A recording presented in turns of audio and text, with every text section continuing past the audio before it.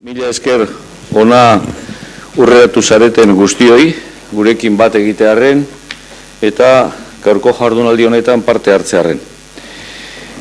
Egia esan behar baldin bada, Euskaltzaindiaren aldetik beti sinistu izan dugu lan partekatua, garrantzitsua dela euskalgintzaren barruan eta euskararen eta euskal kulturaren munduan aurrera egiteko. Horrexegatik eta aspaldiko asmoari eutziz eta aspaldiko asmo hori gauzatuz, gaur hemen gaude.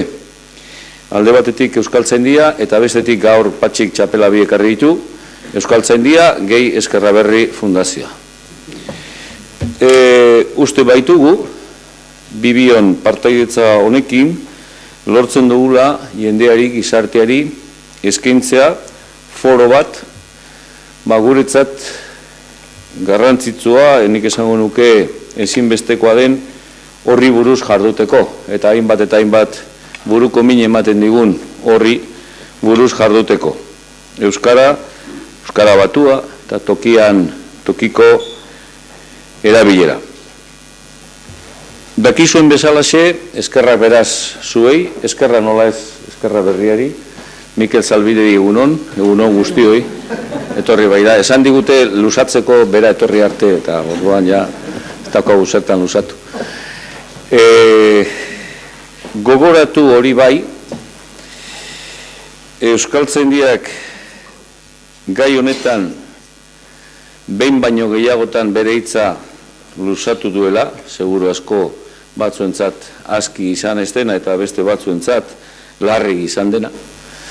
Hori beti gertatzen da. Gogoratu nahi dizuet bere garaian, bain zuzen ere posibletzen eta gaur egunean hartzen baldin badut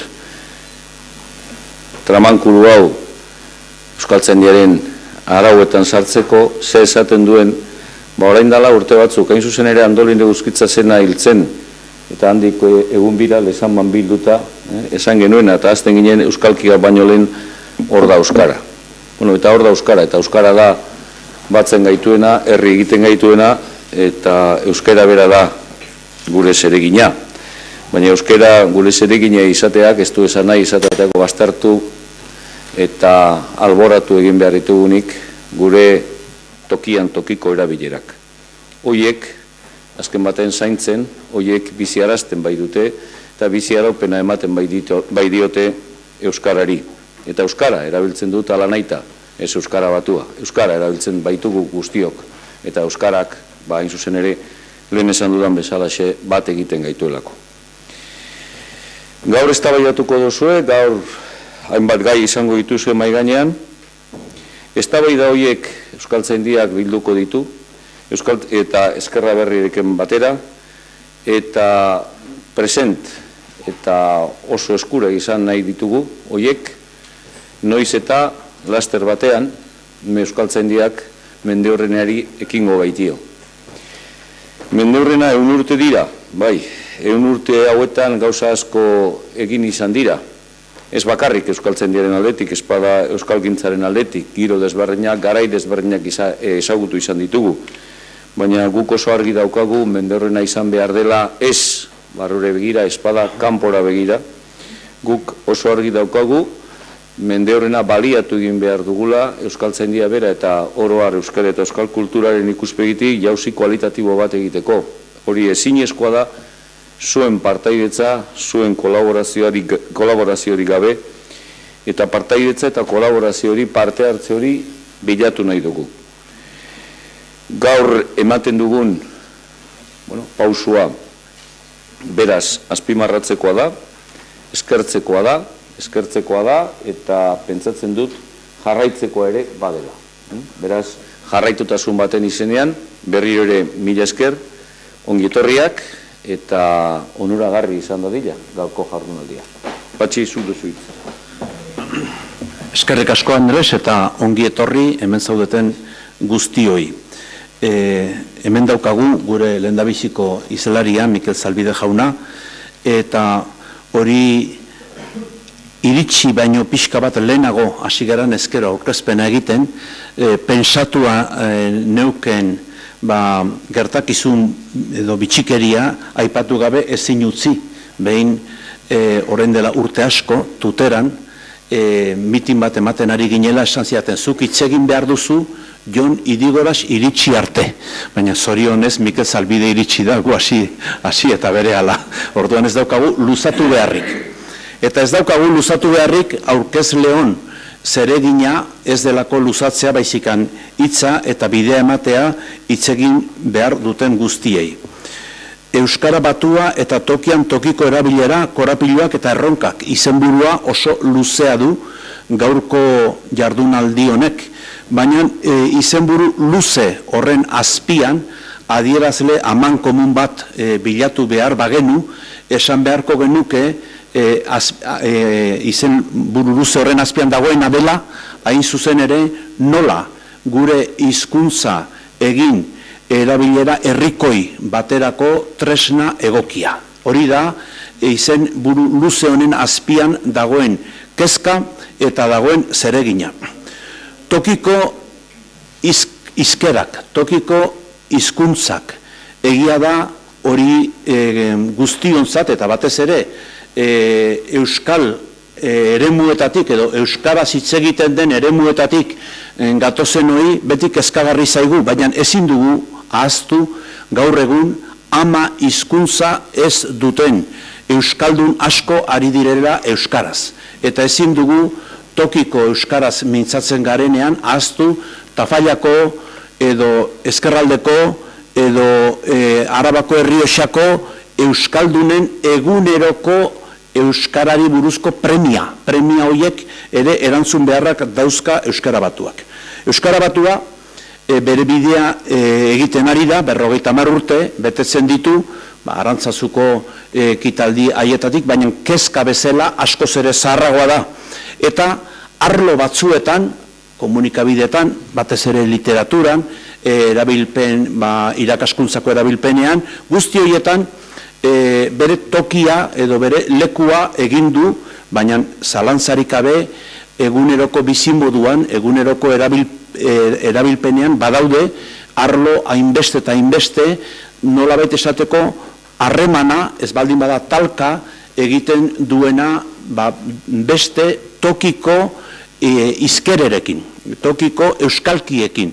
Eta aipatzeagatik bat edo beste, umorea egiteko erabiltzen den hizkuntza edo aurrekin harremana izateko erabiltzen den hizkuntza, galdetzen baldin badiozue Tuterako ikastolan ezitako persona bati, atzo egin nionik aldera hori, nola hitz egiten duen bere umeekin, ia esaten dien, goazen apapa, edo alolo, eramango joango gara, edo olakoak, gauza hitzoiek ez dakizkite euskaldun hoiek, baina gu bezain euskaldunak dira, eta hoiek ere ez ditugu ahaztu behar. Azken finean, tokiko hizkeraz ari geranean, toki horren mugak non dauden galdetu behar diogu gure buruari eta internet eskuan hartuta erantzun. Gaur egungo bizimoduak hori erakusten digulako. Hori dena esan ondoren, Mikel Zalbide, adiskide, maisu eta lagunari hitza ematea besterik ez zait gelditzen eta eskertzea gurekin dagoelako. Besterik ez, eskerrik asko.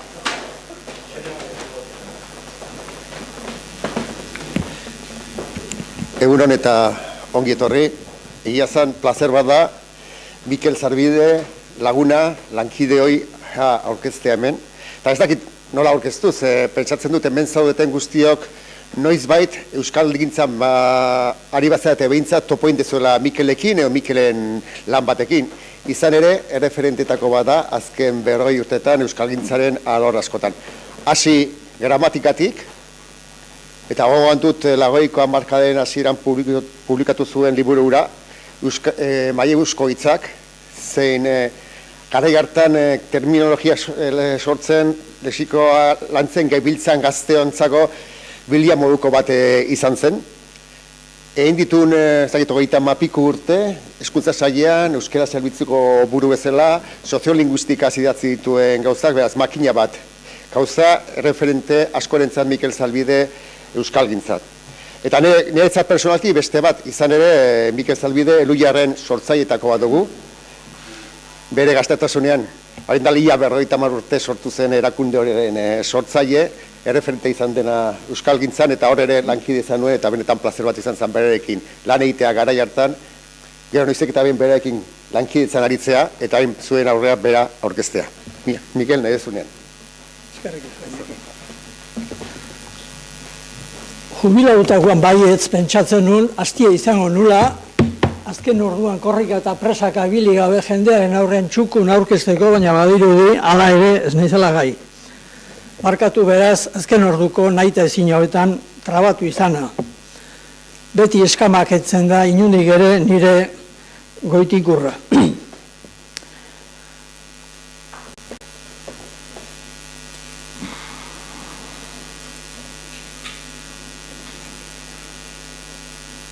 Rollo asko ikusten duzuen, ez? Gauza honeako. Erki.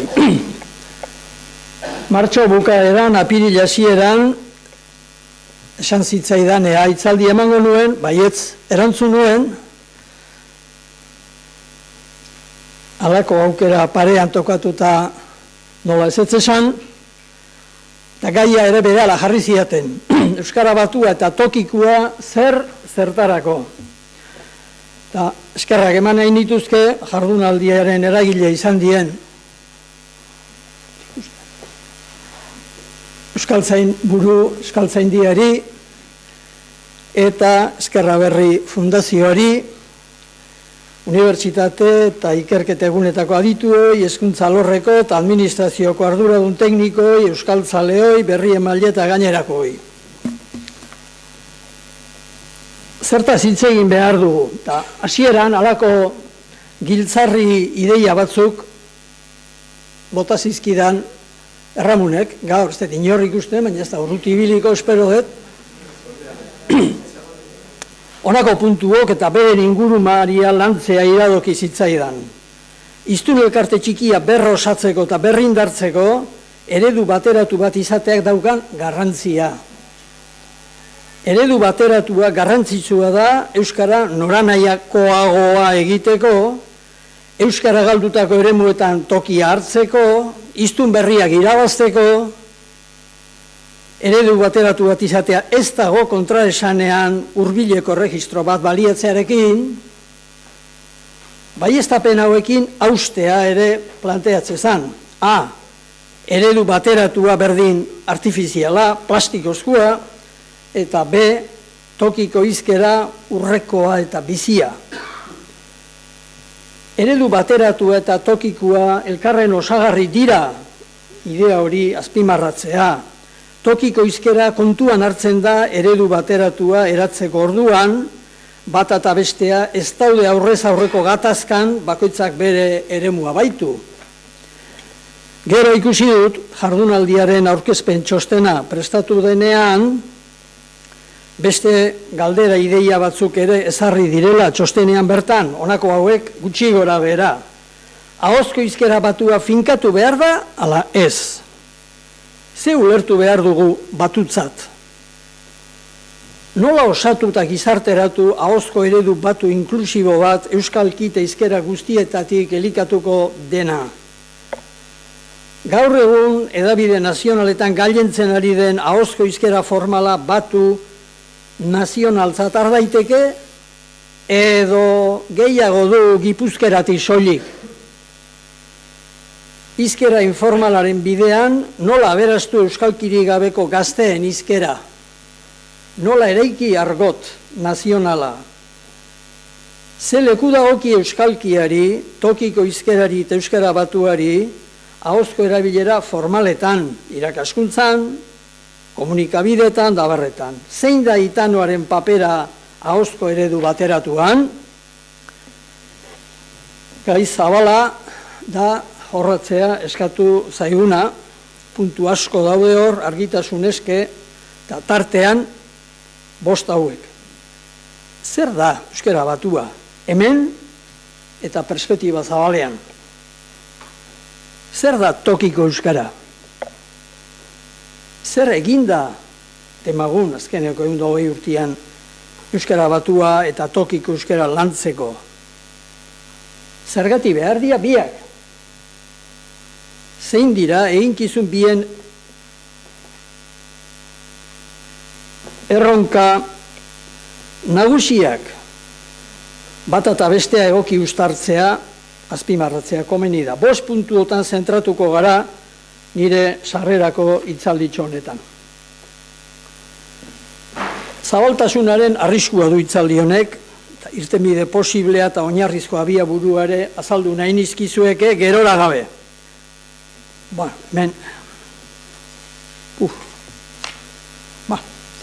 Arriskua.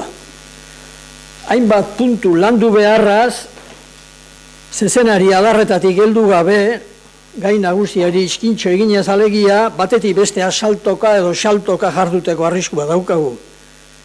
Hitzaldia saskinaski bihurtzekoa. Ezinbestekoa da hori hainbatean alaskatu zaigu. Irtenbide posiblea, formulazio zehatz, deskriptibo eta preskriptibo ez gainera, planteamentu zabalak, anemen kontrastatuak eta teoriazko oinarri zurkaiztuak, inoiz baino beharrezkoago ditugu eta hurbilbide hori gogoan izan nahi dugu.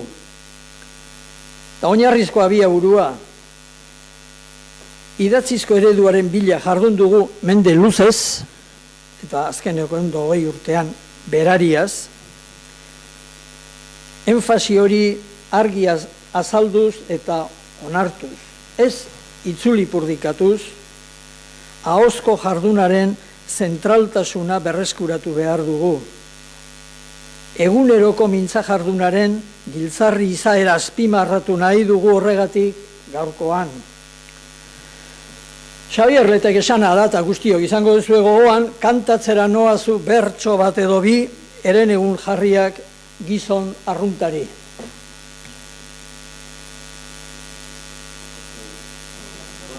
Hor dago,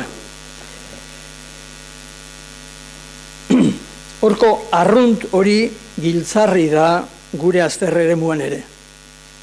Ona zergatik, gizon emakume arrunten eguneroko mintza jardun arruntean oinarritzen da. Nagusiki, hiztun elkarte bizi ororen belaunez belauneko jarraipena eta horren bestez hizkuntzaren mintzairaren etorkizuna. Berriro esango dut, hau baita gaurko nire azalpenaren abiaburu nagusia. Eguneroko mintza jardun arruntean. Goizeko 7 edo euskalo, noiz esnatzen garenetik, iratzargailuak esnatzen gaituenetik, lo hartzen dugun bitarteko demagun, 16-17 ordu horietan, zenbat denbora pasatzen dugu doktore tesirako liburuak idazten bata bestearen ondoren eta gelditu gabe, jubilatu arte, eta gero ere bai, eta zenbat ordu pasatzen ditugu elkarrizketa lasaian, aurrez aurrekoan, mintza jardun bizi espontaneoan. Ikus konparazioak atera eta konturatu zentraltasuna non dagoen eguneroko jardunaren maiztasun ia erabateko horren perspektibatik. Eta mintza jardun arrunt horretan oinarritzen da hiztun elkarte bizi ororen belaunez belauneko jarraipena. Latinarena ez, baina eske latina ez da hizkuntza bizia, baina eske latina ez da belaunez belaun transmititzen, aspaldi utzi zion hala egiteari, nun eta gaztelania, katalana, gallegoa, portugesa, frantsesa, errumanoa eta italianoa latintzat hartu nahi ez ditugun. Beraz, idatzizkoari ezer kendu gabe, zentrala hiztun gehienon eguneroko interakzio ordu gehienak estaltzen dituen aurrez aurreko jarduera sotil, bizi, espontaneoa, ama hizkuntzaren belaunez belauneko transmisio oinarria denez, horren garrantzia azpimarratu nahi dugu gaur.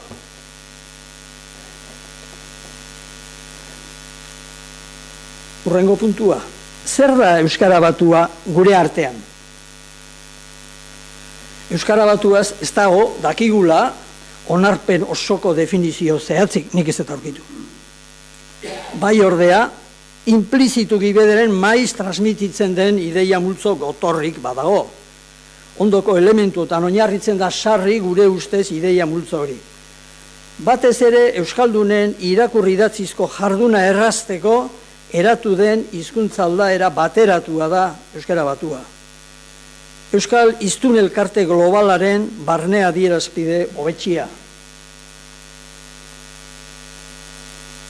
Hiztun elkartearen handik harako, ez aurrez aurreko, harreman sareetan eta jendaurreko azalpen solasaldietan aparteko lekua du.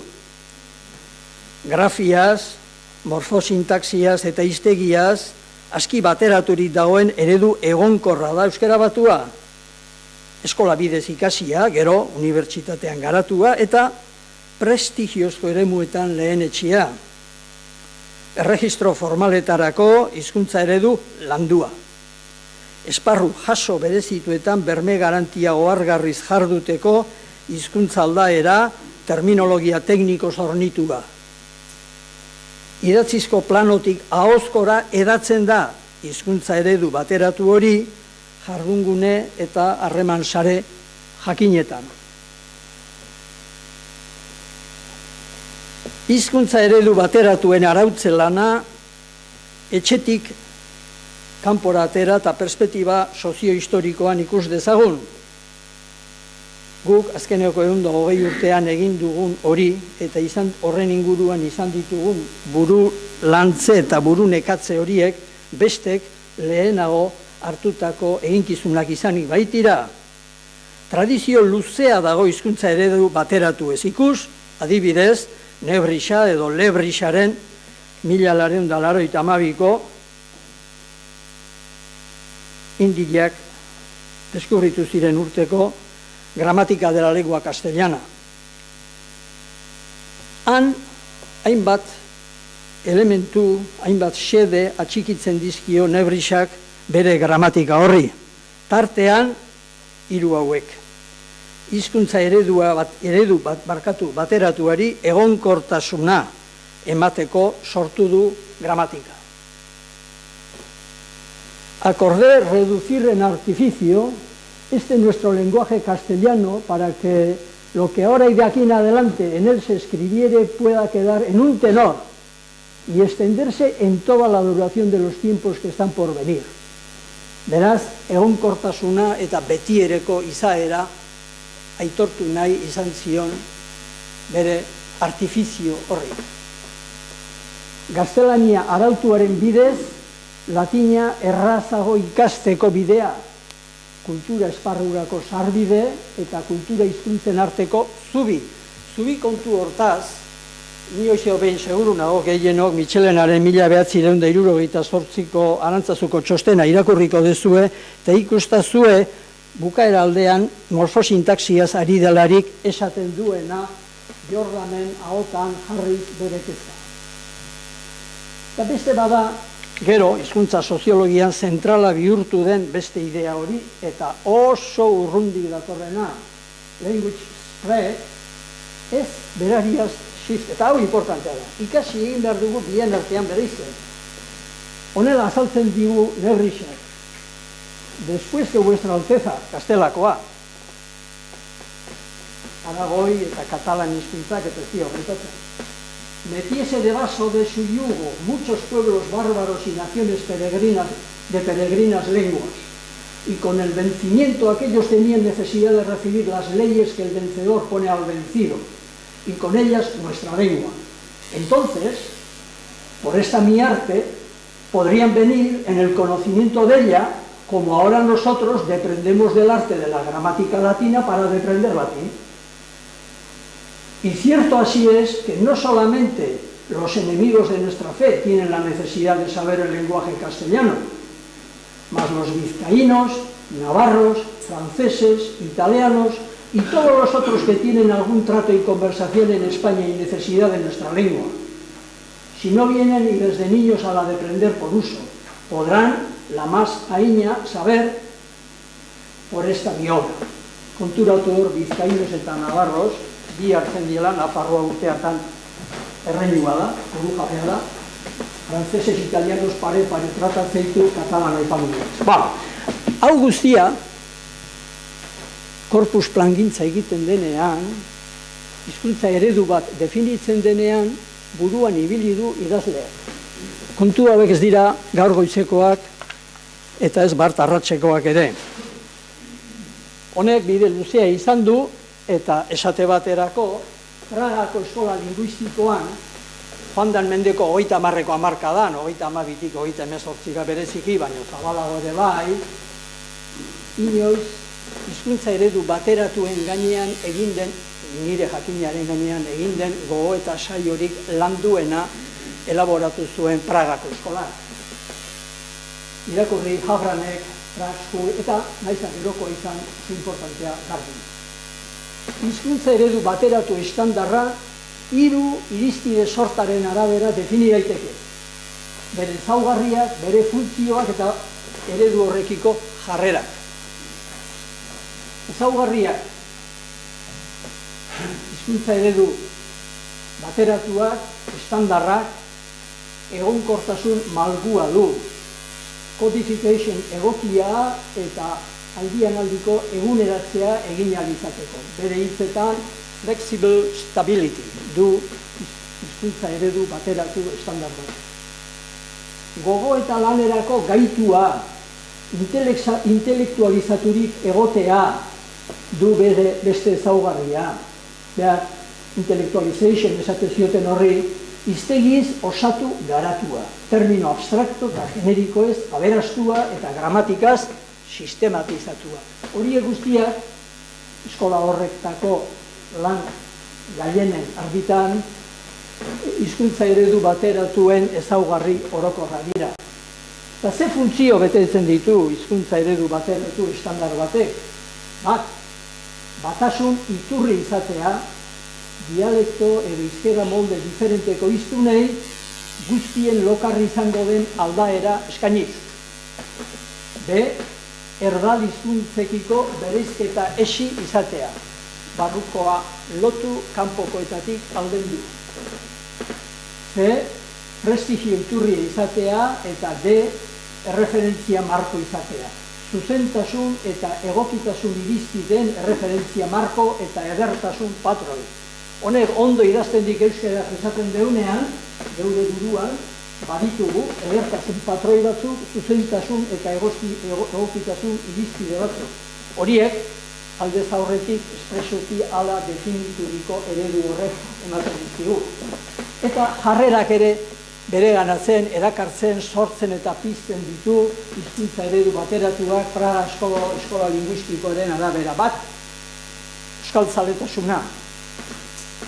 Language loyalty, horren bidelagun da hizkuntza landua, bateratua, eta horren bultzagarri ere bai endakasutan. Eta batasun arau horren jakinaren gaineko satisfazioa, arrotasuna ere pizten du. Gure hizkerak ez du ezertako balio, jakingo bazen dute, gauza nola eta ze ederki dotore eta goxo eta zehatz esan ditezkeen, arro sentitzen gara, badugulako eredu bat, hartarako bideak eta leihoak zabaltzen dizkigu.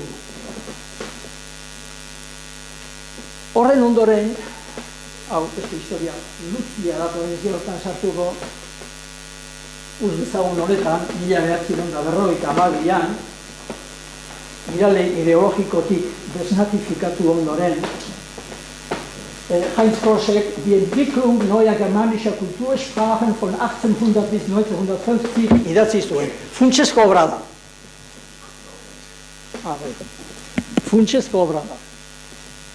Eta han besteak beste, Abstandssprache eta Ausbausprache arteko bereizkuntza egiten du. Eta esaten du, hizkuntza txikiak, hiztunarri txikiak, galtzeko arriskuan daudena bere burua salbatu eta indartuko badute, kontu zibili behar dute Gran Hermanorekin, Big Brotherrekin, ez du ala esaten, hori gero esan izan du Fishmanek. Hola, kontua da, hizkuntza batzuek geure egituraz blindatuago gaudela besteak baino. Hau da, katalanek eta galegoek badute erraztasun handi bat, kanpotik etortzen denak errezago ikas dezake, salto txikiago egin behar du, dakienetik ikasi behar duen hortara, Valladolidtik Santiagora edo Vikera joaten denak, baina badu kontrakoa ere. Nahas izkerak ugarituz doazen neurrian, handiak txikia jandezake errezago gurea baino. Guk, gurea ere hurbiltzen ari da, gure Big Brother horrengana, baina oraindik tretxo luzea daukagu besteren artean ez fonetikak, gaztelaniaren aski hurbileko baitugu, baina bai morfologiak, aditzak eta deklinabideak eta izen sintagmaren eraikuntzak eta sintaxi osoak. Hau Lafitek zoragarri esatezun da behin baino gehiotan entzungo zen idaten da gaur ere ez da segurazko azken aldia izango. Berak esatezun, eman dezagun, la única cosa que se puede dar sin tener es la felicidad. Eta jo nik esaten dut, eta jartazio hori frantzesez, espainolez, alemanez, inglesez, eta konturatuko zarete, hor sortzen den tren horretan, lokomotora aurrean datzeko bagoia atzean, dana berdintxu eraikitzen dela. Euskaraz izan ezik. La única cosa, ez dugu esaten, bakar gauza. Hori dan atzera dijoa. Izan gabe eman liteken gauza bakarra da zoriona. Hola, esaten dugu. Beraz, erabateko distantzia daukagu, horregatik gara, Abstandsprache eta honi, garrantzia handia ematen zion, eta nik uste dut baduela Heinz Prosek. Gero ikusi behar da, bien arteko bereizketa dikotomiko horiek komplikatuagoa diela praktikan. Ze hizkuntza bat, rekiko Abstandsprache izan liteke, eta berekiko Ausbausprache. 17, 16, 15 mendeetan, orain holandera edo nederlandera edo esango genukeen hori alemana, goi alemanarekiko Ausbausprache izan, apartatu inbertzun handik bestea jangozun da, baina frantsesarekiko garai berean Ausbausprache izan, tarte handia zaukan. Beraz, kontu zibilira da, eta bi, euskaldun nazetako hizkuntza Abstandsprache prototipikoa izan, egundoko Ausbausprache saioak egin ditugu, eta egiten ditugu. Beste gauza bat ere, eta hau funtsezkoa da, esan zuen Heinz Prosek.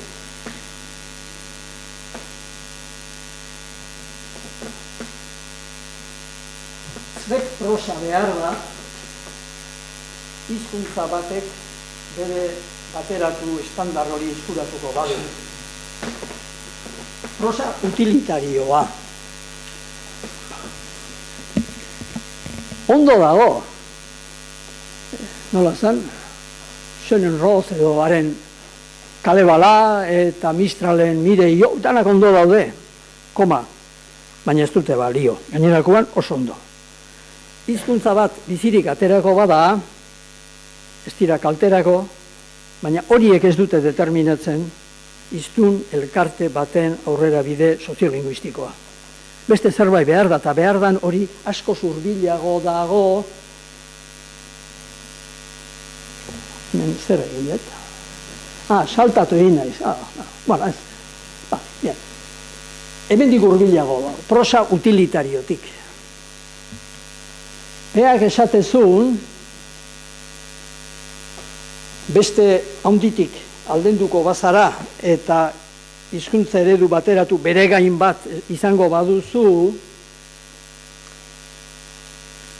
soziologische Verselbständigung behar dela, Ausbau zur Kultursprache. Zuk bere gaintasun bat lortu behar dezu hizkuntza horren bidez.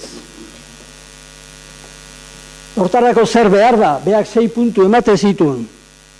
Pragako eskolarekin akordatzen bagara, ortografia bateratuz, idatzizko hizkuntza bateratuz, hizkuntza eredu bateratu berri hori beraria zainduz, eta bai, hori dana lehendik ezaguna genuen, baina lehenengo 3 puntuak dira nolabait iraultzaile.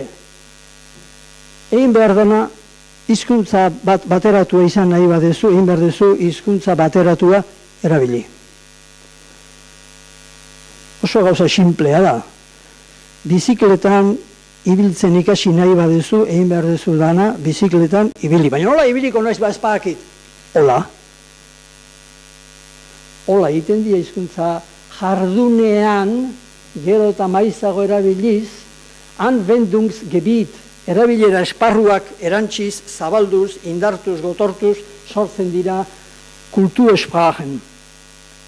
Hitzez ere gero eta jardungune gehiagotan erabili, jendaurreko azalpenetan, sermoilanean, hitzaldetan, komunikabidetan,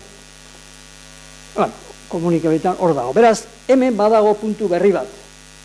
Hizkuntza eredu bateratua ez da kontu ez da linguozentriko hutsa, soziozentrikoa ere bada.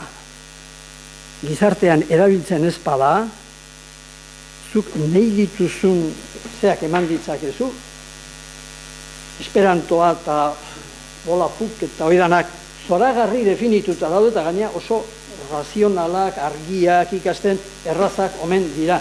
Zuetako inor etxean emaztearekin, senarrarekin, seme-alabekin, aitonamonekin, zenbat aldiz izaten da urtean zehar esperantoz. Hori da kontua.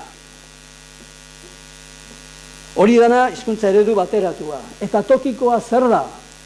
Hemen ere ez daukagu definizio argirik. Gutxi gora bera, geure etxeko moduan, erabiltzeko aina bai, gutxi gora bera olako zerbait izan liteke. Hiztun askok, eguneroko mintza jardun arruntean darabilten hizkuntza aldaera. Sakonera soziohistoriko handiko esilangez oratua, eta lotura geoterritorial argi-xamarrekoa, euskalkia, azpi-euskalkia edo lekuan lekuko hizkera molde berezia. Ahulduz doan nabarmen elementu geoterritorial hori, azken 50 urtean bereziki gure artean. Baina hor dago, askotan pentsatzen dugun baino, askozaz eragin biziagoa du gaur ere. Harreman sare informal eta intimoetan, aurrez aurrekoetan, solasaldi diadikoetan edo talde giro lasaian, euskaldun gehienen artean nagusitu oiden mintzamolde espontaneoa. Nahi hola xateatzen zaidak, zen nahi dugu esatia, bazekiat, ondo bestela esateala, baina gaina guk ala esate jau. Hori urrezko araua da, ze bere buruan 10 mandamentuak argi dauzkan seinale da. Eta bat da etzak inola ere ridikulu egin. Lehenengo legea. Korpus plangintzaz nabarmen interbenitu gabeko mintzamoldea. Maiz gatz piperrez oratua. Oain etorri da, esin sufri hori, bastarrak nahastea. Hori euskara batuan ez da hain erraz esaten. Esan liteke. Baina errezago, esaten da, hola.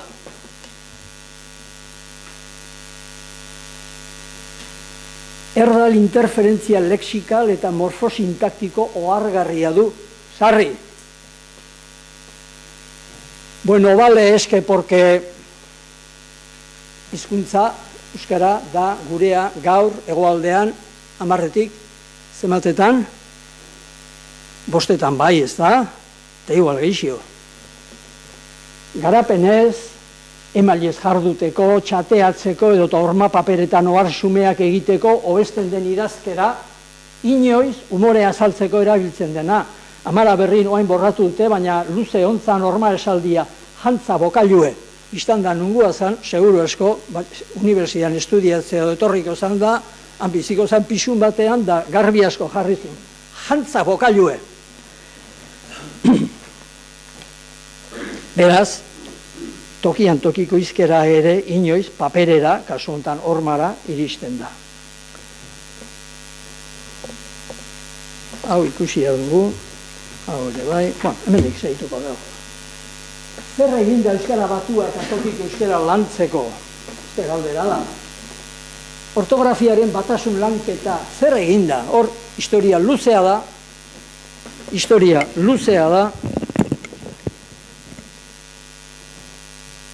Horren berri jakin nahi duenak leku batea baino gehiagotara jo dezake, nekez joko du leku hobera Koldo Zuazoren tesi liburura baino Euskaltzaindiak espaldi argitaratu du hori dakizuenez. Hogei bat pauso jarriko ditu nik hemen, azkeneko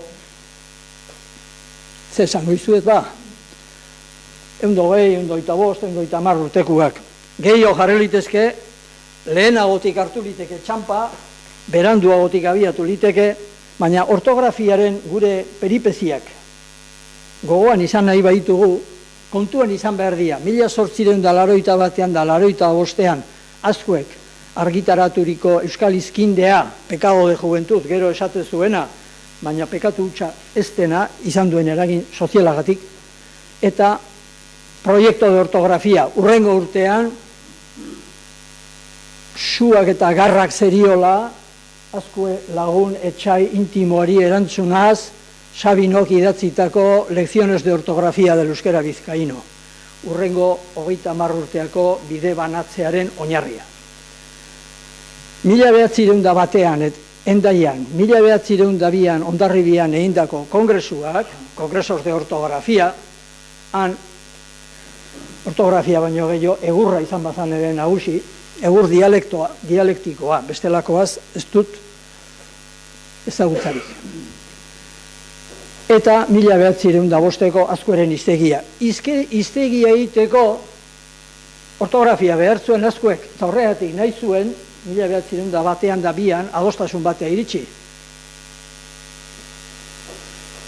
Gero, 18an Oñatin, Eusko Ikaskuntzaren lehen kongresuan, Eleizaldeek eta Azkuek emandako azalpenak funtsezkoa dira. Eleizalderenak hain aranazale erabatekoa izanik, hain aranaren kontrako nola agertzen dan ikusteko ogia, ogisa, ogixe moduko hoietan. Zateu, badakigu, aranak esatezunez, esaten dan bezala, eta baina horren leku bakitzen erabat, bueno, haingo deu hila esaten dan bezala, eta honek esate bez, bat behar dugu. Severo Altuberen ekarpena ez da aintzakotzat hartzen erditan, importantea da oso, maileguzko hitzen trataeraz, hitz amaierako o, u, oe, oi, io, ino, ione, eta Gabelen esku hartzea 1927an funtsezkoa da, eztabaida teologiko oso markatuetatik aldenduz, erre bikoitza berriro gure letretara ekartzea lortu zuelako, de facto. 56, 59, bueno, ekartzen hastea. 56, 59 arteko bide berretzia funtsezkoa izan zen Euskal Herrian, beste gauza askotan ere bai izan gogoan zenbat gauza sortu zen orduan. Baina Euskaltzaindiak 3 euskaltzaleen biltzar egin zituen, okerrezpanago 56an, 57an eta 59an, barkatu urte bat gora bera baldimanabil, buruzari naiz. Eta han, ez da ortografia hutsa, baina ortografia du oinarri, euskal hitzak zein diren txostena handik abiat irten zelarik, hor pausu garrantzitsu eman zen de facto. Gero, 60ko hamarkadan, behetik gorako bottom-up korpus plangintza egintzan, Baionako euskal idazkaritzan, Txillardegi giltzarri izan zelarik hartan, eta hamarkada horretan, Arantzazuko jardunaz aurretik, norbanako zenbaitek, Itxelenak, Arestik, Ilasante, Txillardegik, aparteko eragina izan zuten, praktikan idatziz transmititze zuten gero eta hurbilagoko eredu batengatik, eta taldelanean alfabetatze saioak han zabaldu, indartu eta edatu zirelako. Arantzazuko kongresu etorri zen 1978an eta han zentrala nagusia eta gerorako iturburua Mitxelenaren txostena dugu. Gero, 10 bat urtez, bai ez auzia izan genuen, eta bazenekien, H-ren alde baldin bazen den, komunista edo zinen, eta H-rik nahi ez bazen duen, klerikal retrogrado hutsa. Bueno, atxeak erabakitzen baititu gauza horiek edozein lekutan.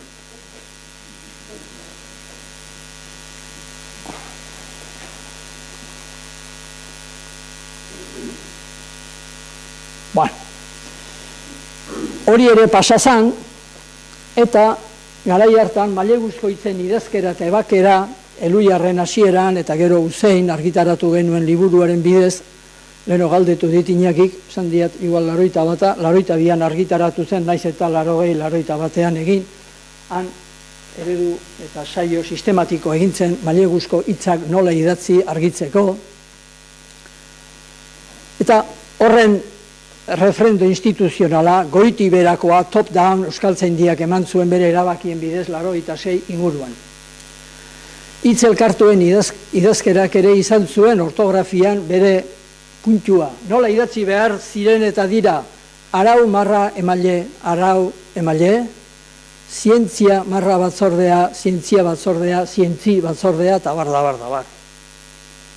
Ortotipografiaz lan egokirik egindakoa da Jose Ramon Zubimendi, Uisen, Eima alorreako, eta berdin Juan Garzia puntuazioaren alorrean, galdera eta harridura marketan, koma bai ez, tontakeria dirudi, baina egintzazue proba eta ikusiko duzue, hain erresa dirudienak zenbat korapilo dituen beregin. Zientzia eta teknikako euskara arautzeko gomendioak prestatu zituen Jose Ramon Etxebarriak, 2011an aurkeztu ziren, exotoponimia landu da, Eluiar eta Lur entziklopediak izan zian hortan abiatzaile, euskaltzaindia orain, exotoponomastikan berdin, ikusten dezue, ortografian bakarrik, hasi gero deklinabidean, hasi gero aditzean, hasi gero sintaxian, lan handi eginda, hori bakarrik esan nahi nuke hemen. Guztietzan ondo egingo, seguru. Baina funtsean buruz eta tentuz egin dira gauzak, eta hemen pauso handiak eman dira, urrats handiak egin dira. Zer eginda tokiko euskara lantzeko? Ezer gutxi eginda korpus plangintza prototipikoaren codification aldetik, nahita ere zailda mintzaera bizi espontaneoaren alorrean ganorazko gauza handirik egitea. Hor dago ordea, itanozko aditzaren egituratze saioa. Hori egina dago. Ondotxos gehiago eginda aldiz, elaboration, teknikoek deitzen dioten fase hortan, bertsolaritzak eta irrati telebistetako hainbat saiok aparteko garrantzia izan du eta gero ere izan behar du alor horretan. Tokiko euskeraren eguneroko aurrez aurreko hizkera molde, bizi, txinpart dun horren lanketa neurri batean hor erabakitzen da. Agian, irakasleek ere balukete hartarako aukera, baina haiek liburuari begirago daude normalean barrutik datorkien, erabat edo partez datorkien etorri zen horri baino. Tokiko euskararen inguruan, ino baino argiago plantea liteke 21. mendeko eztabaidagai nagusia, zer leku dute gure artean nahasizkerek. Guk esan dezago, hau zer da, batua ala euskalkia, bai, baina guk esan dezago, hau zer da, euskara garbia ala mordoloa. Eta orduan biak gurutzatuz, ez dauzkagu bi, lau baizik, badaukagu batu garbia, badaukagu batu mordoloa, eta askok esakizu, baina hau batua alda, eta bai, araua betetze ditu. Hau, batua da, baina mordoloa.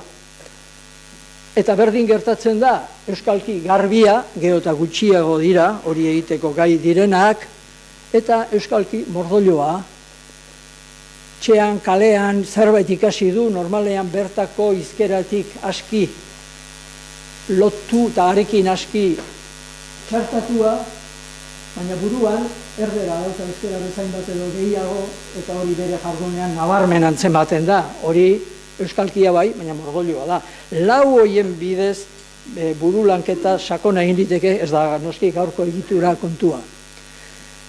Zenba demora gelditzen da inaki?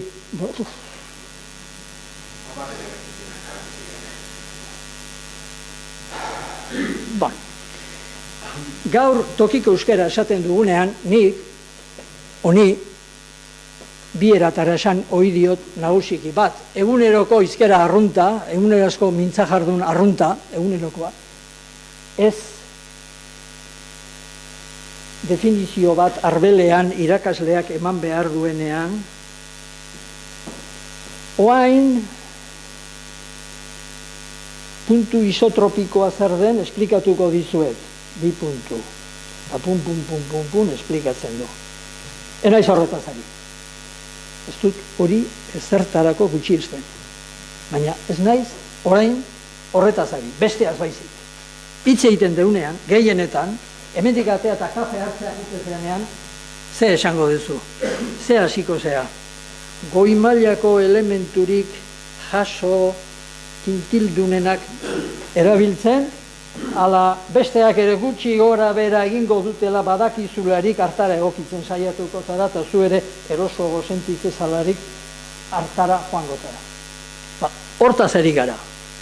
Eta orduan, hor gradazio batzuk badaude, nik esan dizuet batetik badala eguneroko mintza jardun arrunta, bestetik bada aurrez aurreko jarduna.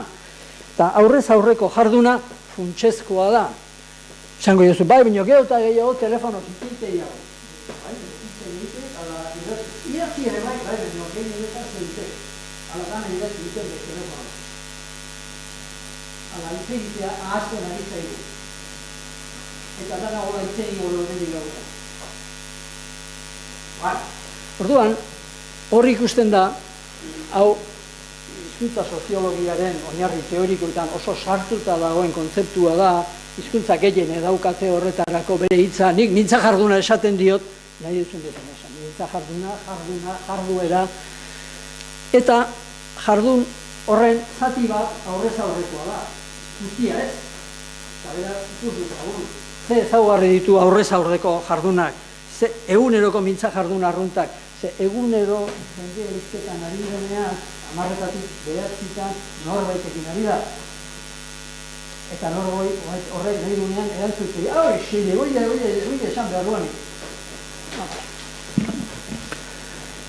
Beraz, 4 osagai ditu aurrez aurreko mintza jardunak. Bat, solaskideak elkarren ondoan, elkarren presentzian aurrez aurre daude. Bai, telebistan ere ikusten dugu, gaur hemen dagoen jaun bat, baina hori aurrez aurreko jarduna alda. Interakzio betea eskatzen du aurrez aurreko jardunak. Solaskide guztiak, ura eta ni, gu, izan behar dugu mezu jasotzaile, telebista bidez bagara, mezu jasotzaile, burua beste nunbait ez badaukau, eta potentzialki bederen mezu igorle, normalean, telebistakoari ez dio, hau isilik, ikze usteak ordia, ez dio sinistuko, igual esan nahi bai, baina esateik ez. Beraz, interakzio ez da betea, telebistarekin, ez da betea irratiarekin, ez da betea liburu batekin. Egokitasun kontestuala, aurrea daramaten hizketak, kontestu jakin horri dagokion modukoa izan behar du. Eta inoiz, ez dakit hemen jarri du da, baina entzuten nik entzun izan dut, ez dut esango ze komunikabideetan. Baina normalki ongi informaturiko iturrie jakinarazi dutenez, Durango hiri Bizkaitarrean tren istripua gertatu da. Eta esaten duzu, ba alda, irrati edo telebista hori ikusten edo entzuten ari den, euskaldun bakar bat, Durango Bizkaian dagoela ez dakienik. Ordu, zertako ari zara hiri Bizkaitar hori eransten? Prado del Reiko itzultzaile zarelako, eta Prado del Reik esan egin behar du, ez pare Durango Bizkaian daola. Noguk ez, zea igea. Entzungo ez digun entzuleriak jakin beharko lukeena esaten, hori kontestualki erabat lekuztan po dago, eta olakoak asko egiten ditugu. Eta elkar ulergarria izan behar dute, solaskide guztiek konpartitzen duten hizkuntza aldaera bat, edo hartarako irizpide guztienez pasiboa duten bat, erabili behar da hor. Orduan da, aurrez aurreko jarduna benetakoa. Horietako bat, 2 edo 3 falta direnean, berez ez da. Claro, gero ikusi egin behar da, aurrez aurreko hori gehiago aztertu nahi badugu, ze jardungunetan erabiliko dan. Ze eguneroko mintza jardun arrunta ere ez da berdina, irakasle batzuk, institutuan, pausaldian, beren artean bilduta kafe hartzen ari direnean, edo etxera joan da, Xabier txo, zapatila jasteko zenbat aldiz esan behar dizut, hasten direnean. Ez da berdin. Jardunguneak, neurri batean esaten digu, nola hitzein behar dugun. Baldin eta ondo hitzeiten baldin badakigu.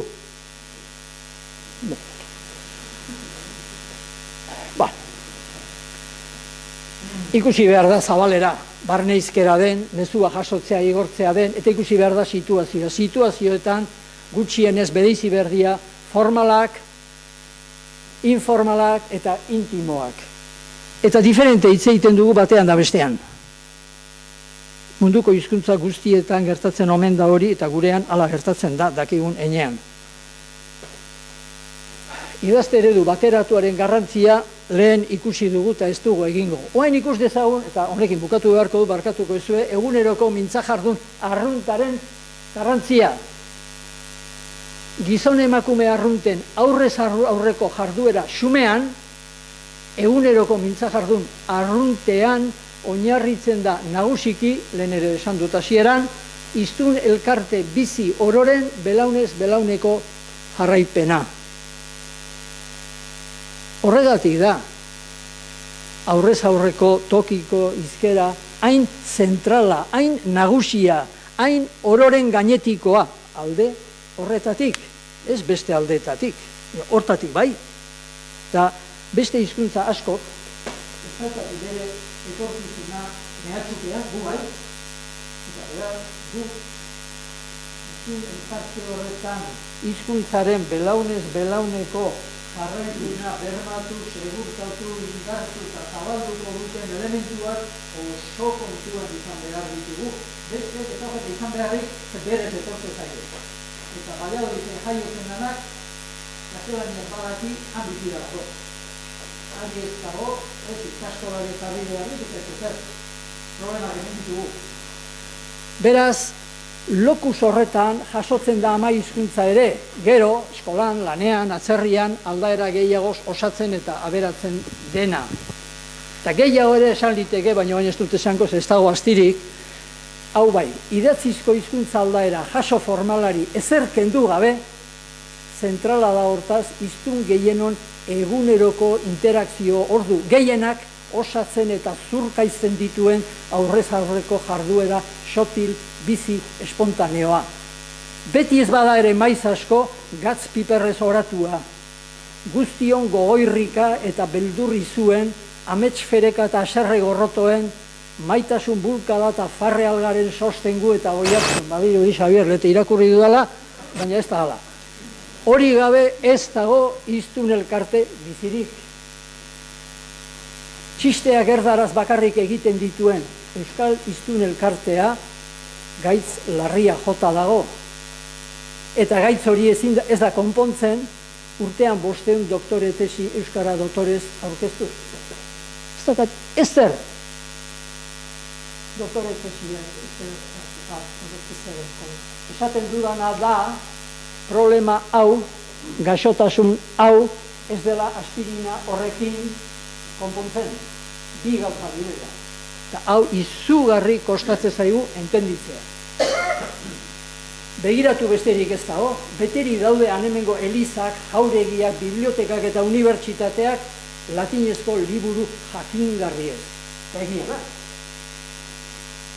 Ez du Europa osoan plazabazter bat ezagutzen ordea, bertako aurrak eta neskamutilak beren artean latin dotorean ari dienik.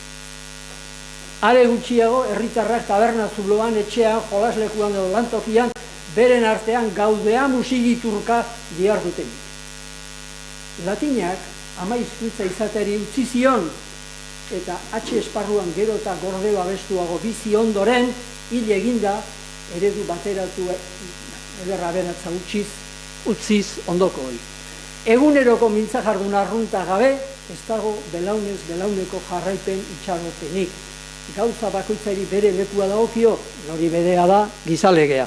Eta uste dut denboraz, oain ontan utziko da.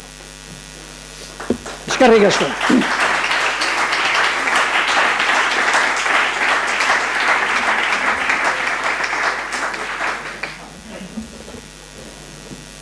Bueno, hain, Mikelen hitzaldi mamitxu honen ondoren, galderak eta iruzkinak iteko tartea zabalduko dugu, 5-10 minutokoa, beraz, zuena da hitza, eskatu hitza eta mikrofonoa pasako zaizue.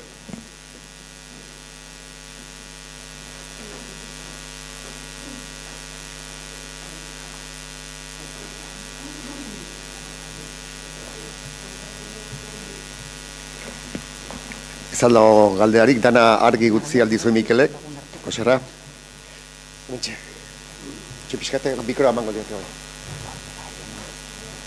Koserra? Eso. Bueno, nik pozik hartu diat, ikindako azalpena, oro har oso egokia, eta gero guri nola, Xabier, euskitze ditan eri, 20 minutu eman diguten, gero esateko neukan gauza txiki bat bakarrik izango dira, baina aprobetsatuko dira, esandako batzuk esaten lanik ez dutelako izango, eta beraz aldurtatik eskerrik asko lana pixkat aurrezteagatik eta akimatzeagatik. Kontu bakarra, hauen azkeneko hontan, guztiz konforme mintzai jardun, arrunta ditzen dioken horri, garrantzi gaundiena ematearekin, gauza bat bakarra, gaz piparrez oratua izaten dela, eguneroko informal hori ez da, eta nire zea da, euskera batu istandar idatzi horretan ez genduke gaz eta pipar horietatik pixka gehiago sartu behar. Adibide, gero mordoilo ditu duan hortan, mordoilo horri batez ere maila akademiko zurrunean, ez da, tesi edan eta da, badago lege ez idatzi bat, errigori zientifikoa eta aspergarritasuna berdintzen dituena. Eta, bueno, zientzi kongresotan da lehiaketa bat, zeinek aspergarria hogin, ze aspertzen badezu seguro serioz dela, ez? Orduan nik uste du zenbait gauzatan, igual ez tesi idatzietan, baina jardun akademikoan, nik uste dut irakasleen jarduna ahozkoa eta idatzizkoa apuntetan eta bar, mesede lukela, baldin eta eguneroko hizketa arrunt horretatik gatz eta piper bat, piper pixkat neurrin, hori ere noski, txertatuko balitzaio. Pensatzen diat, esan nahi uana edo, ez dala gatzik eta piperrik ez bota euskera batu formalean. Ez dakit...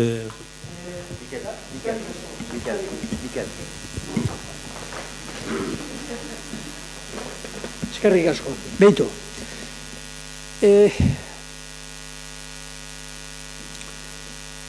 Bizikletan ibiltzen ez dakiena ez da ikastaroa egin ez duelako. Eta zikloega atera ez duelako. Ibiltzen ez dalako baizik. Eta nola ez da ibiltzen, ez du ikasten, da nola ez du ikasten, ez daki. Euskara batua erabiltzen da kontestutan, askotan, gatzpiperra kontuz erabiltzeko gaia da. Zuk, eta hain estremo batera noa. Baina atzo Madrilgo kongresuan entzun ditugun hitzaldiak guztiak ez dira formaltasun maila berekoak, ez. Baina jode tu la hostia que me dice este, horakorik ez dezu entzun. Ez dezu normalean entzungo. Zergatik, ez delako aizu. Konbentzionalki, iztun elkarte batek, badakielako, hitz egiteko modu batzuk nun diran propio, egoki, eta nun ez. Esate baterako, guk gaur, hizkera jaso, formal, landu, estandarra, batez ere nun erabiltzen dugu. Ze jardungunetan, batez ere, eskolan, komunikabidean, eta ein oso mugatuan administrazioan. Batez ere eskoletan. Ze gatz eta piper sartuko diozuzuk trigonometriari. Ezin diozu sartu. Are gehiago, terminologia teknikoaz idatzi duten linguista ezagun batek baino gehiagok, esaten dizute bereziki, terminologia teknikoaren ezaugarrietako bat dela neutraltasun ebaluatiboa. Zuk ez dezula sartu beharran gatzik eta piperrik. Ez bakarrik, ez dezula sartu beharrik, baizik ez sartzeko beharra duzula. Eta horre berak, asko mugatzen du guk euskara batua nun erabiltzen dugun ikusita euskara batuak gatzpiperrez oraturiko elementu asko izatea. Honek ez du esan nahi komunikabideetan bereziki halako lotura bideak egin ezin direnik, eta are gutxiago esan nahi du egitea komeni ez denik. Nire ustez, ona da, ahal den enean, baina jakinaren gainean izan behar dugu hor muga zorrotza ditugula ezkerreskuin, ahal den neurrian, komunikabidetan, eta gero jakina literaturan, hor bai, posible da bata eta bestea nahaztu, kombinatu, eta nolabaiteko sormen bihotz berogarriak guztion espain begietaratzea.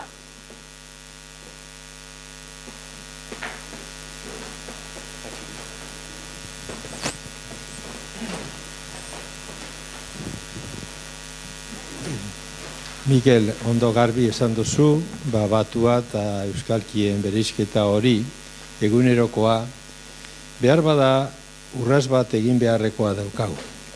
Nire ustez, eskualdeka, aztertu beharko litzateke, alfabetazio bat, eskualdi mailakoa, alfabetatu, laburdurak eta nola edo jazteko, eta orduan bertako diren terminoak eta bar jasoteko. Zari eskotan, eskualdi batzuetan, sartzen ari dira bertan 2-3 termino egon, eta kanpokoak eta bar. Moda eta nasketa handi bat dago. Nilen Bilbon bizi nintzen, da ez nintzen konturatzen, baina markina inguruan gazteak asko euskera egiten dute, baina behar dute alfabetatuak izatea, baila batean, eta gero, etxean laburdurak erabilgarren, bereien eta ondarrukoekin eta beste leku batzuetakoekin naiz batu osoa eginez, batu antzeko, bentsat, hizkuntza alfabetatu bat egitea.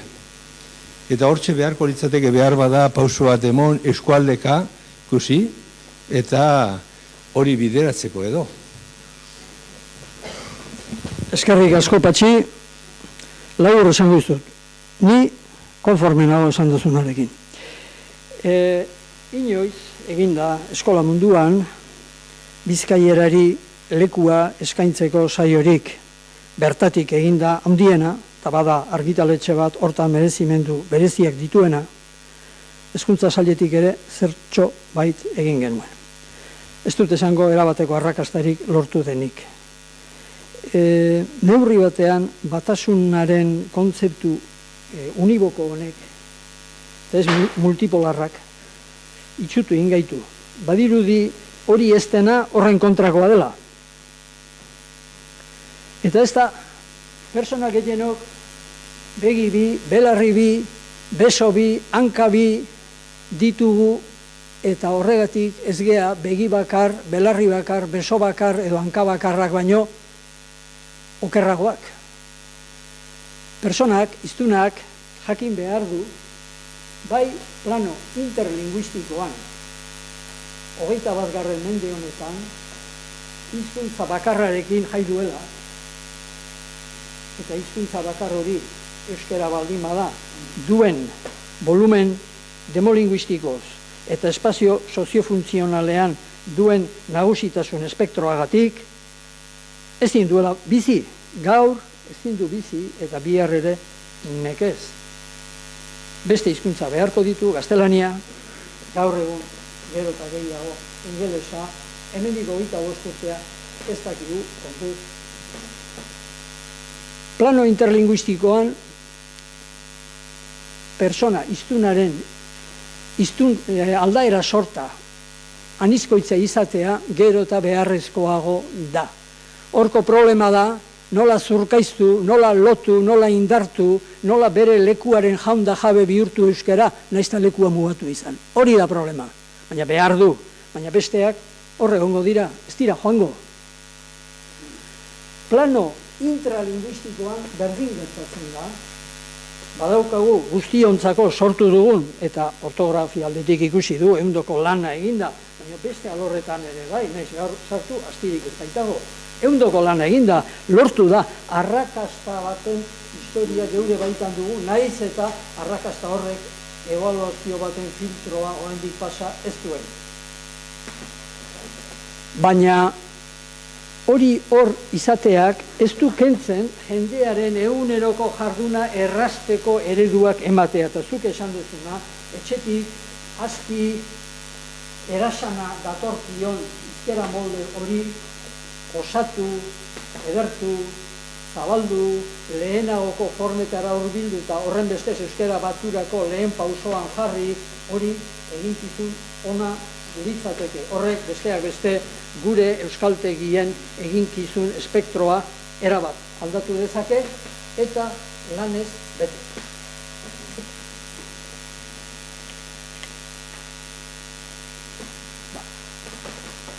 Beste galdera baterako tartea badugu, baten batek galderarik iruzkinik. Bestela bere horretan utziko dugu, eta izango duzu aukera, lehen Andresek komentatu baitu, publikazio egingo dela hemengo gaurko jardunarekin, Mikel Zalbideren gaurko prestatutazuken hitzaldia osorik irakurtzekoa.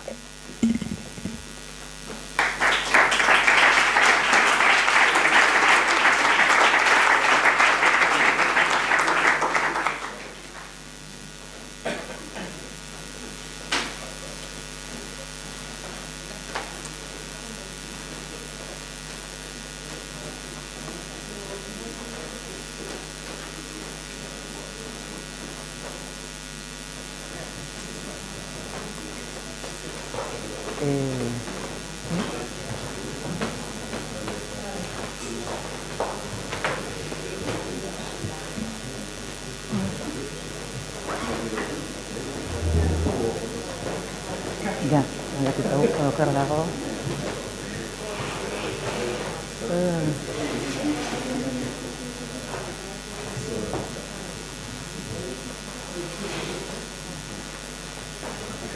Vale.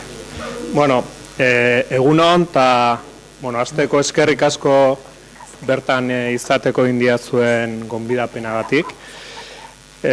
Mikel Zalbideren begirada beti interesgarria da, beraz, kokapen hitzaldi orokor honen ondoren orain gai zehatzago batera joko dugu.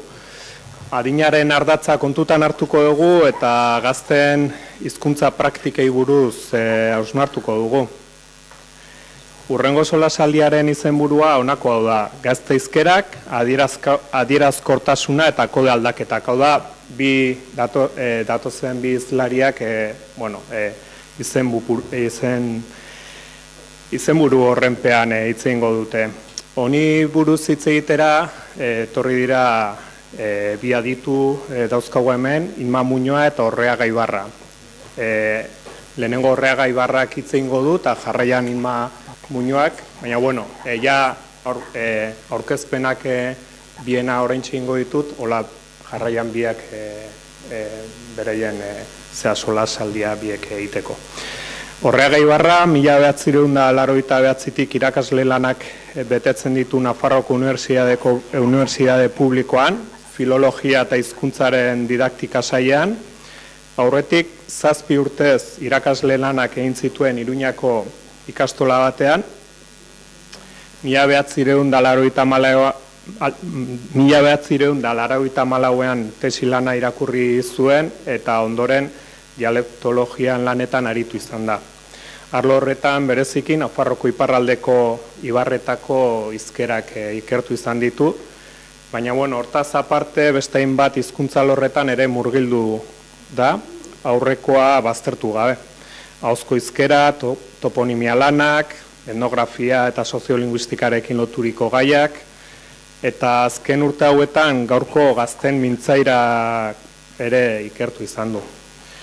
Inma Muñoa, Deustuko Unibertsitatean Euskal Filologia ikasi ondoren, soziolinguistikaren inguruko gradu ondoko ikasketak egin zituen Ameriketako Estatu Batuetan, duela 17 urte ikastolen elkartearen eleanitz proiektuan hasi zen lanean, eta gaur egun hizkuntza egitasmoen koordinatzailea da bertan. Horretaz gain bat soziolinguistika aldizkariaren argitalpen batzordeko kidea da, eta Lasarte Oriako Jakun Kultura Elkartearen zuzendaritza taldeko partaidea. Beraz, jarraian, beraiena da hitza eta amaieran galderak eta iruzkinak egiteko aukera izango dezue. Esker mile, ez dakit moldatuko naizen beste trastekin ongi, esker mile Euskaltzaindiari eta Ezkerra Berri Fundazioari Iñaki nontzauden, honetan enrollatu izanagatik, ez dakit nolarren izan baiz. Bueno, arituko naiz gaztizkeraz eta bereziki Nafarroko aldetik edo handik hartuak bai ditut datu gehienak. Bai? Denbora ematen dian, gaztizkeraren ezaugarri nagusiak aztertuko ditut, ikusten den, hasia da, argazki gutxi da, letraz josia dago eta, eta gero, code switching edo kode aldaketari buruz, hain zuzen ere gai bera dugu, agian zapaltzen aldugu elkarren artean.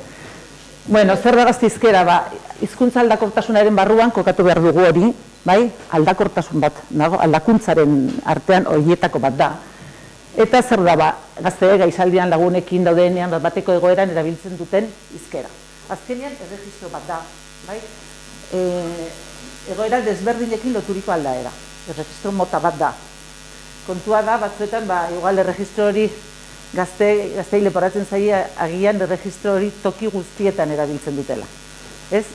Erregistro ezberdintzen ez dakitela. Eta ja, adinean goragoa zenok hori nabaritzen dugu lehengo gunean hain zuzen ere batek bulegoko atari ireki zuen eta aizu horre, mediak noiz egingo dituzu. Aizu horre, ez? Horreagan naiz izena, baina horre nire lagunek deitzen daute, baina ikasle batek sekula, ez da mespresugarria, baina horre arritu galiten nintzen, eta irakasle bat irra nion, errentzian, ezke erregistro kontua galduta dago gazteekin. Bai? Orduan da, kontua da, hori erregistro hori, aplikatzen duten toki berean edo eremu formalagoetan ere. Bueno, dena den, gazteek erregistro asko dauzkate, idatzia, ez da berdin, SMS bat, orain gutxi erabiltzen dute, WhatsAppak gehiago erabiltzen ditugu, edo eskolarako txosten bat, eta hori ederki egiten dakite. Oso edo. Edo hauspitzaldi bat edo lagun artean aizaldian. Dena den, aipatu behar dugu gero eta gehiago, heldu gehiago saiatzen direla gazteagotzen. Bai janzkeraldetik eta baita izkeraldetik. Gazte egotea noran dago mundu honetan, bai, gaztea izatea baloratzen da, zarren izatea ez, eta askotan badakigu modak, hizkuntzak, izkerak, batzutan Rajoi ere bere aprobetxategi horrekin lehengo gunean, bere amarrategi horrekin, lehengo gunean aprobetxategi izena errapatu zuen, eta atzo bertan, hain zuzen Mikel mintzatu da horretaz, atzo esan zuen, oso gaixo tengo que comer con patatas. Bai? Adierazpide horiek erabiltzen dira. Bueno, orduan, zer du gaztizkera? Gaurkotasuna, bapatekotasuna, adierazkortasuna, eta etxekoa da, berezkoa da, informala da, egunerokoa da. Bai? Hori da gaztizkera. Hala ere, zenbaiten ustez, mintza molde hori, baldarra da, araudiaren kontrakoa, beheko eta gizarte mailaren berezkoa, eta elkarrizketara da. Bueno, gure ustez, berezkotasuna du, alturatasuna du, eta aldaera oso interesgarria da, etorkizunari buruzko hipotesiak egin ditzakegulako. Bai, gazte aldaeraren ezaugarriak oso laster aldatzen dira, modan jartzen dira gauza batzuk, hartu eta utzi egiten dira, eta baina horietako ezaugarri batzuk heldu aroan gordeko dira. Bai, modan jarri diren hainbat esaldi, hainbat zehar, modan Barneko aldaera da eta aldaketak ziztu bizian gertatzen dira. Egun batez institutoko irakasle batek erran zidan. Ez dakizu nola mintzo diren hemen gazteak, nerabiak dira, 15-17 urtekoak. Grabatzekoak lirateke. Gizontako esaldiak, jama daula nota de ingurune, egin behar ditu zilindegatz, edo lagarban me ha sucedido y me ha pencao, giza hortakoak oso ohikoak dira gure institutuetan. Horren hori erretentzia. Ez da gaztelera da, giza hortako baditzak euskeratuak eta bat. Gure ustez, jargoiak egotea hizkuntza orokorra berazteko arrazoia da, eta hizkuntza batek bizi nahi badu, jargoiak izan behar ditu, eta komunikatzeko aldaera hori efektiboa, egokia izan behar da. Euskarak balio beharko lioke ligatzeko edo beste eginkizun batzuetarako. Gehienetan gaztizkera hizkuntza estandarretik berezi nahi du, eta normalean gazteek hiru aldearen kontra egiten dute, eskola araua, estilo jasoa eta helduen kontra, helduen kulturaren kontra. Orduan, janzkedan egiten duten bezala gurasoen kontra, edo hile mozketa, edo janzkeran ere kontuan hartu behar dugu gaztetasunean gaztek identitatea bilatzen dutela. Garai horretan, identitatearen ikurrak zehatzen dira. Gaztelaneaz adibidez, kontrastizkuntza hori hijitu izkeran zehatzen da, eta orduan mailegua honitz hartzen dira hijitu izkeratik. Festiburratzen, baina, orduan, bai gizarte ofizialak bazterketa jarreratzat jotzen dute eta kontraste hizkuntza gisa ulertzen. Orduan, aldaera hori sortzean, gazteek daukaten helburua da hizkuntza estandarra aldatzen laguntzea, ez dute helburu hori, baizik eta beren bururako nortasun ikurra ezartzea baizik. Beren bururako, batzuetan zuk erabiltzen dituzunean hori, adibidez, la uni edo kalefakzion esan beharrean la kale, batzuetan kritikatzen dizute, zeren pensatzen dute, gure hitz batzuk ari zarela erabiltzen. Orduan, zure burua gazteagotzen edo erabiltzen dute zara. Honekin ere, esan nahi dut, adibidez, arau proxemikoetan, proxemia da, erabiltzen dugun espazio komunikatiboa, hurbiltasuna pertsonekiko metro bat, 2 metro, 3 metro, hori ere arau bereziak daudela. Eta gorputzaren adierazkortasunean ere badira. Gaur egun adibidez, zein da, hain zehatzen ari dena ados egoteko, oso gaurkoa da, edo hau adibidez urte hauetakoa da, komilen artean esaten dugunean, hori lehenagotzen erabiltzen eta, askoz gehiago. Baina, hori da, adierazkortasuna indartu mezu biziak adina zuzenagoak lortu nahi dira. Gaztizkera hori gero eta espazio komunikatibo gehiago hartzen ari da, sareetan, blogetan, eta gure WhatsAppetan. Gero ikusiko dugu, gazteen WhatsApp batzuk. Hau da tradizioa, eta hau da modernitatea. Eta bizka bat, pentsatzen alduze, emakume bat hilkatzen ari dira, eta horren hori. Euskaran zer gertatzen da, alde batetik, euskara batua eta euskalkietan eragiten ari da gero eta gehiago. Ari da gertatzen dialect labeling, hau da homogeneizazio bat gertatzen da, Mikelek esan duera, nolabait ezkeren berdintzea, eta hori Europa guztian gertatzen da, gizarte industrializatuetan eta modernoetan, edatzen dira aldaera batzuk, eta horiek nagusitzen dira. Hori, erabat arrunta da, gure ikasleak leitzatik datoz, leitzatik egunero autoa joan, hor ikasten dituzte aldaera batzuk, eta gero etxera bueltatzen dira, lehenago nola mugitzen ziren herriko jendea.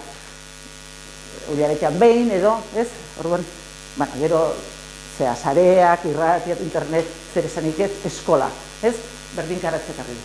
Iztunen kopurua gehitu da, hizkuntzak eren eginkizun berriak hartu ditu, eta bizimodua erabat aldatu da. Orduan, euskaraz, zer gertatzen da, alde batetik, euskarazko diskursoan batu eta euskalkiak nahazten ari dira. Hori, zantzu horiek ari gara berehala ikusten. Lehenko egunean, grado mailerako lan bat, Tafallako ikasle batena, zuzentzaren nintzen, eta bera, ostean, legez eta ondo. Tafallako ikaslea zen. Bai? Orduan, horiek sinonimotzat hartzen dituzte, eta dibes, ondo, zehazki ondo, ikasle nabar askok erabiltzen dute, eta onditzak galdetzen dira, eta ondo zertaz erabiltzen dute, eta orduan begirazazu erantzuna, pentsatzen dute ondo dela ongi, eta ongi dela nota kalifikatzeko, ulertzen duzu, bikain, ongi, gaiko, eta orduan berizketa hori ditu, nui harrigarri iruditu ziren, baina hola pentsatzen dute horietako amintzak, orduan, ondo nagusitzen ari da, horitzen ez zea irratiko Enrique Diez de Urzurrunek nola kontatzen zuen, San Nikolas kaleko atezain zapatari baten gana joan zela, beruetearra, eta erran zion, zer moduz, erran zion, ongi, bueno, ondo, ziren orain erran behar da ondo, ez da, berueteko gizon batek, orduan nola bait, arau kultuaren, aurrekotxoak egindako ikerketetan ikusten da bateratze joerak azken artean bortitza dela eta bereziki berak lexikoan gertatzen dira indize handienak. Ondoren sintaxian eta morfologian. Hau, Pello Sarabururena da, erraten du, fit etorko da, laizter etorriko da. Berak erraten du, pasatu gara, fite torko da, laizter etorriko da. Bai? Orduan hori ikusten da, aldaera fonetikoiek nola eta lexikoak. Ez naholak antzeko ondorioak biltzen ditu, arratian eginiko azterketan ormaitxak esaten du, berak aukitzen du morfosintaxian zantzu gehiago. Bai, orduan euskara batuaren eragina orokortzen ari da, eta ahoz eta ira. Helduengan hutsa den bitartean, gaztengan ia eguneko bederatzira heltzen ari da. Bertzeragin batzuk zer gertatzen da? Daukagun arazoa, jakintzaren eta erabileren arteko desfasea. Bai, aholku batzordeak ondorioztatu du, eta ikerketan soziolinguistiko gehienek hori diote, bai, desfase hori gertatzen ari da, eta erabilera den gabezi hori daukagu. Bertaldetik, alboko bi hizkuntza handiek itxuraldaketa egiten dizkiote, bai, interferentziak, kalkoak eta orain ikusiko ditugunak. Bueno, Euskaren aholku batzordeak ondorioztatu du maila ez dela ona, eta euskaldun gehienek adierazgarritasun arazoak dituzte. Bai, nahi dutena adierazteko, bai. Bueno, gazteen euskarazko diskursoan ikusten dugu ahozko estilo unibertsalaren ezaugarriak agertzen direla. Bai, gazte hizkera guztietan agertzen dira ezaugarri batzuk. Bai, adibidez, esaldi eliptikoak, eta azkenean gaztizkera ere eta bakarra oso fenomenoko erapilotsua da. Eta berdin nintzatzen Durangon, edo Arratian, edo Iruñean. Oan, prozesiko bat interakizua ditu. Erapilotsua da, eta hainbat alda ere duten. Eta hainbat faktore balitzatzen dute. Atxikimendu soziala, gazteen egoera historikoa, egoera fizikoa eta gazten genero ere. Bai, ni buruz ikerketa gutxi egin dira, baina badakizu emakumeok eta gizonezkok zerala erabat berdin ditzatzen. Bai, berdin, eta ez. Hori ikusiko dituzu gazan batzuk, adibidez, bukatzeko joera, emakumeengan, adibidez, beko gunean kontura ditzen badela programa bat, humorezko programa bat, eta bi neska egiten dute pijoaren paperat egiten dute, oli, hola, esan beharrean egiten dute, oli, bai, ordua, hemen, haupi, peini, eta lakoak bukatzea, adibidez. Hori emakumeengan, amodiozko izgehiago, kutxun, pitxin, guapa, eta olakoak izten dira. Eta, bueno, bestelako ezaugarri batzuk, erabat, musu bat, musu asko. Bueno, orduan, nolabait konstelazio soziolinguistikoa erakusten dute, eta hau da gazte alderen aniztasun ahozko kulturaren berariazko adierazpena da. Identitatea modu eraginkorrean adierazi, eta zer gertatzen da, hizkera hau ospe gutxi du helduentzat, eta elkartasun maila handia gazteentzat. Bai? Ospea non bilatzen da? Ospea bilatzen da lanaren bidez, profesionalen bidez, eta bat. Baina gazteek elkartasuna bilatzen dute. Adierazpen fatikoak. Batzutan da, zu dute gauza hundirik esaten, WhatsAppetan, baina da kontaktua mantentzea, jakitea hor zaudela. Ez da oso gauza diskurso hundirik, baina da elkartasun hori sentitzea. Bueno, gazteizkeran, munduko gazteizkera guztietan, adago metaforizazioa, atzerriko hizkuntzen mailegua, delinkuentziatik eta prostituziotik ekarritako zeak, sexu adierazpenak, lehenago eta disfemistikoen zakarkerien baloa. Hau da, itzitsusiak, bai? Zitugu nire zango, baina horietako handik zartzen dira. Orduan, taldeko hizkera izan da testu esperientzia partekatu maila handia da, bai? Gauza honitz ez dira esaten, nolabait partekatzen direlako, badakizkigulako gure artean. Esaten genzuenen, hori, kontzientzia hori islatzen da adierazpen eliptiko ugarietan. Askotan, no seke, ez dakizer, hor bukatzen dira, bai? Hor kodea bukatu gabe, baina elkartasun maila horrela adierazten da badakizkigulako.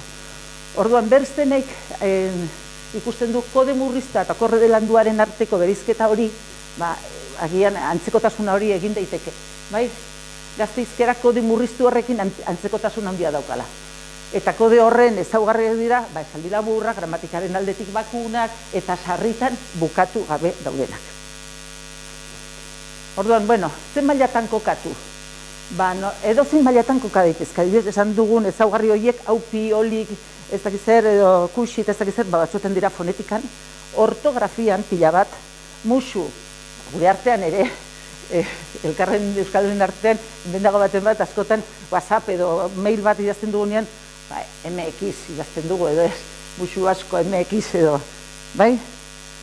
Orduan, murriztapen lexikoan, sintaxian, fonologian, eta horrela. Orduan, ortografian pila bat, keba adibidez, keba idazten dute kata berekin. Eta nik ere bai, hau nitzetan, haiekin edo gazte batekin edo lagun minekin, hola idazten dugu. Zan beharko genuke batzuetan, horren bidez batzuetan euskalkietara itzuli garela. Zeren nire adineko maistrekin, adibidez, batzuetan gure WhatsAppak errepasatzen ditugu, eta azkoitiko lagun honek nola idazten duen, zen lehenago ez nuen, bai?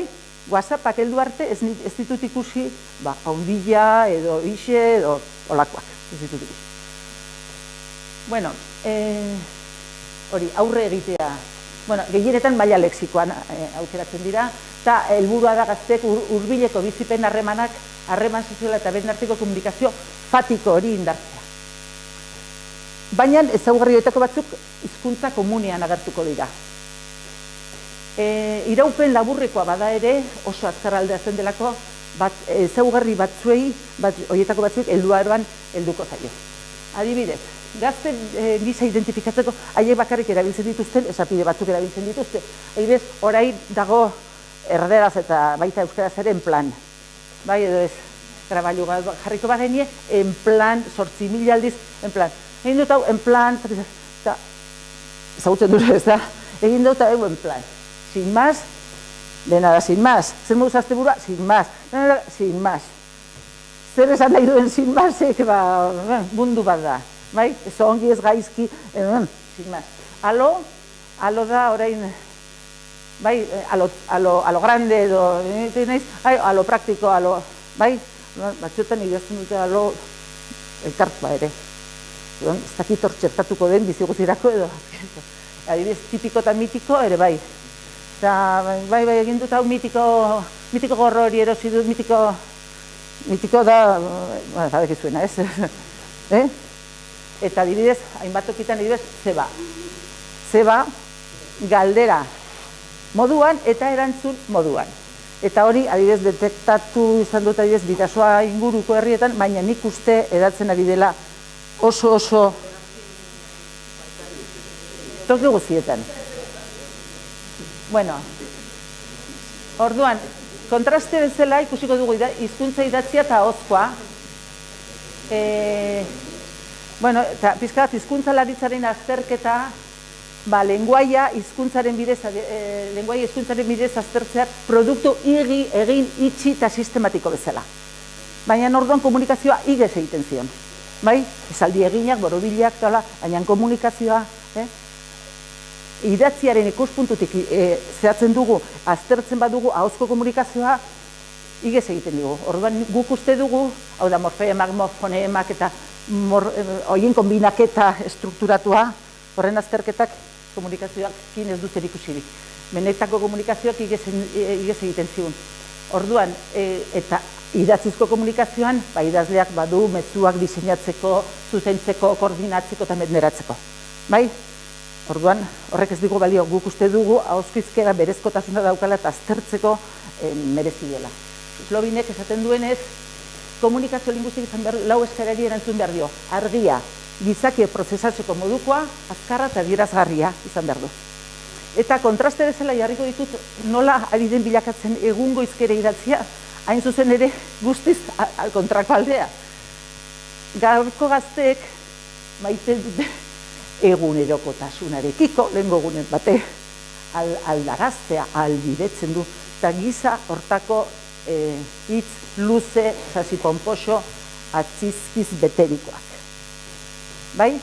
Bi kontrako, bi erregistru direlako, eta bi kontrako bide, hauek maite dute, baina biziki,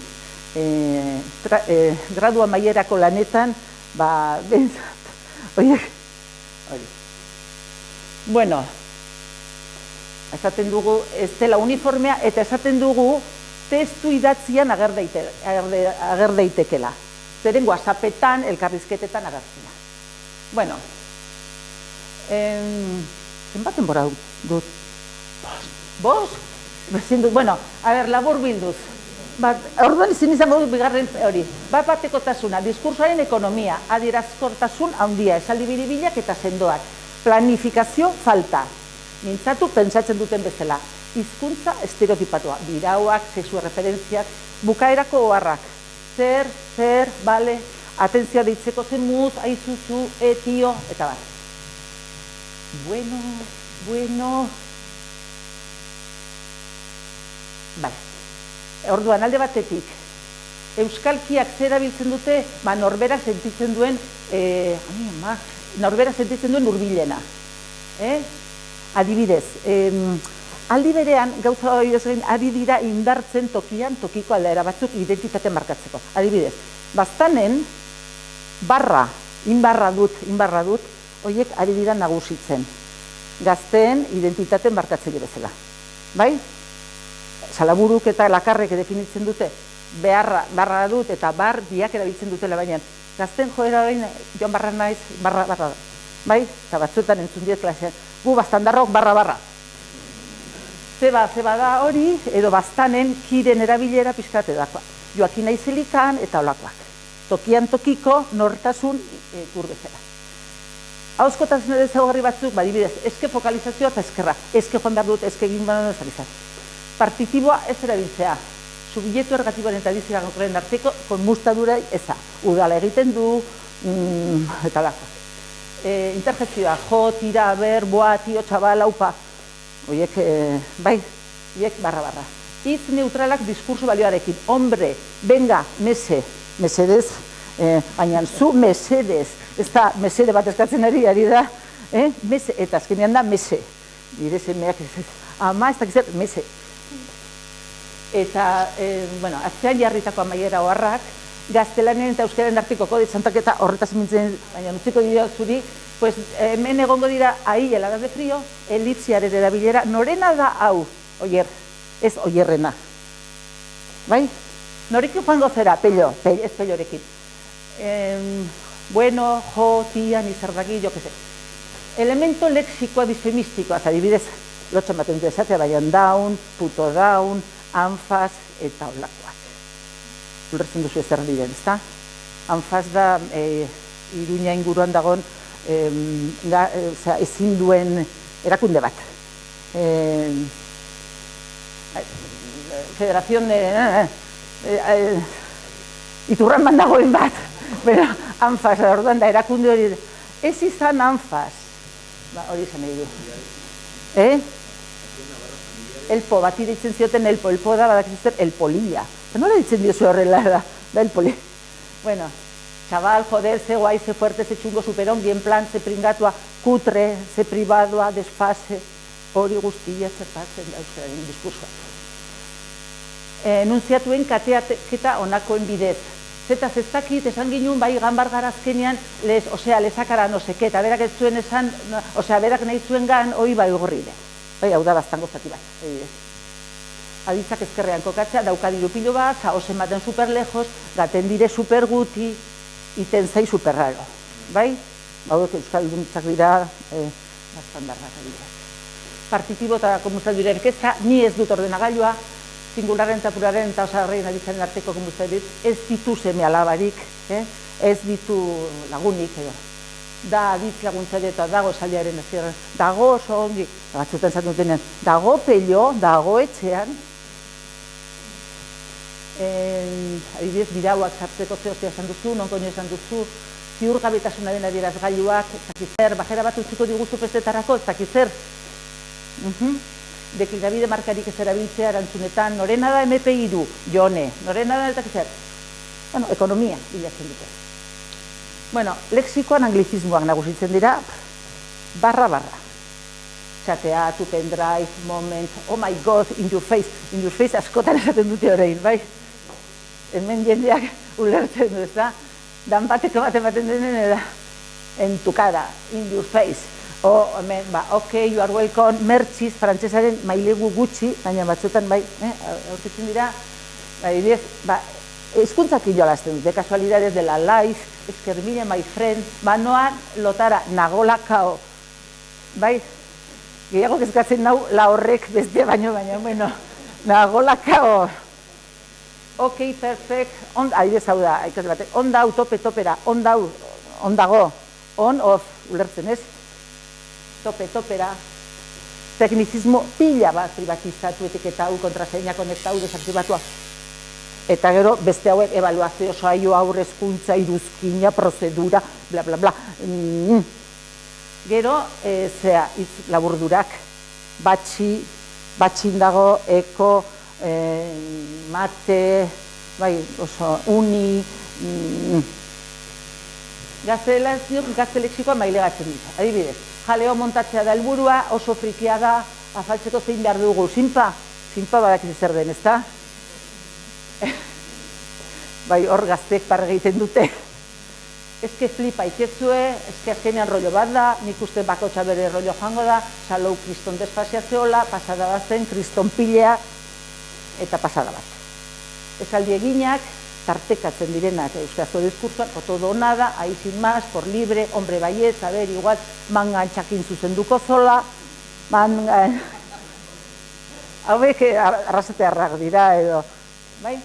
Que fuerte, que asco, entre comillas, gero atzizkiak, adibidez, ata atzizkia, ata, garai batean nire semeak erraten ziren amata, bokata, bueno, garai honetan erraten dit ma. Ma esan behar, mese, holako jokuak. Aurrizkiak, hipermegaguai, impresentablea, superongi. WhatsAppetan laburdurak AMZ didez oso oikoa da, komaite zaitut, zelan zaoz, zelan kaka, izen bereziak, moztuak, itzi, horre, san, bai? Bero, Veronika, Santos, Arantxa, horre, itzi, itxine, oitziar, zenbakiak zibila baten, ados, irune, bai? H askotan desagertzen da, ordoa, ingelesatik hartutako grafiak, guazen, zen, onomatopeiak, pila bat, ajaja, puntazio marka repikatuak, bai, nola, zaude, lakoak, letra larriak, izki errepikatuak aio, baiet, izki larririk eta puntuazio markariz, kultismoak desutxiratuak, adibidez, ke mofaz, edo batzutan, nola da, ke mofaz, beraz esaten dute, ke mofaz, bufar, no me bufes, bufon, hortik itzkulto bat hartzen dut, eta no me bufes da, ez egin parranitaz, edo ez, gazteek seguru ezagutzen zera. Adibidez, unibertsitatean dugun aulario da, gela guztia da, haiek esan duten jaulario, bai? Benetan, parregarriak eta zoragarriak dira. Bueno, nire ustez gazten hizkera ez da bakarra, unean uneko egoerari egokitu gaitasuna dutela erakutsiz, ez da B mailako klaseak menaratzuten erregistro bakarra, ezaugarri batzuk egozten zaizkio, gaztei egozten zaizkionak helduagoek ere erabiltzen ditugu gazteak kodea eraikitzen ari dira modu sortzaile eta adierazgarrian. Eta nortasunaren adierazgarria dira. Begira zazua adibide batzuk, begira, ni gehina, bueno, bigarrena eta hirugarrena. Hau pai, klaro, zeok hemen tongo aiten dela. Hoi dudaro ere, ikusi grafia, baina, bueno, badare talde batzuk que se lo curran. O sea, ez daketela beste aukera handik propaganda egiteko. Es lo que hay, pero tongo hay fijo. Bai? Hau da, euskera bizia, egunerakoa, euskera erabiltzen dute, kode txandaketa eta saldi egin batzuk ditu. Urrengoa, hau pai, lista hau laostia da. Euskaldun guztien jarraitzaile gilentazketen taldek, hau baldin badie, esto es para gente que cree en Dios. Bai? Esto es para gente que cree en Dios. Zarekin, eta... Mira, arrasateko WhatsApp batzuk, hau dira lehenengo mailako, hauek anonimotasunez, eta hauek dira neskak denak. Azten da, erdaraz nahiz eta euskaz komunikatzen dire, garazik erraten jo, peini ikusi gazten, emakumeen gazte, segurazki mutilak baldin bade, izango balira ez duten, peini esango bezik, peña. Bai? ¿Qué tal el puente? Bien, tú, askotan, izen ordainak maiz erabiltzen dituzte. Tu eta tio adibidez generori gabe, tio ez tio tia baizik, bien tú, garazi, un casa, garazi muy corto, como siempre, todo a última hora. Ainhoa, ze kutxun, nirea, ni be ointzin abil. Irakurri behar dizut, hau ikasketera buruz azten direktetan, hogeita mizortzi horri, jeje, noie amairu. Noie amairu horri aldi, irakurtzen ditu dara, ez du esaten, noie amairu, garrenean, noie amairu. Animo, guapa, zaberez ikusi berretu bidixo bat, baina, bueno, loba berrita. Orduan, kode txandaketaren zea bat da ironia eta elkartasun zea. Orduan da, esaldi egin bat txertatzea, jakina badakiela esaten, ez dakiz ber, uliak ikusiko du, baina loba berrita da, zea, elkartasun puntu hori ezartzea lagunekin, eta umore puntu hori. Ze moduz bizitza eider, ekine, a ti te ignoro porque más dau rabia. Eskerrik, guapa. Guapa, pentsau enazela heltzen residenziara, zaier de loguriakin, eta maiak erantzuten dio, you are welcome. Bai, orduan inglesaren zertaketa modu arruntean, horiek hiru hizkuntzak ongi dakizkite. Eta gero ikasi diotela, atxalde dana ikasi diotela, bai, grafia, ekine, hasi te pasa, apa, orduan maitane azten da, agurra egiten dut, zutea, zagola gehiagorik, WhatsAppik ez duela hasi. Bueno, holako mila dirinituen, zeren gero kode txandaketari buruz mintzatu nahi nuen, baina sobera luzatu nahi izan ba. Bueno, galderaren bat nahi baduzue, badugu denbora? Bale, egia da, orain, bueno, Nima.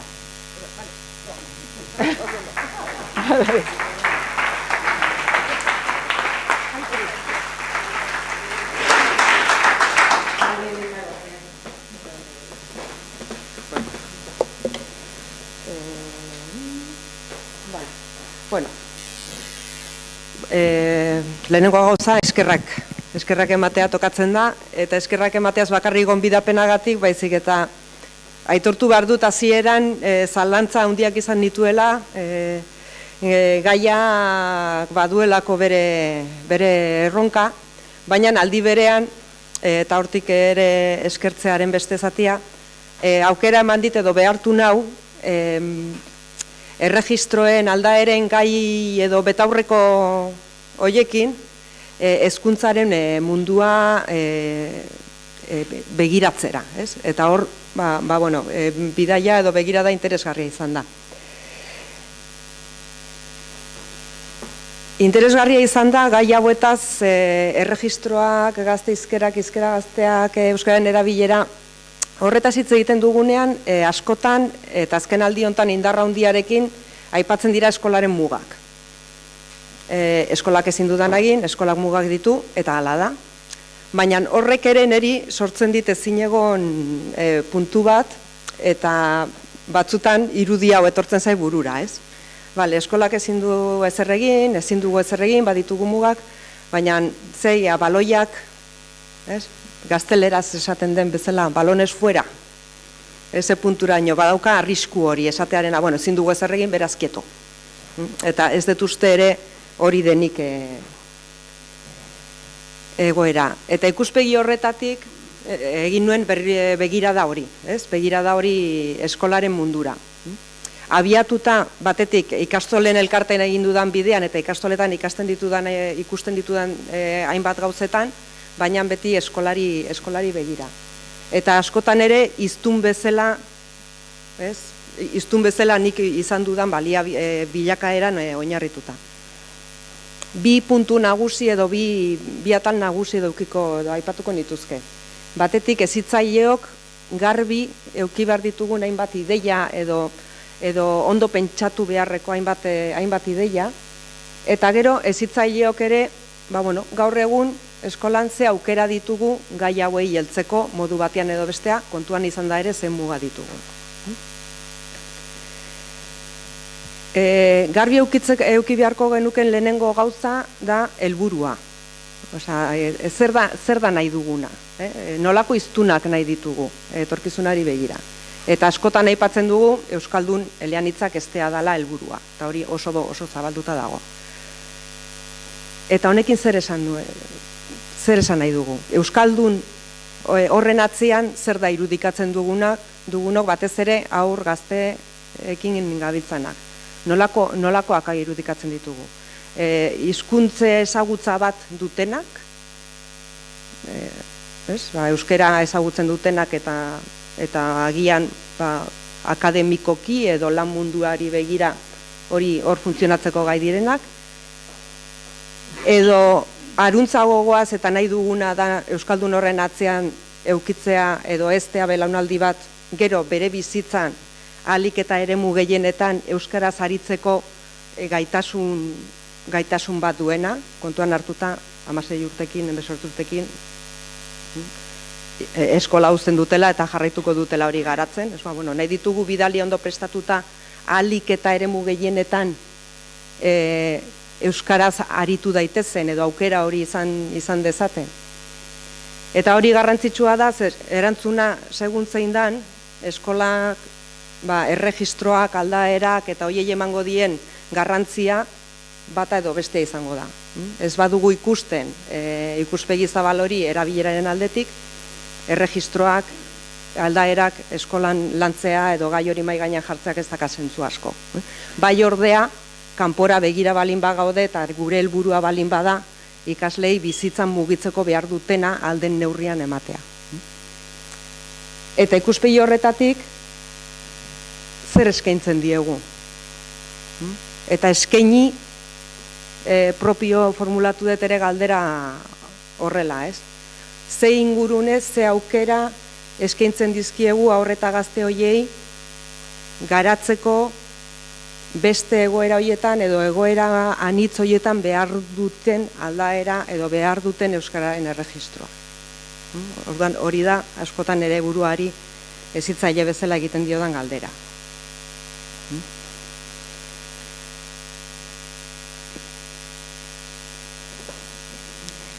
Horrekin lotuta ere hizkuntza nola ikusten dugu. Asko esaten dugu diskurso mailan hizkuntza ez da monolitikoa, hizkuntza dinamikoa da, muitu egiten da. Eta orain dela urte batzuk, ez dakit Ofelia Garzia Estatu Batuetako irakasle bada, eta berak, ez dakit ezagutzen duzuen, baina berak eleaniztasunaz hitz egiteko eta eleaniztasuna aipatzen du, azken batean eleanitza gara. 2 hizkuntza ezagutzen ditugu eta hizkuntza bakoitzaren barruan hainbat aldaera eta hainbat erregistro kontrolatzen ditugu, beraz gure hizkuntze sorta hori edo errepertorio hori nahiko zabala da, bai gure gazteena eta bai gurea. Eta eleaniztasuna irudikatzen duenean erabiltzen du irudi hau. orotariko ibilgailua edo, bakizue, martera eta ilargira eta bialtzen dituzte horrelako ibilgailu batzuk, ez? Eta beak horrela irudikatzen du, ez? Hizkuntza horrelakoa da. Orduan, gu gaude, gu gara ibilgailu horren gidaria, eta aurrean topatzen dugu zoruaren arabera, erabakitzen dugu gurpilak, nola mugituko ditugun, gurpilak nola zulatuko ditugun, nola jarri behar dugun, eta ez dakit ikusi duzuen horrelako ibilgailu bat moldatzen, ibiltzen, baina gurpil bakoitza autonomoa da, independientea da, mugitzen da behar duen bezala, eta, bueno, oso elegantea ez da, hori esan beharra dago, baina nik uste dut nahiko prestatuta dagoela edo zerri aurre egiteko. Orduan, hizkuntza horrelakoa da. Guk topatzen ditugun egoeren arabera erabakitzen dugu, dauzkagun hizkuntzetatik zein erabiliko dugu, dauzkagun erregistroetatik zein erabiliko dugun, eta hor erabaki estrategiko batzuk hartzen ditugu. Orduan, dago, zoru aniztasunaren auzia eta gidari estrategikoa izatearena. Ze zoru aniztasun dauzkate gure aurre eta gaztek edo dauzkagu guk hiztun bezala horretan trebatzeko. Topatzen dugun zorua edo topatzen ditugun komunikazio egoera guztiak igualtsuak balin badira beti, oso ondo garatuko dugu egoera horretarako behar ditugun baliabideak. Orduan, daukagun aukera bakarra, baldin bada, eremu akademiko formalago batean euskaraz aritzeko, hori balin bada gure aukera bakarra, horretarako behar dugun hizkuntza eta horretarako behar ditugun erregistroak edo aldaerak, horiek garatuko ditugu, baina beste batzuk ez ditugu garatuko. Orduan, gurpil horietako batzuk gehatuko zaizkigu erdoilduta edo bakizuen makinak nolakoa diran, erabiltzen ez dana azkenean estropeatu egiten da. Eta horiek ez ditugu garatuko. Orduan, ikuspegi honetatik galdera da, ze zoru aniztasun edo zer dago hor, aipatzen ditugun erregistro horiek edo lagun arteko hizkerak edo jarri nahi dugun izena, horiek gara dezaten eta hori sortu dezaten. Horrekin lotuta dago beste ideia bat. Hizkuntzak eta haueren nahiko barreiatuta dago, baina ez dakit noraino daukagun ere oso benetan barneratuta. Erabiliz ikasten dira, eta ideia hau atera da. Ez dugu hizkuntzarik ikasten badaezpada agian, egunen batean, beharko dugulako. Ni horrela nabil frantsesarekin, orain dela 20 urtetik edo. Beharko nuke, ikastolen munduan lan eginda, iparraldera hurbiltzeko, zehaska, bai, hasiko naiz, gaur arte. Nire nagusiak esaten ez dian arte. Muñoa, datorren ikasturtean agian zehaskan ibiliko beharko dezu zer egiten, badakit ez dudala egingo. Behar bada egunen batean horrek ez du funtzionatzen. Hizkuntzak ikasten dira erabiliz. Txirrinda, Mikelek aipatu du, txirrindaren erabiliz. Erabiliz eta erabilera horretan solaskide onak eukita eta entzule onak eukita. Eukita aurrean pertsona bat arekin hitz egiteko gogua pizten dizuna, entzun egingo zaituna, benetan esaten duzuna, eta lagunduko dizuna bideo hori egiten eta hobetzen. Ez baditugu entzule onak, eta ez baditugu entzule onak eskaintzen aurreta gaztei horretarako, hor zehozer kale egiten du. Eta susmoa dut irakasleak gehienetan ez gala oso entzule onak. Ez dakit, susmo hori daukat.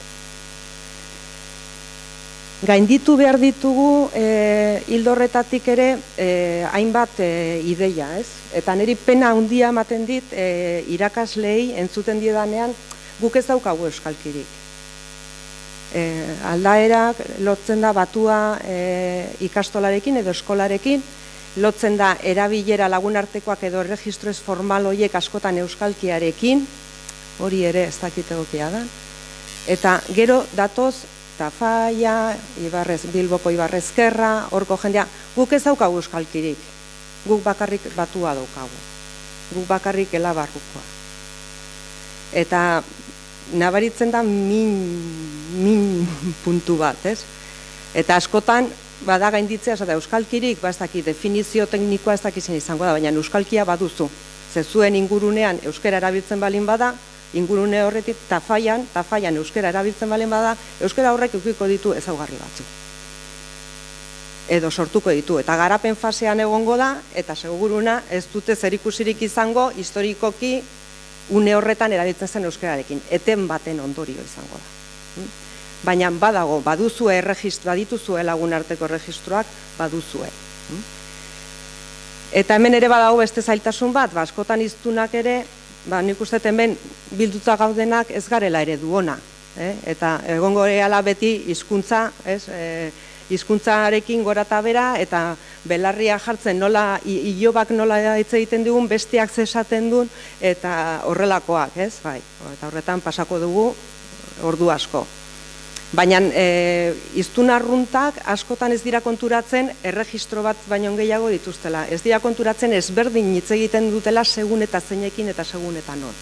Eta askotan irakaslei ere hori gertatzen zaie, ez? Edo hezkuntzan gabiltzan jendeari. Orduan, nik uste dut horre egin behar dugula pixkat, ideia batzuk gainditu eta kontzientzia pixkat hartu ere gure erabilera propioetan.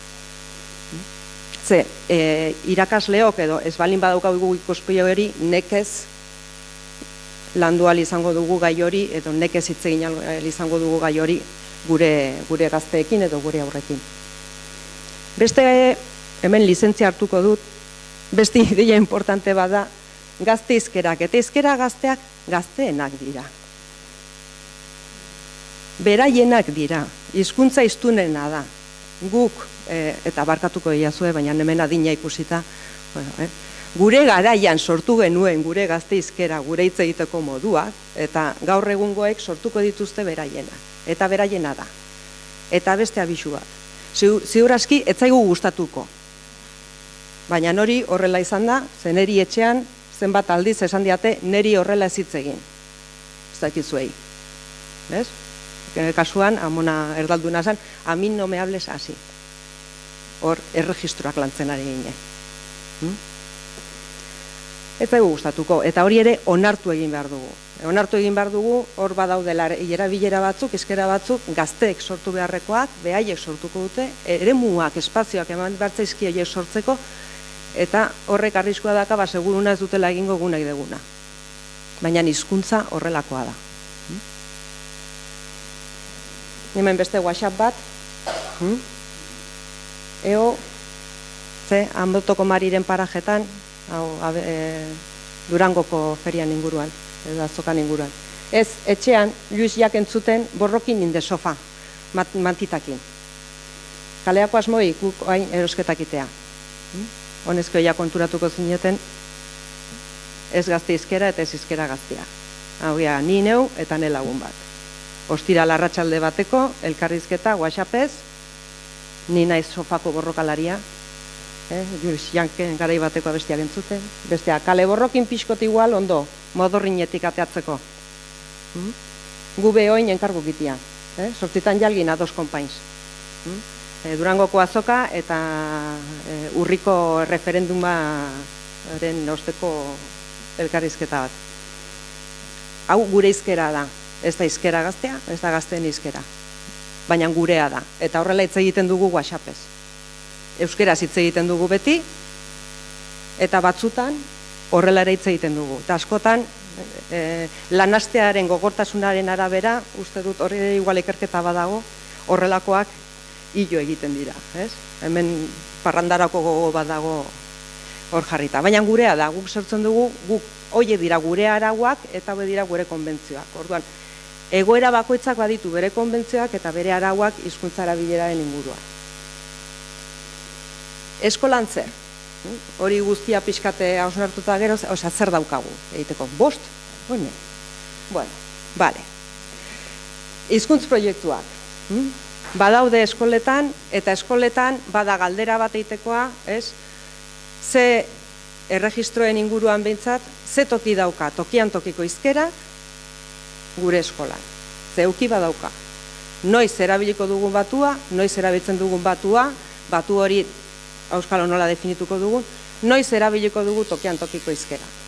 Ze eskolan gertatzen diren egoera guztiak eta harreman guztiak ez dute eskatzen hizkera formal bat. Noiz tokian tokikoa, tokian tokiko hori izango da formalagoa, edo izango da hor badaukagu tresna bat eta marko bat pixkat gauzak pentsatzeko, ikusteko zer egiten dugun eta zer egin dezakegun. Hemen ez naiz luzatuko. Gidari estrategikoak aipatu ditut. Baina horrek eskatzen du gure haur eta gazteak ere hizkuntzen funtzionamenduaz, eleaniztasunaz, hizkuntza hautuak, zergatik egiten ditugun hautuak hor soziolinguistikaren inguruan trebatu behar ditugu, lagundu behar diegu.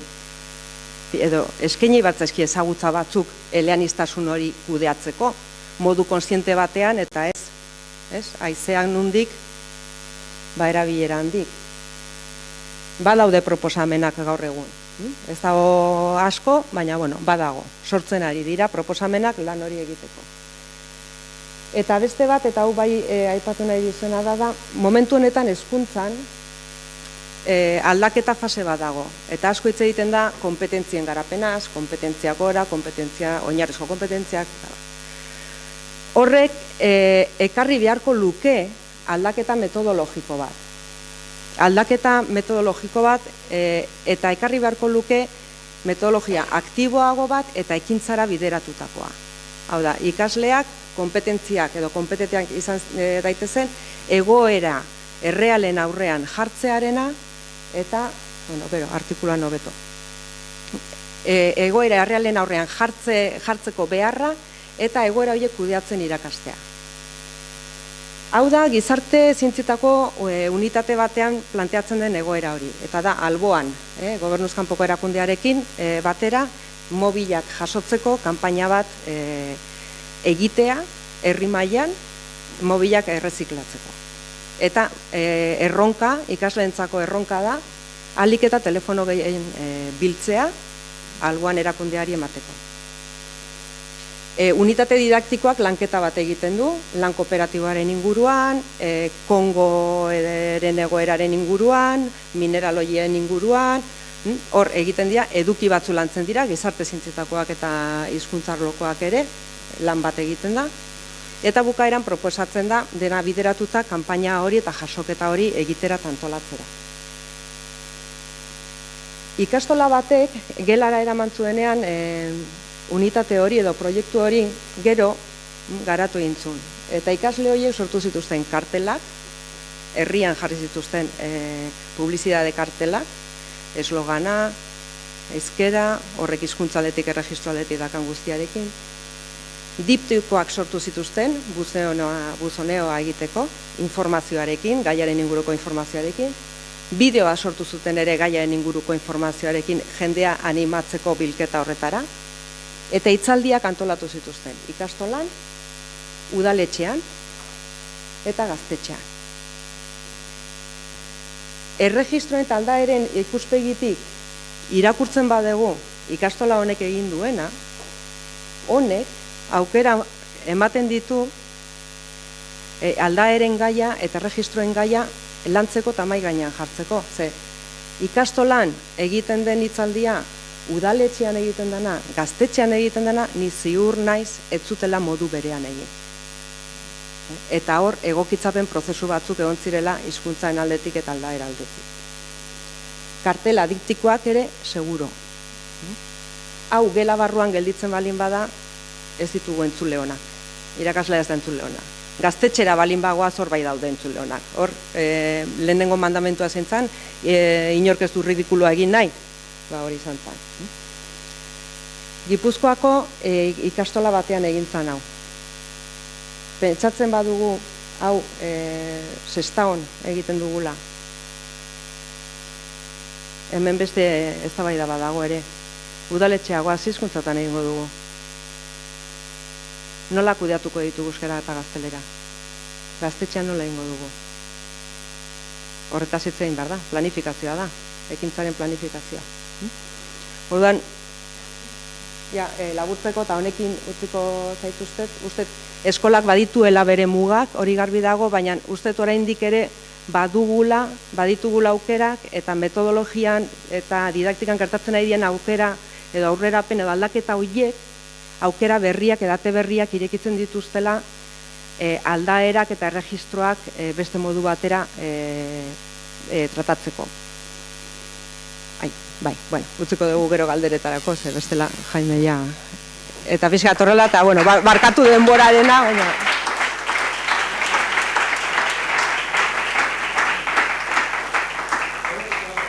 Bai. Bai, listo. Bueno, orain badezuet artea kalderak egiteko, 5 minutu badauzkagu, bai Horreagari edo Inmari nahi zuen galdera egiteko.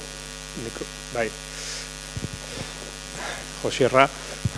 Bai, barkatu pelma izatea, baina ez, oso bai Mikelek eta bai zuek oso beste ontzako ere obsesiboa dien kontutan nahitu zeate eta zaila da gero horren ostean isilik egotea, ez? Gauza, bukaera aldean ima, zuk esan duzun gauza bat, eta bestekin ere lotzen da, ez da, askotan entzuten duguna, da, gazteizkerak gazteenak dira, ondo ulertu behatu, ez? Hor nik sumatu dut, alako sentiztunez pixkate implikatua, ez? Gazteizkera balin bada, zehaizeate, Asisko, Kike Amunarriz eta ni neu bezalako mastodonteak gazteizkera montatzen. Osea, oksimoron totala. Vale, ados. Baina nik uste dut hor, eta eskolakin nahi gehala, ez guk ezin dugu montatu gazte izkera hori evidentea, hori gaztekin barko dute, tokian tokiko beren premien arabera. Baina kontua da, gazteek egiten dituzten hizkuntza aldaketa guk gramatikalki nahi duguna deitu, inglesa sartu bestea, dekinabidea kendu, mese, horietenak dira premia batzu dituztelako, eta premia horiek universalak dira, inglesez, frantsesez, espainolez, eta orduan, euskararen kasuan, nik uste dut guri, alegia, autoridadeari, nolabait esateko, ez, urtetan oso sartuta egon ere, dagokiguna da, egiten ez dugun gauza bat, eta da, gaztek sentitzen dituzten, bai edo bai sentitzen dituzten, premia horiei euskaratik erantzunak emateko tresnak eman, eta ez dugu egiten. Adibide bat jarriko dut, hitzelkartea. Hitzelkarteak tresna ikaragarria da jergak montatzeko. Nola erakusten dugu hori eskolan? Gidoiak noiz jarri behar dien, bale, oso ondo. Hori bukaeran ikasika bezu nahi bezu, nik dakitala persona bakarra ezautzen dakiena noiz jarri behar den gidoia. Bueno, eta gero hori bezala, estrategia komunikatiboak, metafora txunditzeko, ez metafora gauza arau triste bat, metafora, hiperbolea, horietenak nola diren, beraiek sentitzen dituzten eta euskeraz egiteko gauza ez diren gauza horiek egiteko euskeratik. Eta hori zor diegu, euskeratik eta komunikabidetik, nire ustez, ez dakit nola...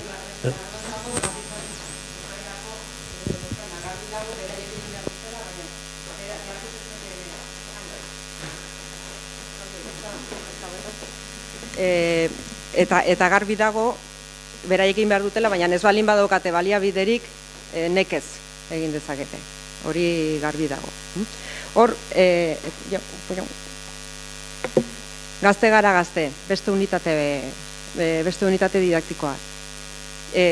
Badago aukera, benetan urratsa hau ematen badegu, botatzen diren erronka batzuk kokatzeko gazte munduan eta gazteen horretan. Eta egin dezagun zeo zer gazteentzat sortu ditzagun egoerak edo erronkak eskatzen dutenak erregistro horren erabilera. Eta orduan hori da oraindik hor gaude, ze formaltasun horretan. Eta orduan gazte gara gazte honetan planteatzen zaie, botatzen zaie erronka hainbat gazteen inguruko aurreiritzien inguruko hoiek puskatzeko aldarrikapen olako bideo baterako, eta hor badago esan dezagun enbrioi bat. Baina gero hori benetan nahi balin badegu gazteizkera erregistro ez formal euskeran oinarritutako horretan egiteko baliabideak eskaini, hor sartzen da orain aipatu dituzun horiek guztiak, horiek landu beharko ditugu. Ze bestela ez balin badaukazu ezingo duzu, hori garbi dago. Eta gero ez dakit igual Horreagak, baina nik uste gero ere identitate kontu batzuk ere Zagin nola ikusiko duzu, beraz? Nolabait mito bat dela hizkuntza elementu diskretetan erabiltzea. Hala, elebidun garen horretan, erabiltzea, orain hizkuntza bat, gero bertze bat, orain erderaz, orain frantsez, ez dakiz, hori mito bat da. Eta hizkuntza elebidun komunitateetan, fenomeno hauek, ez da behe mailakoa, ez da gazte hizkuntzarena, gertatzen dira.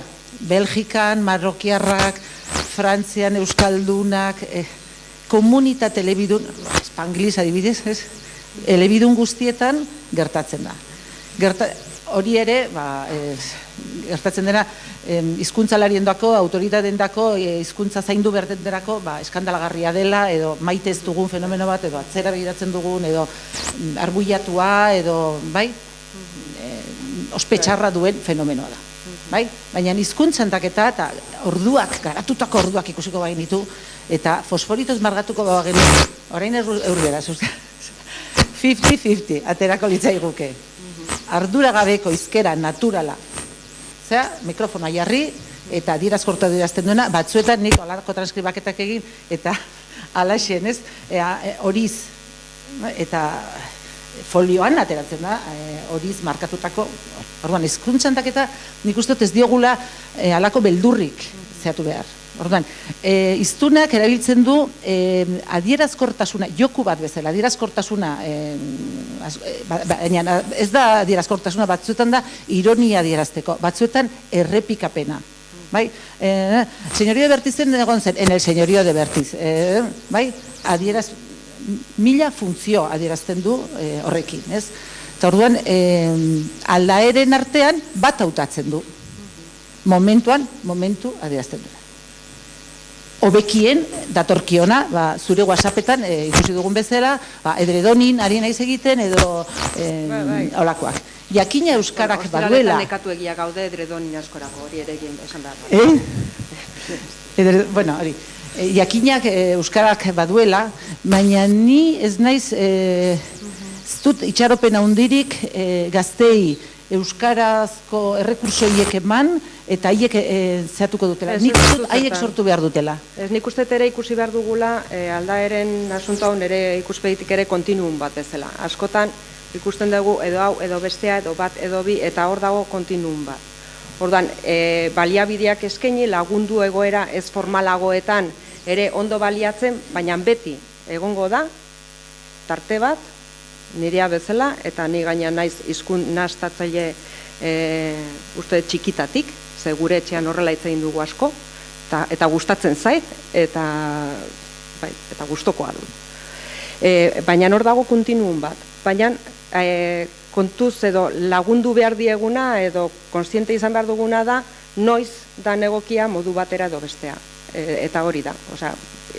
Iztunelean iztun kontziente batek kontzientzia badauka. Egoera honetan onargarria da horrela hitz egitea eta egoera honetan ez da onargarria horrela hitz egitea eta arauak puskatzea. Eta beti egongo dira espazioak, arauak puskatzeko espazioak izango direnak. Eta hori ze bestela, esateetin, ez, mola mazo, euskeraz esaten da, egin dezakegu lasaiago jungo bagera etxea. Baina jakin dezagun horrek daukan. Bai, eskerrik asko bioi, bai oso interesgarriak izan dira, esan dituzuen guztiak.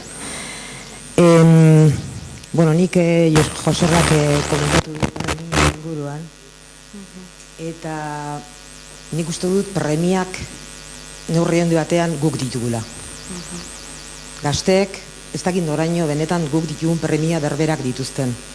Esango nuke ez.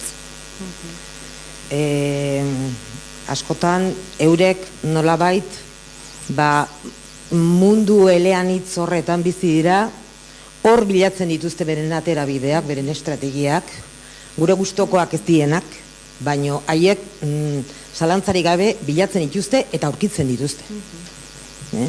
Premiak esango nuke gure ikuspegitek baditugula, baina enuke esango eurek dituztenik edo itzatekotan ez direla guk ditugunak.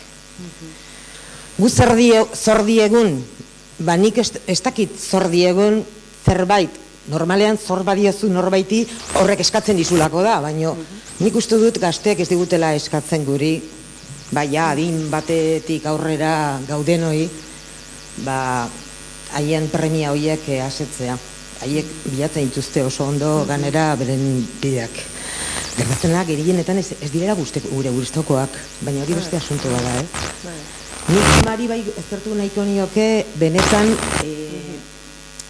abia puntu hau eskolan, Nik uste dut eskolak, ez dakit izkera informala erakutsi behar du.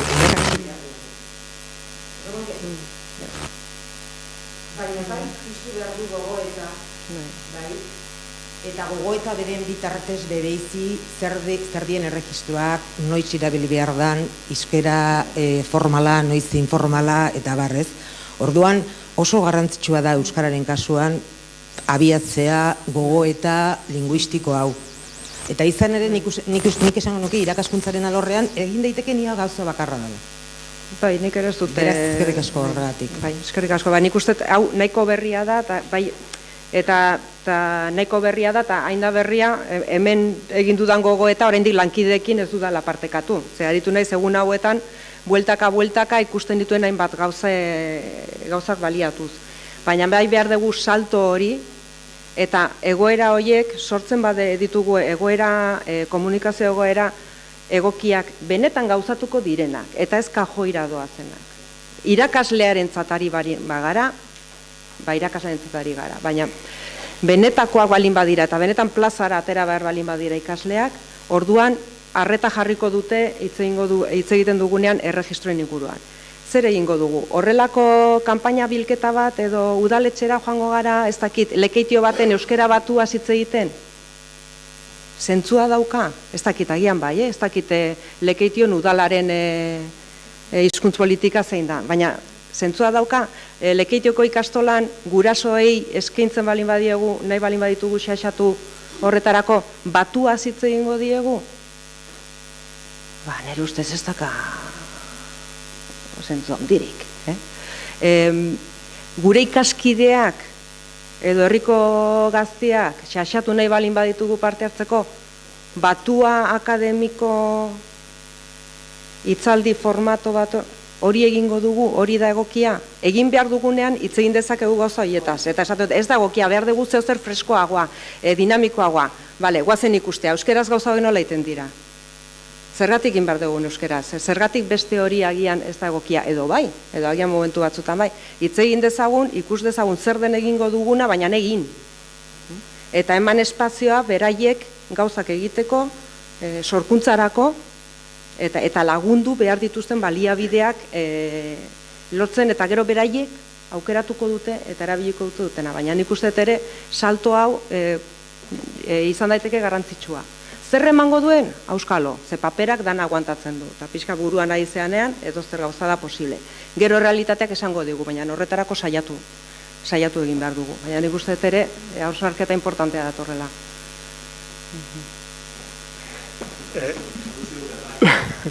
Bueno, labur Joserra eta amaituko dugu, bai?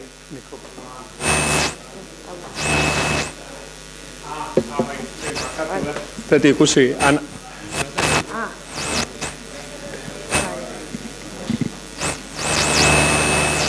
bai, bota.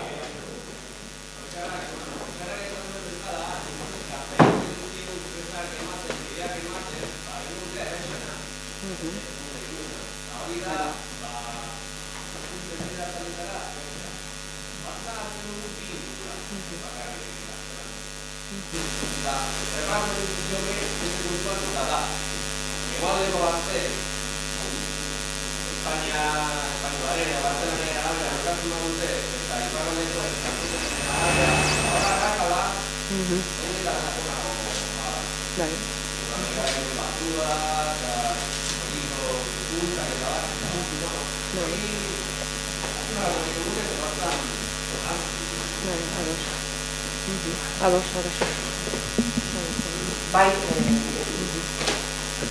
era bat ados, Hain zuzen ere, nik uste dut hemen dagoen batek, irantzu epeldek, ikerketa oso interesgarriak egin ditu, pixkat iparraldeko euskaran nola aritzen diren eta horrela, ez gazteengan bereziki, baina non zaude. Eta bai, ikusten dira, hizkuntz kode switching pila bat, baita deklinabidean deitu portablean edo gisa hortako, baita ahoskeran ere, sudurkarizazioa eta horixe da gure arazoa. Hau da, bi hizkuntza handi ondo-ondoan ditugula, bi hizkuntza handi, hiztun handikoak eta ze handikoak, eta gure baliabide berberak dituztenak, eta horiek gurean txertatzen ari dira, nik uste dut, maila handitan, hori, fonetikan, esapidetan, eta bar.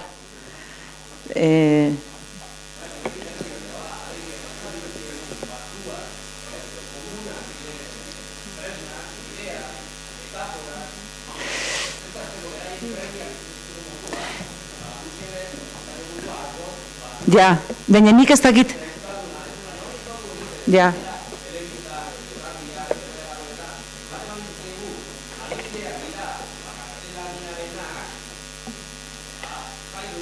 Bai, ulertzen dut.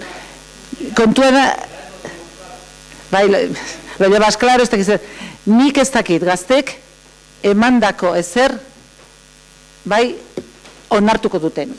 Ni horrekin mesfidantza handia dut, eta ikusi ditut Aibesa Siskok egindako alegin batzuk, esapideak ematea ardotan daudelean, erdi mozkor,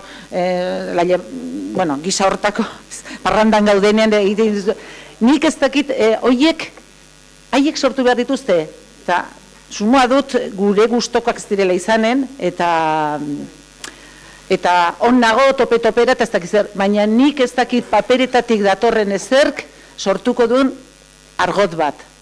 Begira, gustatuko litzaidake gazteren batek hitz egitea, ea zer uste duen honetaz.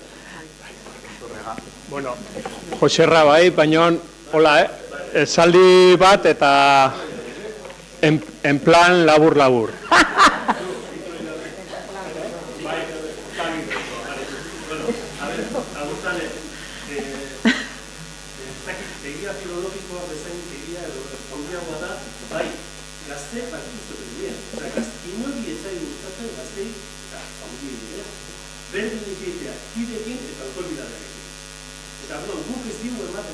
Euskararen badutik, erregistro diferenteak markatzeko aukera. Ez dugu ematen, eredu bat ez du segurtatzen Euskal Ahozko tradizioaren behar bezalako ezagutza, eta hor soluzio asko dago.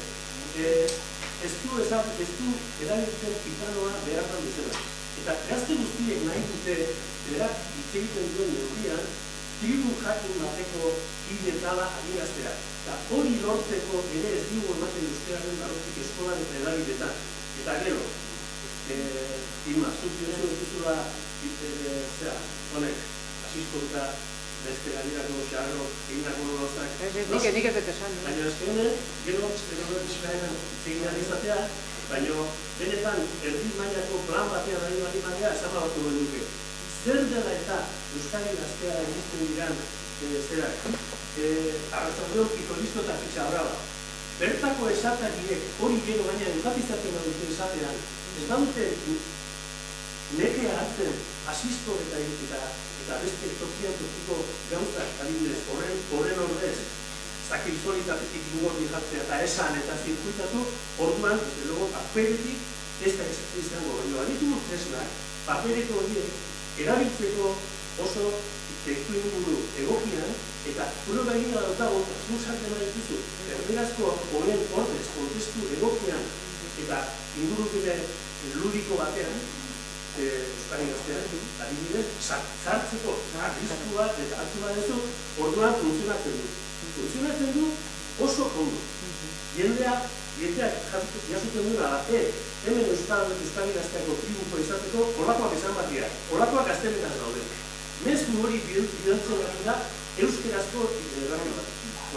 Hori eskandaloa da. Irratia, bueno, bai, baina jari gara medioetaz, esan nahi, hezkuntzatik, eskolatik indezako beste guztia, bai, hoxe eskaini behar dela, baina ja behar da beste, eta ala ere eskainita ere, hizkuntza magikoa ere bada, gauza batzuk engantzatzen dira, eta bapatean hitz bat edatzen da, ez daki jakin gabe zergatik, eta beste batzuk ez, baina ja... Eta Jaimeri utziko dugu bukatzen, zer bezala. Bale. Bale, hemen utziko dugu, eta kafea... Bueno, mila esker orain kafearen garaia dugu, beko lehenengo solaioan izango da, eta beste 12 eta 4 bueltan.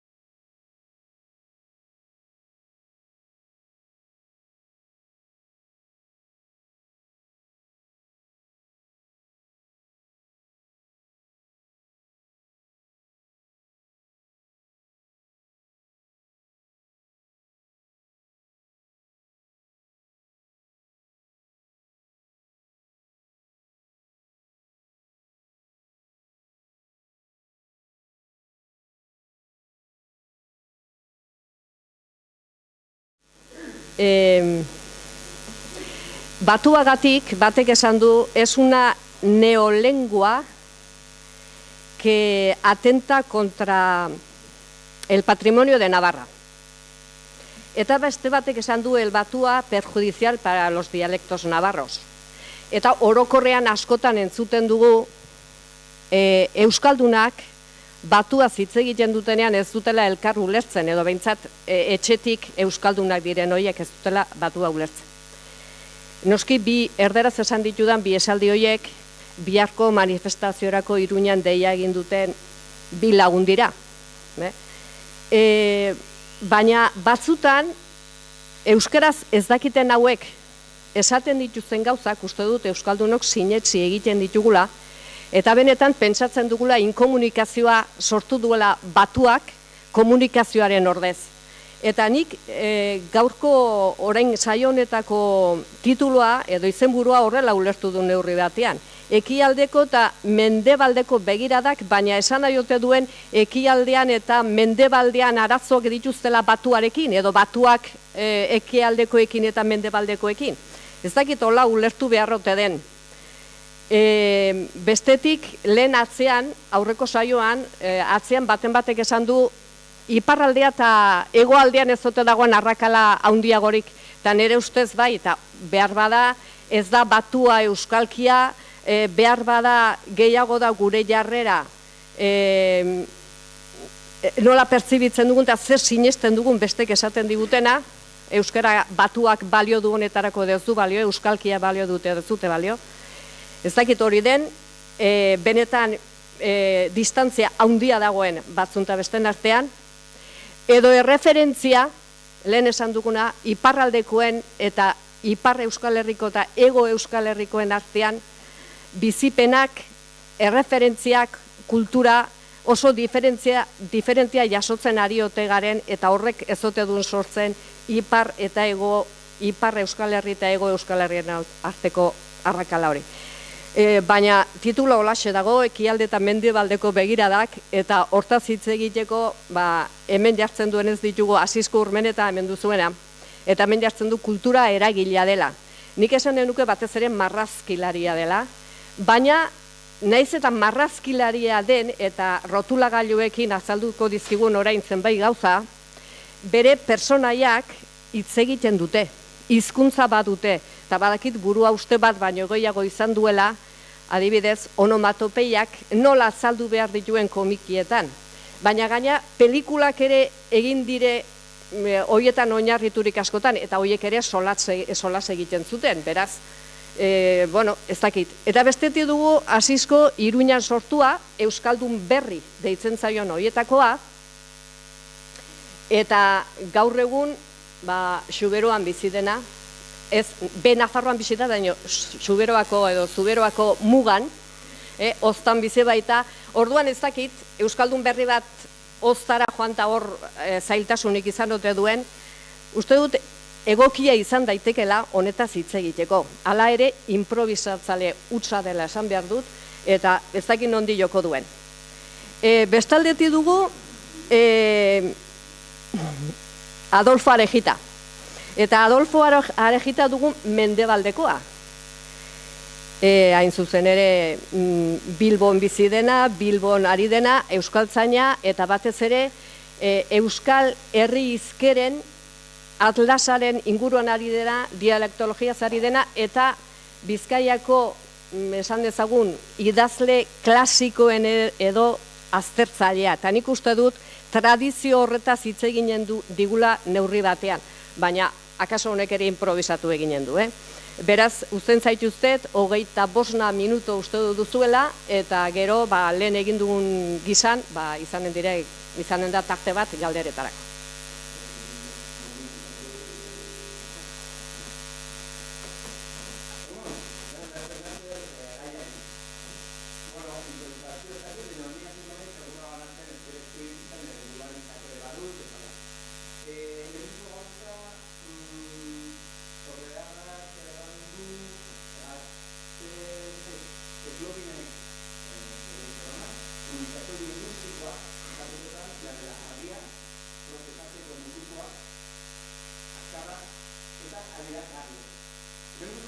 adibidea, euskaltzaindia.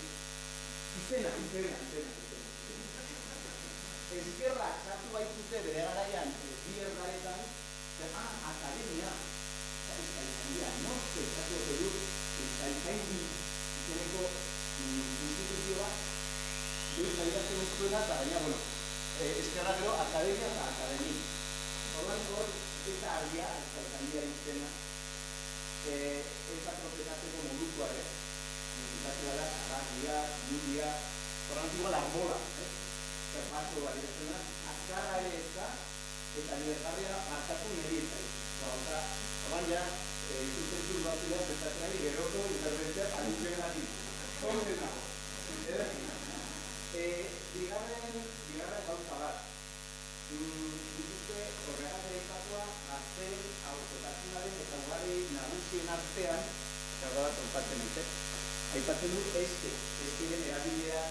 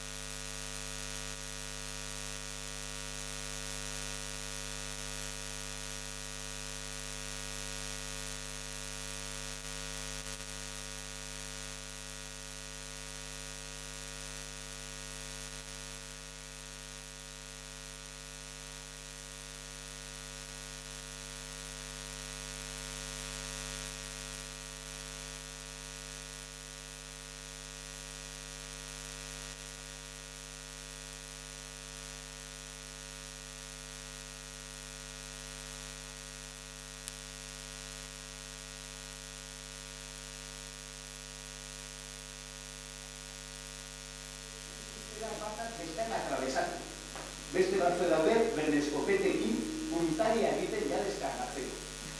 Eta lurte batara handik urte batera, edo nahi duzunean, eta begiretu nize ikusiko nahi duzu, postura hartan bertan, eta ez dutela dauz egin. Ezkera pintura bat. Horaiko gaztei, lekora antzen diegu, nahi beste gozata bat, ez hain gazte eta ez hain horaiko, eta ez segurazio dela, bicicleta zarreguza, raka, baiatzen ditugun salmodiak eta hori. Bueno, nik uste, hori garreko eta egitariak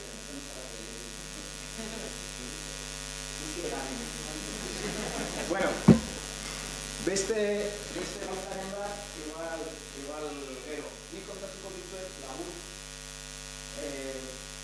gure mundu honetara, nire nahi zela intuizio. Ni marrazkilaria nahi, jarraiuzka honetara, batzuta, sortatutan zait, biharra komitibak, egitabat, urbanoa, azkera, kanaia, eta nola ematen dugu hori, manera, sinesgarri batez, eta ulergarri batez. Hori ere, bakoitza bere etiketa, eta nik etiketa batzuen artean nintzen, zaila dela, eta zaitasuna dela, eta, nik nire berroa, zehatu nahi, alde hortatik eramaten, manera, sinesgarri eta konprenigarri batez. Orduan, hizkera formalerako badugu gure Euskaltzaindia, Real Academia de la Lengua, Academia de la Langue. Entonces, ¿está Royal? Bai, República. Han monarkia laburtzen da. Orduan, hizkera formalerako baditugu hainbeste arau, komendio, kaguendio, gainateko guztia, hor badugu, badakigu nora jo. Baina, hizkera ez formalean ibiltzeko, zer daukagu? Bueno, nahi baldin badugu hizkera informala jorratu zen, bestela, kondenatuakote gaude bestela, manera beti xuxen, eta zorrotz, eta egoki, eta mintzatzera, ala ez. Ala egiten aldugu lardaskatu ere bai, hizkera. Ni komentzituan nago, marrazki bizionetan adibidez eta barretan, komikietan, euskara dugula langai ere bai, eta zergatik ez interbenitu. Beharra izatekotan, nik uste, interbenitu egin behar dugula hizkuntza. Eta horren aldekoa naiz. Manera, orain lehenbiziko, ikusten duzu zer dagoen hemen? Eulia, bizta hona. Zuek ikusten duzu eulia dela? Bueno, handiago eginen dut orduan. kasurik oberenean zer egiten du euskaldunak hizkera informalera jo nahi baldin badu. Bueno, hemen aipatu izan da, dialektoak. Ausartena joan da sestaoraino eta tafailaraino, baina nik ez dut entzun, bueno, ez da endaia ere, baina eskiula edo napaleu, ez da pensatu ere. Entzun ditut anekdota asko, Rajoik eta Erranduela, eta ez dakizer, hori da gure beste errealitate bat. Noraino gauzkan hartua errealitate horrek. Noraino erraten dugun, bai, iparraldean, bai, eurek. Nola eurek? Ez gara gu ala. Nik ala sinesten dut. Nazio bat gara, komunitate bat gara. Horan, gu eta haiek, nik ez dut olan ere burua sentitzen hemen oztan. Ez da Iruñan ere, eta ez da Donostian ere. Baserri txukun, barnetik deskojonatu honetan, ez? Hori ere, egiten zait, bueno, baita ere, estetika oso gauza pribatua eta oso personala ba. Bueno, kanpotik ikusta horako baserri bat eta barnetik zer egin duzue baserri honekin? Egin duzue, iduri du plato bat edo parke tematiko bat. Bueno, hori da Euskaltzaindiari beste zera bat, amu bat, ja gero ostiatzen hauen. Bueno, orduan, dialektoak. Modurik oberenean dialektotara jotzen dugu. Ze pasatzen da? Amurizak erraten zuen bezala, batzutan ez da euskalkia, ja, sukalkia zari garela. Osa, batzutan, behar bada hemen funtzionatzen duena, behar bada hemen jaztu funtzionatzen. Eta zer erranik ez, ja, hemen. Bueno, hor bada gaia. Beste euskalkiei buruz beste gauza bat. Nik uste, betitik pensatu izan dut, Axular gaizki interpretatu dugula. Berak ematen duelarik testu batean, kakotzen artean, hitz berdintxu batzuk, baina ez dut errepikatuko naiz gauza, baina eman dezagun, iguingarri, nazkagarri, okaztagarri eta negarri. Tartu izan dugu hori sinonimoa balida bezala. Eta horan, antolatzen dugu gure hiztegia eta gure bizia sinonimoa balida bezala denak. Eta nik pentsatzen dut behar dugula mailakatze bat egin. Zer da gogorragoa? Okaztagarria ala egoingarria? Zer da beste hizkuntzetan dauden mailakatzeak? Hemen guk ez daukagu, eta orduan batuara pasatzen dugu aberastasun guztia, klasikoa eta euskalkiena, baina gelditzen gara, hiztegiaren pisuak eramaten gaituela, baina itxasoaren ondora. Pinpilinpausa errateko badira 56 manera, baina gero ez dakigu erraten, argotari dagokion edo zein gauza eman dezagun. Ni honen aldekoa naiz. Adibide xume bat eta medaia tipi bat emateatik gure paparrean, gaina ez da guk asmatua, gu promozionatu genuen, afrusa hitza, oso erabilia dena Euskal Herriko parte handi batean, frantsesetik heldu dena, baina egokitu egin da. Afrustu, afruski, eta hola. Eta nik ikusten, hortera nola erran. Ez dugu beste meriturik, baina bai, ibili garela Kike, Antxon, hiru antzianok, ibili gara Euskal Herri guztian barrena, leku haunitzetan, gazte jendearen artean. Tan askotan suertatzen zen, hortera, nola erran hortera? Eta beti definizio bat, oso gauza bisuala dira, metafora bisuala. Nola definitu hortera?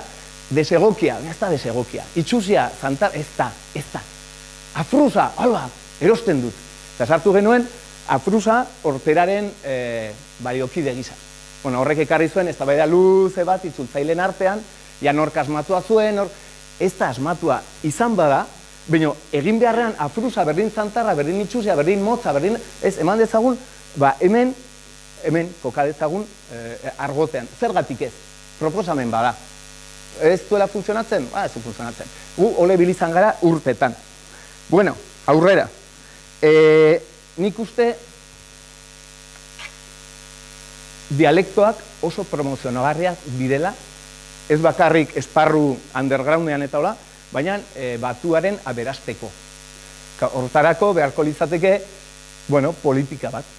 Politika bat erran nahi dut, horiek promozionatzeko manera. Garai batean, nola da, Goenkale naskitzan zen, tximas tabernatik batea, hori egina zagoken erabilera Euskal Herrian apaltzeko dramatikoki. Egia da, eta pensa telebista, Euskal Telebista zein dar, ahula, barkatu Xabier,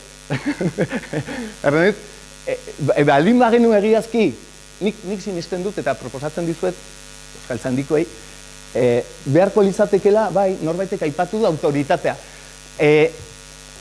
Autoritatea da autorizatzen duena, ez debekatzen duena. Etimologikoki autoritatea da autorizatzen duena. Gero, pensatzen dugu dela, ez debekatzen duena, zuzentzen duena, ez autorizatu. Eta hor, beharko litzatekeela, holako zirko txiki bat, eta hemen kreatzaile batzuk. Kreatzaile batzuk, gauta egun, lanean, gure adierazkortasunean ditugun utzuneak, betetzeko, ja nola erraten aldugun, sin más, nola erraten aldugun ezakitzer. Hori nitxiko gara hortara, nik hola ikusten dut, gero, komunikabide, herri normala bagina, bagenituzke komunikabide batzuk independentea, libreak eta hola, eta gero, edatu, ez da kasua, ongi etorri, baina ez da kasua. Eta gero hemen jendea. Eta hola funtzionatzen du momentuz, orain hizkuntz ukatu eta baztertua dagoena. Zuen osagarriari, Donostiko ura. Aurrera. Eta barkatu presa, baina badakit bestela, denbori gabel dituko nahi. Kasurik oberenean, dialektoetara. Kasurik okerrenean, pixkat presoak Euskal Herria mapa bezala, baina kanpora. Ondoko erdaretara. Enaguadoz, hizkuntza handiak eta txikiak, botere kontu da. Nik ez dut uste handiagoak direla, txikiagoak direla, ez boterea. Boterea nork dauka Zumosoleko lengusu atzean, eta nork ez dauka. Adibidez, zuri erramaldin bazizu nagusia, Muñoa! Ikasiko genuke. Estatuak naturalizatzen du, naturala ez dena ere, zerrati dago sartu erdara, espainola, Donostiraino, izan delako hor, indarra, eta badelako indarra. Horban, handiak txikiak ez. Hemen, botere dunak eta botereri gabe. Eta, hortan, utziko dugu, ez sobera zeratzeko. Orduan ze gertatzen da, oraiko egunean, definizio posible baten arabera, euskara ez formala edo gaztea erdara da. Eta gainera umore plus batekin, adierazkortasun plus batekin. Zer da problema? Hemendik hartzen ditugunak, gero aduana, horiek ez dute pasatzen. Eta gauza bera. Frantsesetik hartzen dira barra-barra, aduana gero ez dute pasatzen. Hemen ligatu, saiatzen gara ligatzen, eta hemen dragatzen zehatzen dira. Segurazki ondorio berberekin, baina aduana ez dute pasatzen denek. Eta gero berriz, ez bakarrik euskaltzandiak, euskaldun oinezkoa, superkezkatua nola erran behar dugun, berda da, iza erraten dela berdin bi aldetan, eman ez dugun piztina, nik oso bakanetan entzun izan dut igiri lekua. Entzun, eta baliatu sekulan, beti piztina.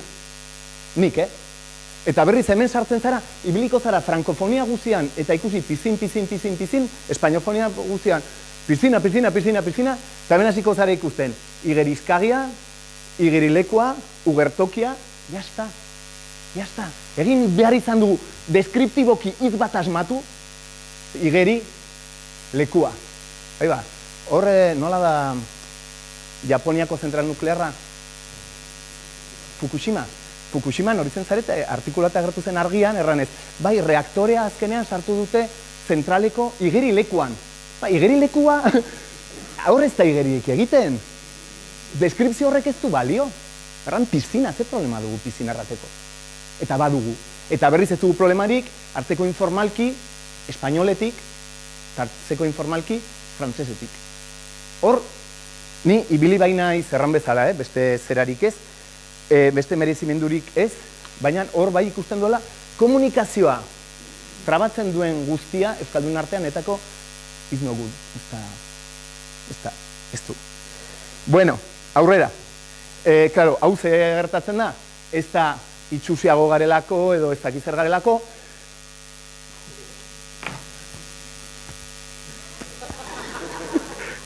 Bueno, pentimentoa, bakizu, pentimentoa izaten dela mise batean pintatzen dena beste mise baten gainean. Horrek ematen dio balio bat. Erran bezala, ni intuizioz taula, baina soziolinguistek erraten dute bi hizkuntza baldin badaude elkarren kontaktuan, bueno, badire aukera batzuk. Lehenbizikoa, iraun egiten dutela elkarren ondoan, Flandria eta Balonian, hor daute kordon sanitario bat, bakotxa badu bere botere kuota, berdintxua, eta hor bakotxa berean. Bigarren bide posible bat da, terziun kid erratzen dena, hemen da hizkuntza bat, hemen beste hizkuntza, eta bien artean egiten dute hirugarren bat. Pidginak, bueno, hauniz dire munduan. Hirugarren kasua zein da, boterea duenak, ez handiago dena, botere duenak egiten duena bestea irentzi, fagozitatu, hori Ainu hizkuntza dibez Japonian. Ja, Ainuarenak egin du. Zergatik, bueno. Bale, orduan nik sensazioa daukat, eta sensazioa bakarrik, prozesu horretan oso abantzatu gaudela. Oso abantzatu gaudela. Sustituzioa, bueno, ematen ari da aspalditik. Zergatik gure gazteak, gure gazteak. Guk ze mundu utzi diegu gaztei, ze konpondu diegu mundu honetan, herri honetan. Sustituzioa ematen ari da. Bueno, hala, bla, bla, bla.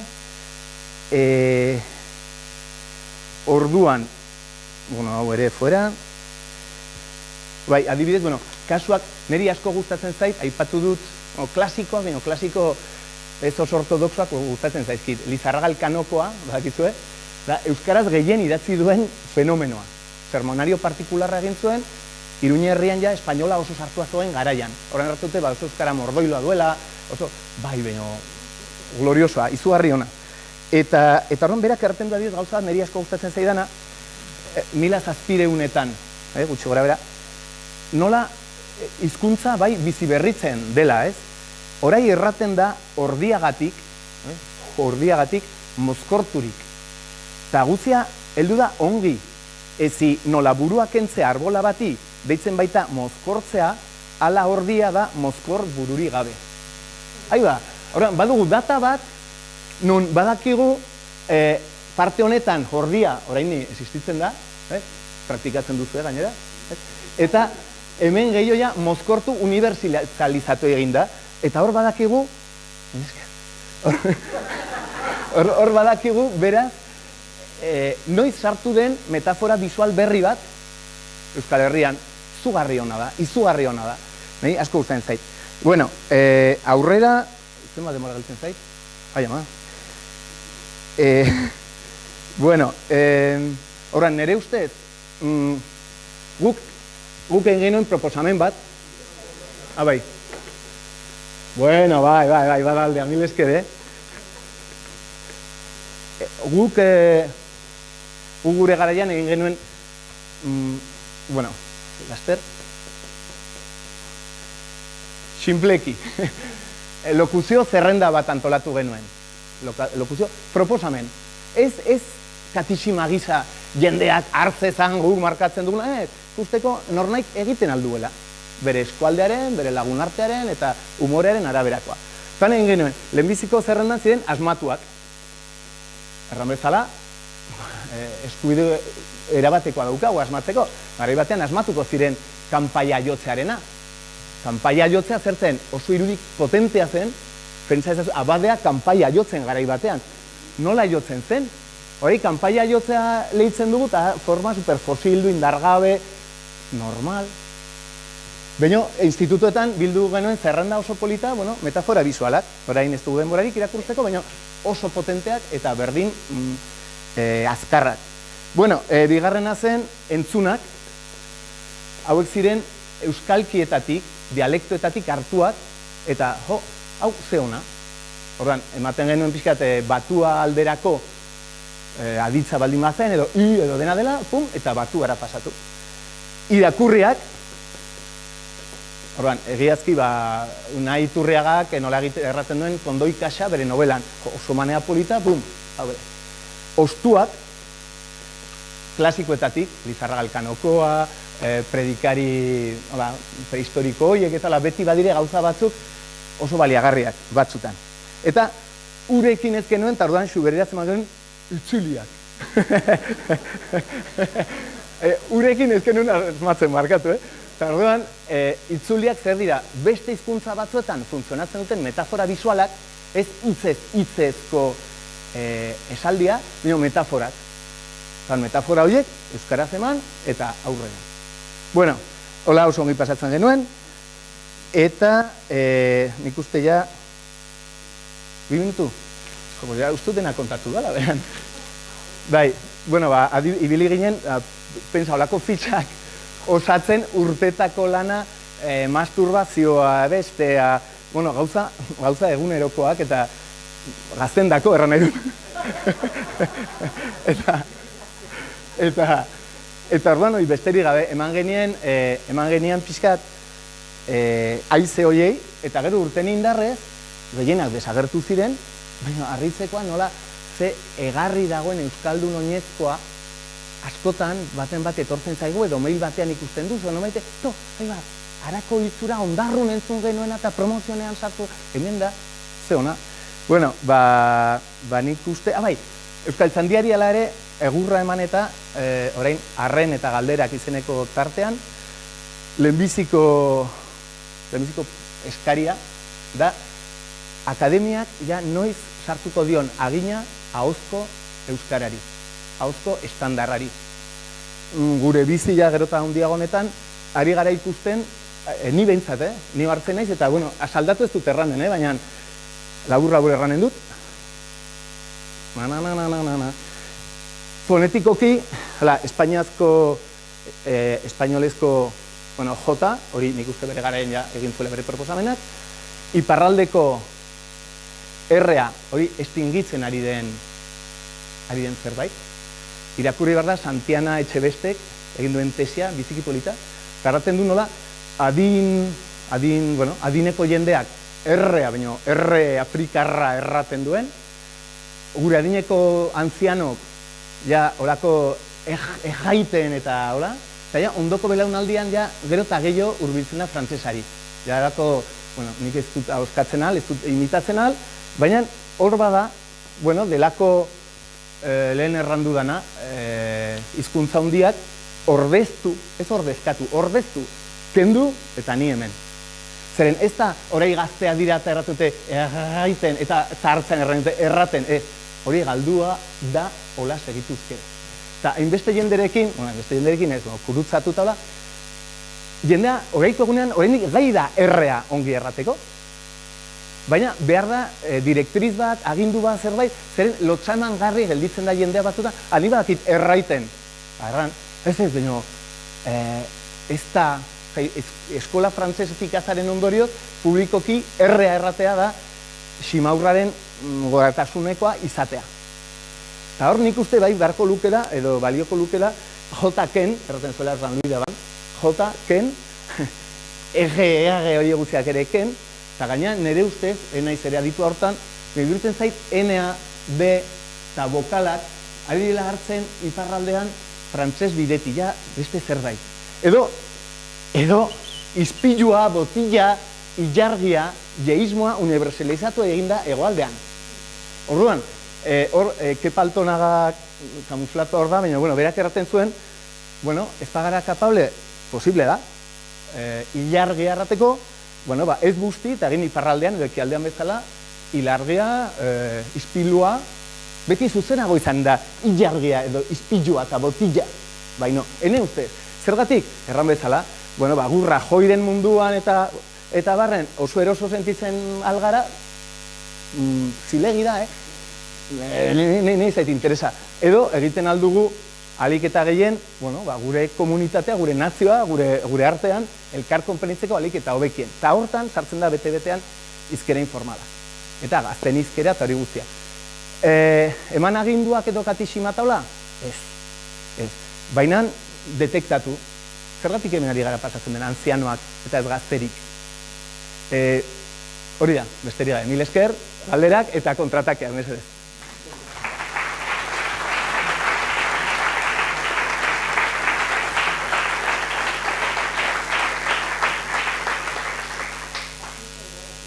Bai, barkatu, bai, egia.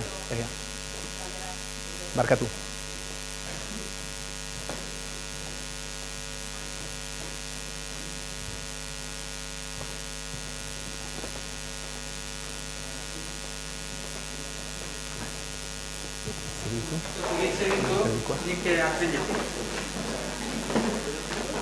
Barazkilai eskasan nahi. Bueno, ez dut irakurriko, idatzita ekarri dut, zati bat, eta idazkizun beste zati bat, hau da, geroko geroan egiteko ustean, baina, claro, nik lehenengo hartu nuen, zera, titulu gisa, Ramon Osa jaunak eskatu eta izan zen periferiatik gogoeta, ezta? Periferiatik. Bueno, ez dakit Bilbon bizi naiz eta Gernika Bilbo horringuru horretan, baina Bilbon gehiago, eta ez dakit periferia den, erderaren periferia ez da behintzat, euskerarena neurri handi baten bai, baina Berlin ere Alemaniaren periferia da gaurko Alemanian behintzat, ez da? Bueno, gai honetarako pentsatu ditudan pintzelkadak dira aprobat neure kautan nituen edo batez ere eskuartean momentu honetan darabiltzadan puntuak eta ez hainbeste gaiari planteatuta dagoen modura guztiz zuzen oratzekoak, ezta. Bueno, batetik terminologiaz esango nuke, mendebaldea ez da dala nik asko maite dudan hitza. Mendebala, azken baten, okerrezpanago, eguraldiarekin gehiago lotzen dut mendebala, mendebaldea, kostaldea, edo, en fin, mendebala jotzen duen parajetik, ez da. Badakit, garai baten, enaitasuna aldizkariaren bitartez eta zorioneko mendebal hori sartu zen, baina ni horretan klasikoa naiz, nahiago dut sartaldea eta ekialdea erabili, eta ez mendebala eta ez dakit beste zeitze zera baino ez da. Bueno, hori batetik. Sartaldea da okzidente nola baitz esateko, ez da? Euskia sartzen den partea. Bueno, euskera batuaren gainean ez daukate bintzat formaltasunaren aldetik, formalidadearen aldetik, morfologiaren aldetik, lexikografiaren aldetik, edo, bueno, behar bada fonetikaren aldetik, ez daukat gehiegi esateko hori. Gauza jakina da, Arantzazuko kongresuaz eskero, ja, 50 urte igaroak direla, ibili luze baten esperientzia dugula, eta, ez dakit, nigor, sareren baten irakurren nuen, Gasteizen edo, heldutasunera heldu dala, ez da. Hau da, heldutasun batera heldua da. Eta ez dakit ibili honen ondoren gauza berririk esango nuken, eta hori ez da nire asmoa zer den batua, zer ez, eta holako zer hori. Baina ardatza zen aprobat euskara batuaren eta lekuan lekuko erabileren arteko orekabideak bilatzea, ez da. Da, bueno, sartalde hitza dela eta batez ere erreibindikatu nahi dut Juan San Martin eibartarra. Ze Juan San Martini, ni gaztetxoan nintzen, kasetaritza lanetan ibilten nintzen orduan herri irratian, Radio Popular FM, euskarazko beruzaioetan, eta Juan San Martini behin baino sarriago entzun nion, hori bizkaiera hori ez dala hitz egokia, eta behin da berriro esaten zuen, klaro, bera etzan bizkaitarra, esan seinyoriokoa, esan jaurerrikoa, bera esan eibartarra. Bueno, da, kontu hori, oso kontutan hartzekoa da gaur egun, da, neuk momentu honetan egiten ditudan batez ere edabide kolaborazioetan eta gehiago nahi izaten dut hitz egin, 3 eremu bananduz, ezta?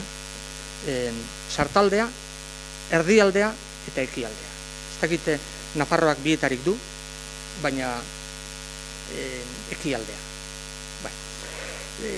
Baina argi daukadana da bintzat sartaldea hitz egitea kontzeptualki zehatzagoa dela, komenigarriagoa dela, bizkaieraz baino. Bueno, dana dela, zergaitik hitz egiten da bizkaieraz. Claro, daukazue Bizkai, erroa, azken baten lurralde historiko bati dagokiona, baina historia askorik ez da behar jakiteko, Arabako Aiara aldea, zein Lautadan, edo Gipuzkoako lurraldearen sartaldean, hau da, Debalentz parte guzti horretan, azken baten, erregistroa, historikoki berdintzua dela.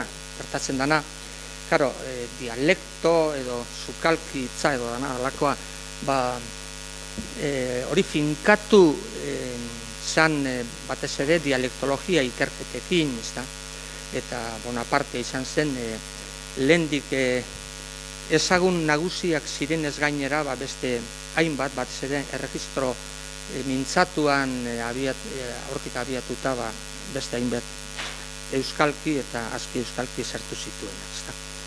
Bueno, Eibar dinot, gaurko Eibar ez da aldi bateko Eibar, baina hor izan dira idazle bi oso neure ustez referentzialak erregistroaren kontu honetan. Lehenengoa izan zen Torillo Etxebarria. Da hori Euskaltzaindian euskera aldizkarian argitaratuta dago, berak da orain zarean ere badaukazue, El lexicón de los de Arrate. Liburu zoragarria. Eta hori zelan bait zan ahozko erregistroa jaregitea eta idatzirako proiekzio bat emateko zimendu bihurtzea. Eta agian obra hori izan ez balitz, Juan San Martinek ere bere zirikadak eta estenkadak ez zituen hain modu dotorean egingo, ez da. Gero, ja, izka bat nabile salto-saltoka, edo jauzi-jauzika, gero gaur egun bideratu dira, oraintzu izan dira modan, zenbait erregistro idatzi, baina ahozkotasunaren transkripzio direnak, ez da. Baina, ni neuk horretan oso ez naiz alde horretatik horren joera horren debotoa ez naiz inolaz ere. Esperientzia badut etnotestoen kontuan, Euskaltzaindian bertan atebaz hizkuntza atebazaren kontu horretan, baina lehenagotik ere ikasleekin eta irakaskuntzaren bitartez etnotesto deitzen diren horretarikoak biltzen eta bar, baina gehienetan ez da ahoz hitz egiten den moduan idatzira eramateaz testo bat, hor ez dut ikusten plus importanti.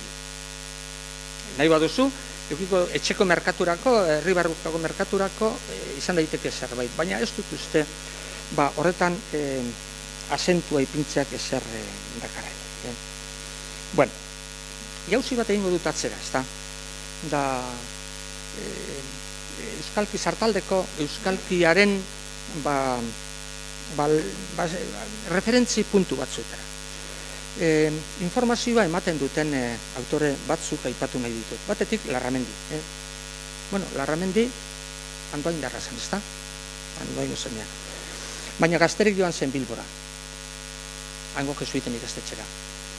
Orduan, bere etxeko erregistroa bazeukan, da gero asko gerego zertu zuena, ikasketak erderaz egingo zituen, baina argi dagoena da, han egotaldi luze samarra egin zuela, Salamancara eta joan aurretik, Bilbo parte horretan. Eta Bilbo dio danean, ez da oraingo Bilbo da, 18. mendeko Bilbo. Da orduan, Bilbo, igual, hiribarrua erdalduna izango zen neurri handi baten, erromantzeak duna, baina Bilbo eta aldeerak, edo inguruneak, izan dira guztiz euskalduna. Alde guztietatik. Barakaldo ere euskalduna zen. 18. mendean da 19. mendean ere. Eta Alonsotegi, eta esan egot, zirkulu guztia euskalduna zen. Nerrioi aldea, Txorierri aldea, eta esan dezagun Uribe Kosta, edo, nahi zuen parte hori. Bueno, Larramendik, Pirineos Beheitiko euskalkin nagusien erreferentziak utzi dizkigu batez ere dizionario trilingu horretan, eta baita ere laburrago el imposible vencido gramatikan, ez da. Baina ematen dituen referentziak erakusten dute bazuela ezagupide bat lehenagotik zetorrena.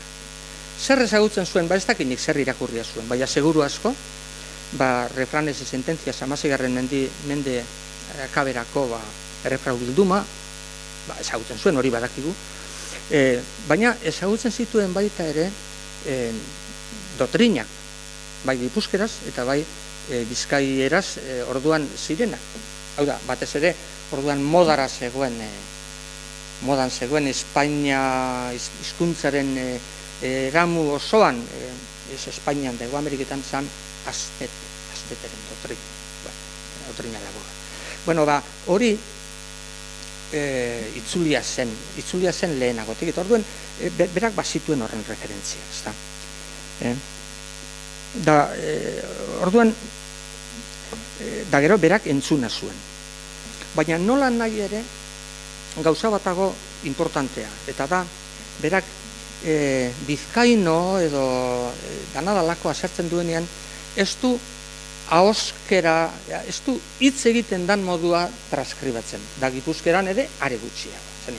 Ia bere garaian argi zeukan Larramendik, naiz eta bera oso iztun ona izan eta bere sermoiak eta beste testuetan hor tartekatuta dituen txatelak irakurtzea baino ez dago, iztun ona izan eta bizia izan eta horren ospea izan, berak idazten duenean badu halako eredu bat, gaurko ahozko erregistroetatik oso zera. Basekian zer zen mintzatua, bailara bakoitzean eta egingo zen, bere fonetismo eta milarekin, baina idazterako orduan ja beste gradu baterako zera. Hori, azken baten zer da, hori da batasuna. Batasunaren urrats bat. Bueno, dino, are gogaikarriena da, txarlari horiek uste dut iztegikoago, ikustea eta aditzea nola dauden izekazta musinka euskeraz ederki dakitenen jolasari. Ari da batez ere, orduko gizartean erdal esarazta. Behin Nafarroako mintzoa dela, gero Bizkaiko berbadongea, batean ausaz ere Goierriko izkera dezula, bestean noazkiro, beterrikoa, atxurlarien eta nekazarien hitzera da laura, baserritara dirudizula, eta mila onelako astakeria. Bueno, hori da bat. Eta bezetik gero, bazen orduan Gandara izeneko poeta bat, edo erdi poeta bat, Gernikarra idatzi zituena eta imprimatu zituena Gabon kanta batzuk argitaratuta daudenak, eta jesuit, Larramendiri idatzi zion edo bialdu zizkion, referentzia zen, eta ari erantzunez gutunean dino, gutunaren amaira. Horra, bukatu dut, egiten du nahi eta apur bat Bizkaira antzeko zerbait, gutun nekagarri hau zeuben eskarako berbeagaz. Da, eslogana da, eskara guztiok dodaz maite eta gozo. Nola baite alako mintzoaren eta idatziaren arteko zubi bat edo nola baite elkarbide bat. Bueno. Beste autore klasiko aipagarri bat, eta Donostian gaudenez nahita hautatu dute Larramendi eta nahita hautatuko dute Kardaberaz. Kardaberaz okerrezpanago Hernani Arrazen. Hau da, ez ziren Bizkaiko mugako edo ez Goierri, ez Urola aldekoak, ez ziren, esan dezagun Gipuzkoako ekialde partekoak, ez da? Bueno, batetik aipatzen du Mendiburu, eta Mendibururen izkera nafarkutsukoa eta dino hori Bizkaian ez dala aditzen, ez da? Aldiz, Gipuzkoan bizi direnak, haize, ulertzen dituztela, bai nafarrenak eta bai bizkaitarrenak. Eta bizkaitarrentzat askoz errezagoa dela Gipuzkoarrena testuak ulertzea nafarrenak baina, ez da. Baina azken baten utxunea bilatzen du zerena. Testu idatziena batez ere sartaldeko izkeretan. Zer gertatzen da, euskara literarioaren prozeso dator ekialdetik sartaldera, ez da? Iparraldean, Lapurtera klasikoaren inguruan, gero, esan dezagun, Gipuzkoa da loratzen dana, da batez ere jesuita. Eta gero, urrengo belaunaldia da, Mogel eta Inibarro eta nolabait horren segida izango dutenak, ezta? Eta gogoangarria da utxune hori ikusita nola Hernaniko seme bat abiatzen dan bizkaieraz liburutxo bat idaztera. Eta hori da Agustin Kardaberaz, ezta? Nondik zekien, azken baten hau ere Bilbon egona zen, ezagutzen zuen. Zergaitik ezagutzen zuen asko? Herririk herri asko ibiltzen zirelako, orduan batez ere harimak zeruratzeko gehiago, baina argi zeukatena da Trentoko kontziliaren ondoren batez ere protestantien gandik zozarrik hasi zuten, herriko hizkuntzak erabili behar zirela. Eta honek Kardaberazek sortu zituen olako herrietan, olako kofradia modukoak eta herri askotan, Bizkaian da Gipuzkoan, baita ere Araba aldean ere asko ibili zen eta Nafarro aldean ere. Da, ohar hau egiten du, batetik, ausartzen da, lehenengo Gipuzkoaz argitaratzen du Azeteren doktrinaren bertsio bat, eta handik hurrengo urtean ateratzen du Bizkaieraz, ezta? Eta bere hitzak dira interesgarriak, eta irakurri ingo ditu, ezta? Badakust ondo, Bizkai guztiko euskera bat izan arren, berbaren batzuk, herri batzuetan, besteak besteetara, besteak besteetan ohi direla. Entzunaz ikusi edo ikasi da, entzumena. Orozko eta Seberiotiko txandiora, eta Plentzia eta Matxitxako aldetik Mungiara, eta onuntz berba batzuk eta esateko moduak banaro edo diferenteak ditu ezala. Baina senyorioko beste leku zabal handi eta bazterretan beste hainbeste euskaldun euren modura nik askotan entzun eta diranak gustoz adietan dituen. Diferentzia gaipatzen ditu, ezta? Hori. Da, azkenean ondorio batera da, berak zer egiten du. Laburrera nik eskribietan dut. Berak hautatzen duen erregistro ez da gero mogelek bultzatuko duen apurut markinaldeko hori. Ezpada, senyorio guztirako edo olako zer bat. Azken baten tradizioetik jaso zuen, ez da? Batez ere. Edo entzuten zuenetik hurbilago zegoen, ez da? Egiten dau pedagogia hau. Nik eskribietan dut, baina bakotxak, apaizei buruzari da, bere herriko legez irakurri esan edo pronuntzia du behar dauz, da? Herri guztietako modura eta guzien gustora liburu batean eskribitzea ezin izango dan gauza da. Hau da Kardaberaz. Eta lehenagotik zer zegoen? Lehenagotik zegoen, sartaldekoak ginen Kalahorrako Eleizbarrutiari atxikiak, ez Iruñakoari. Bost mintu? Bueno, utziko dut hau. Da etorriko naiz, gaur egun gora pizka bat. Eslogan modura ipini dut, lekukoan lekuko eredu idatzi berriak ez bultzatzea. Hau nahi eta diot, badagoelako gure artean olako joera bat. Pentsaturik, herriko erara eta zenbat eta hizkera bereziagoa izan horren transkripzioa egitea dala pizka bat zerua irabazteko modua. Egon dira olako esperientziak eta bat izan da Bermeotar baten oroigarriak gerra aurrean 25ean argitaratu zen, teatro lanak ziren, teatroak eta gero transkribatu zen da liburu legez argitaratu zen, ezta? Olako esperientziak izan dira, baina oro har oso gutxi. Orduan, ez dut uste hori da nik bultzatu beharreko bidea. Da beste bati nik garrantzia ematen dio. Igual, horretan klasikoa naizelako. Nik uste dut, ahoskotasuna edo ahoskoaren aberastasuna bultzatzeko edo literatura idatzirako edo baturako irabazteko bidea dela, literatura lantzea edo literatura bidez esertzea. Gure artean, hiztegigile garrantzitu bat izan da Azkue. Azkuek idatzi zuen bere hiztegia.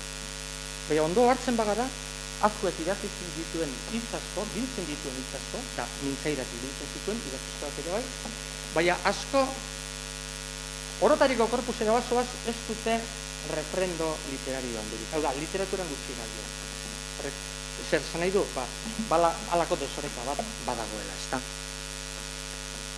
Baina asko bera horren jakitun bazen. Eta 20. mende hasieran atera zuen Euskal Zale, aldizkaria, aztergo bat, da hor, eta gero idatzi zuen geroago novela bi asko estimatu izan ditunak. Bata da Ardi Galdua, orduko bere euskera baturako prozesu bat, eta beste bata gutxiago ezagutua dana, baina euskaltzaindiak atera zuen, da Latxi. Baina hori Bizkaira. Baina bere alegin literario horretan bereziki saiatzen da ahozkoak erresketatzen eta lehen iragazki horretatik pasatu eta literaturarako eroatzen. Da, bide horretakoa izan da, beste bat aipatzearen Azkueren belaunaldikoa, Domingo Agirre, eredu bi eskaini zituen. Lehenengo dauka saioa modura, Oinamendiko Lorea, baina, karo, Azkueren misteria argitaratzen danean, orduen idazten ditu eredu bi. Orduan eredu literario diferenteak ziren. Batatan Kresala, Bizkaira literarioa, eta beste esan Garoa, Gipuzkoa literario. Eta hor, irakurtzea hasi da, ikusteko zenbat hitz errespetatzen diren orduko euren garaikoa errespetatzen. Orduen ikusten alegin hori importantea da. Gero, alegin teoriko modura, edo alegin bilketa modura, badira beste referentzia batzuk edo importantea dira. Eta bata, aipatu nahi dute beraria, eta da, Sisto Maria Mokoroa. Maria Mokoroa Tolosarra zen, baina gerrak harrapatu zuen betean, eta gerra aurrezuan berak egin zuen teorizazio polit bat, hau da, gero nahi izan zuen hori aplikatu, eta egin zuen exilioak ematen zion, indaraldi guztiarekin enpinatik, eta gero ere, Bilbon jolatuetako ikastetxean, Zapatako jatan hitzak bildu, eta egin zuen, gero horrein zarean daukaz zuen, hortik eta hemendik, repertorio del botinista. Baina, horri eskerra, sortu zuen altxor bat eta idazleentzako tresna bat, gero kontutan hartu dena. Beraz, nik uste dut, gaur egun, mesedegarria dela idazleak, ahozkotasunean ezagutu duten repertorio hori, edo liburuetatik hartua dela, edo iztegietatik hartua dela, edo norbere bidentzitatik hartua dela, hori idatzizko literatura sorkuntzara edo institumetara. Eta hemen daukagu Patxi Zabaleta, eta nik esango neuke, beraz, bere lehitzako zerezik, bere lehitzako jatorri horretatik, bere azkenengo elaberrian egin duen alegin hori, agerian. Eta alegin bat dagoela, bere eremuan ezagunak izan diren hitzak, eta behar bada, kultura aldaketaz galtzen doazen asko, nik uste hori alegin hori oso importantea dela. Hori esan nahi duen, eta gero bigarren urrengo zer bat, bakarrik, da ez dut uste kalitateko hizkuntza bat lortzeko, ez dut uste kalitate handiko hizkera bat lortzeko behar da hizkuntzaren biotoko arnazgune edo erabildune zendoa. Da horretan galtzen ari da. Hemen bai banalizan alde, segituzko markoten belarria errenizatu dut beti, alitza esaten dira, beti errenizatu. Horlako batzu bidatzen dut eta izan. Baina, kontua da, kantaldean ikusten da, itzera asko zabaldu da, asko ikasi da, asko erabiltzen da maila formalean, eta baina akatsak da. Akatsak, eta ez da zintar horiak markatzen initzea kontu ez da, baina bai, referentzia seguruak galtu moda, neurri handi bat entzaztela, eta horrek ez da. Da usteot horretarako hizkuntzaren erabilguneak sendotu da. Hau da, hizkuntza bizia, mintzatua, transmisiokoa, naturala, hori, ondo badoa, idazleak askoz ere eredu seguruagoa dut. Hori da, mezu legez bialdu nahi dutana, eta parkatu luzatu ba naiz edo desorekatu bat dut neure ezen.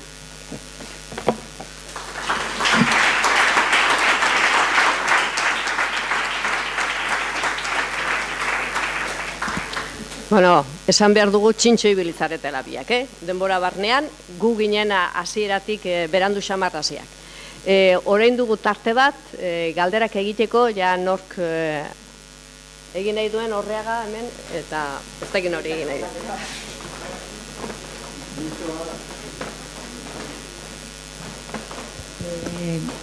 Ja, bai, haitzen.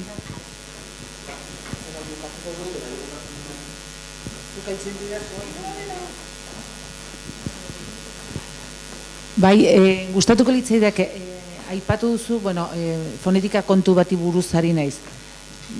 Bueno, ahoskera nolari den errotzen hegoaldean jeismoa, erabat ados, hor, Andres Inigok, zure nahiak nola izenatu, Patxi Inigok bildu zuen lekukotza batzuk bortziriko gazten inguruan, eta jeismo erabat errotua zegoela, adierazten zuen.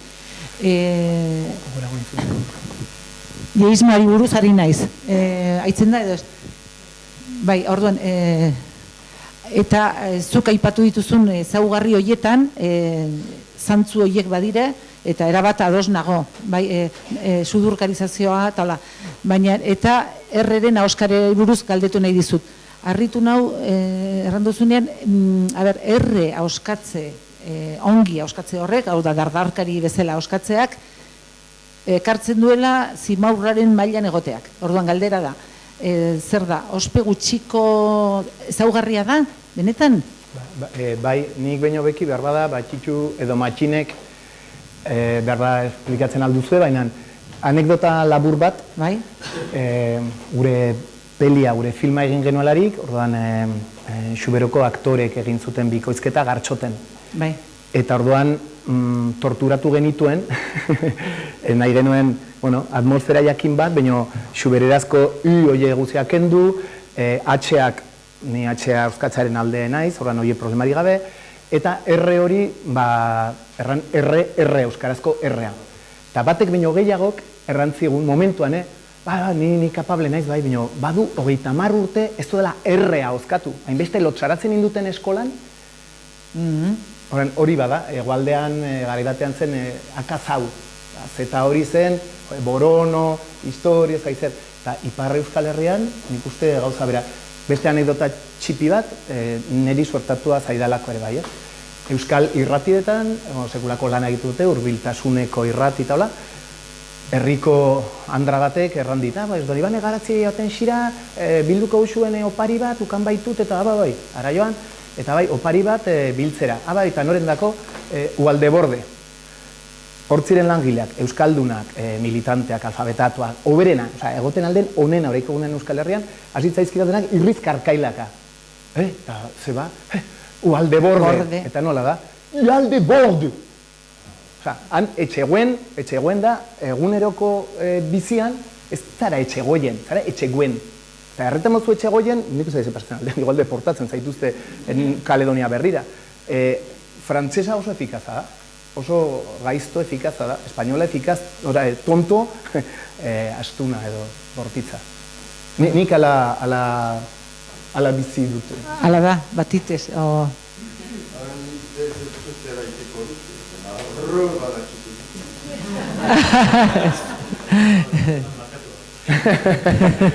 Baina, bihar arraindegian, maulen, egin behar duk erregai. Hene ustez gauza soziala da, soziolingüistika, utxa da.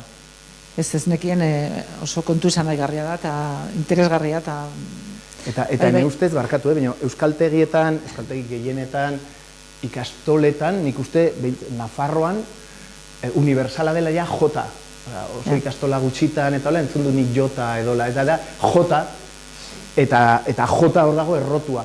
Eta hemen dago beste erre hori. Orduan, Euskaltzandiak egiazki, noizbait, agina, zen, ni ateratzen naiz plazara erratera, ni agitatzare baina naiz, inork ez dikasorik egite. Baina, akademiak edo erratea ez dire, ahozko batua, hauta.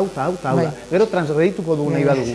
Baina, bederen arautegi batzen garaiz gaude, nahi ustez? Baina, oso interesgarria da zer, ospe kontuekin hasten garenean, akabo, iruditzen zait, adibidez, jeismoaren kontuarekin, ni horitzen naiz, sortzez, mezkibizkoa naiz, eta hor, gu txikia ginelaik, pues, elea oskatzen genuen primeran, orduan, kanpoko ezaugarri bat zen Iruñetik zetorrena. Orduan, egiten zuenak pollo, galleta, eta horrek se hacía la txulika.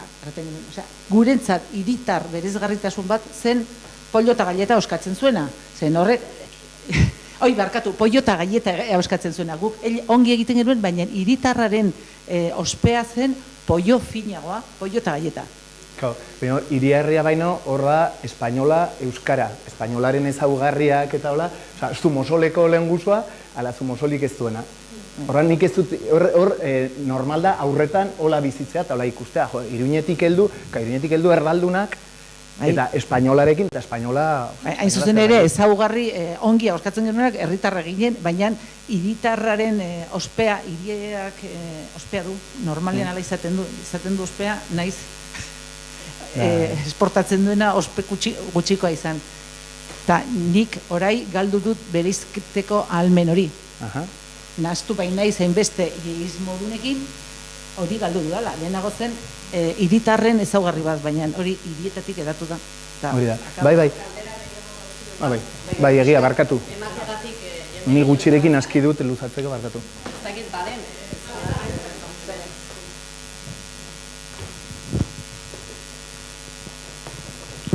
Bueno, galdera baino nik hasteko komentario bat egin nahiko nitzuke, pare bat.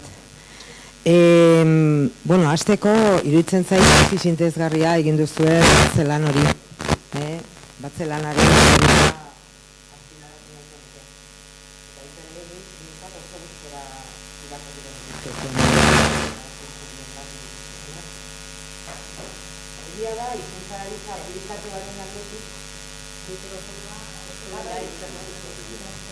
Ditzen da? Ez da ditzen. Orain. Bai doz, zatu hona eta igual bendik proiektatu. Zatu, bai. Batzelan hori azpimarratu nahi zenuke eta horren interesa, eta zintentzat interesanti izan dute jakiteko zuen zemenderia, eta baldezen batzuziona. Nik zalantzari dago dauzkat hizkuntza berritza aplikatuaren alderdi, adibidea. Bako izutzen hori noraino implementatu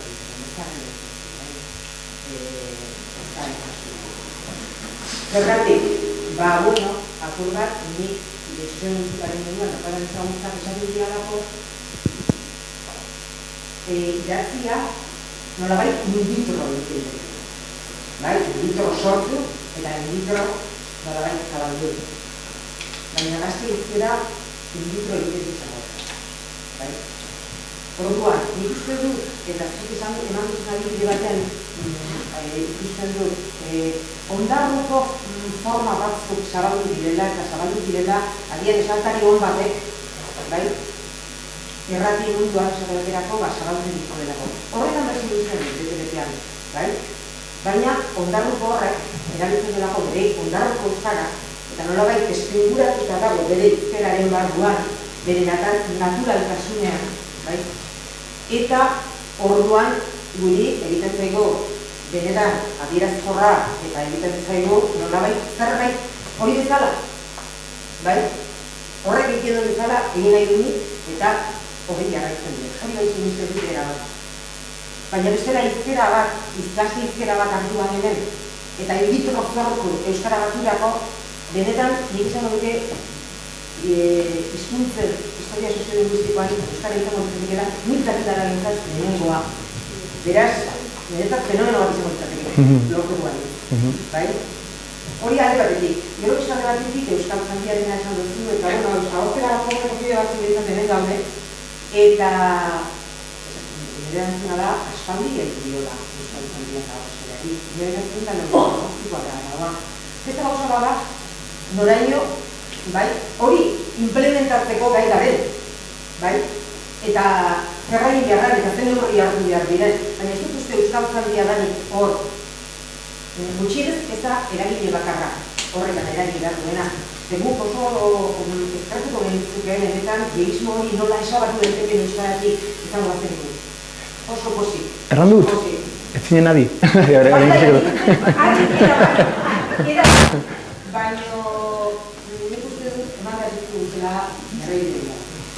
Ongi. Zer rol ematen dira zuen.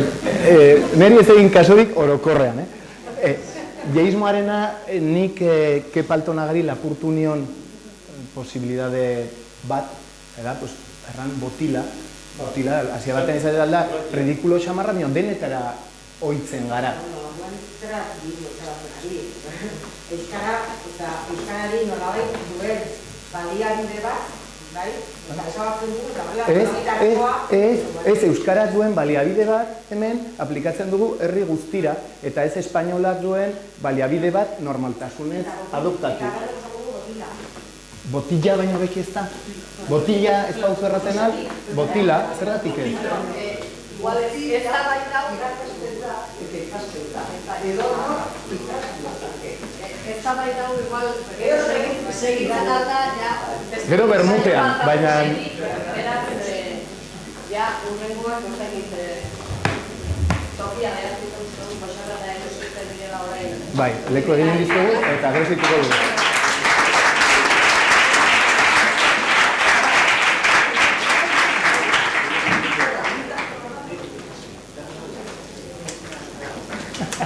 Nintxera inonekin. Gustura.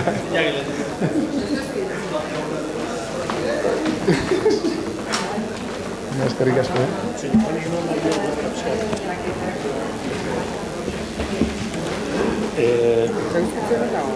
Euskitze? Xabier nun da, Xabier, nun ez dutatu ez? Xabier Euskitze, hemen bada, datorrela... Ba, zu.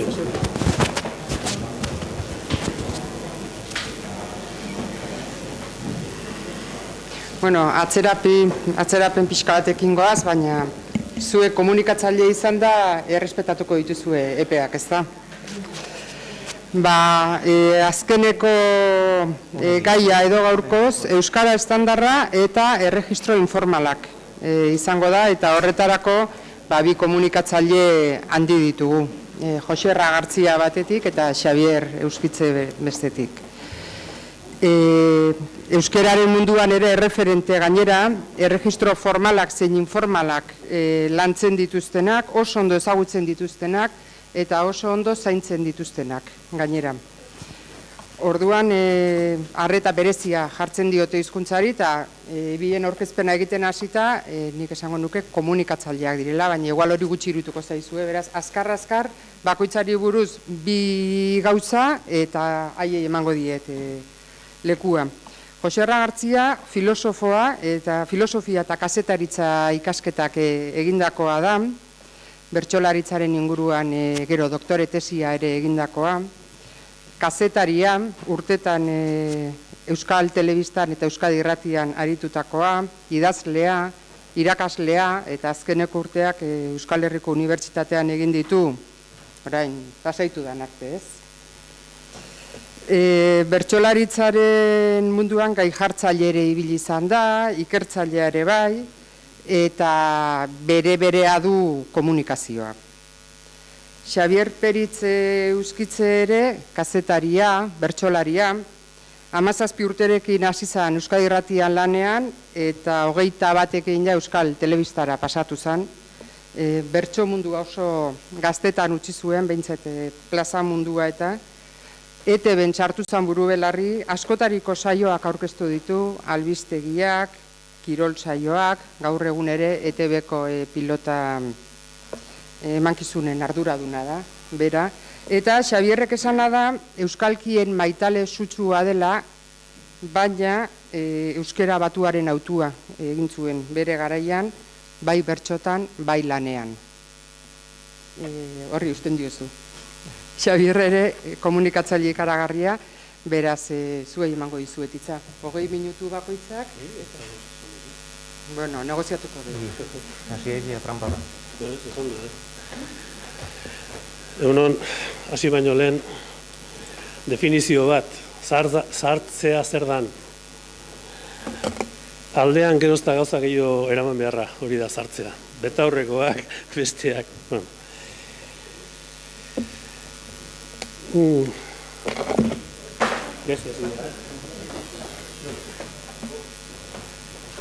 Bueno, abizatu didazu 5 minutu faltan edo gaudelean, ez da? Bueno, azka xamar joango naiz, hasieran kontu asko neuzkan esateko, gero kontuatu nintzen alako prebio bat egin da ordu bete pasatzen duela. Pixkati guzteko. Bueno, orduan labur joango naiz, eta gauza batzuk guztiz eztabaidagarriak direla jakinda esango ditut, gero diskusiorako. Matizatzen hasten banaiz, ez naiz ailegatuko. Bueno, aspaldi handiko ametsa izan da beti danik edo, euskera plazaratzea edo euskera larreko izatetik noranaiko izatea pasatzea, ezta? Beraz, alor eta hiztun berriak irabaztea euskerarentzat, hori izan da, azken urte hauetako, eta lehenagoko, baina azken urte hauetako, alegina nabarmen, ezta? Eta labur, esango dut, diskutigarria dan gauza bat, zabaltze lan eskerga eta eskergarri horretan, euskararen kalitatea aldez edo moldez kaltetu ere eginda.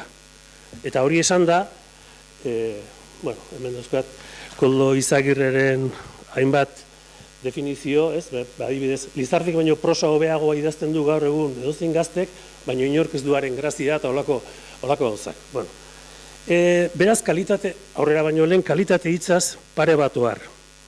Kalitatea, nire ustez, hiztunen ikuspegitik begiratu behar da, eta ez hizkuntzaren ikuspegitik. Ez dago hizkuntzaren baitan kalitatea. Gramatikala behar bada bai, komunikatiboa ez.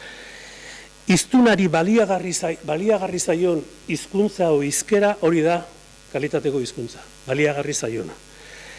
Horretan hizkuntzaren kalitatea eta hizkora batena irizpide berberarekin juzgatu behar diela, eta hortan ni baino fidagarria odan baten bermea daukagu, ezagutuko duzuen oski Koldo Mitxelenaren konparazio hori.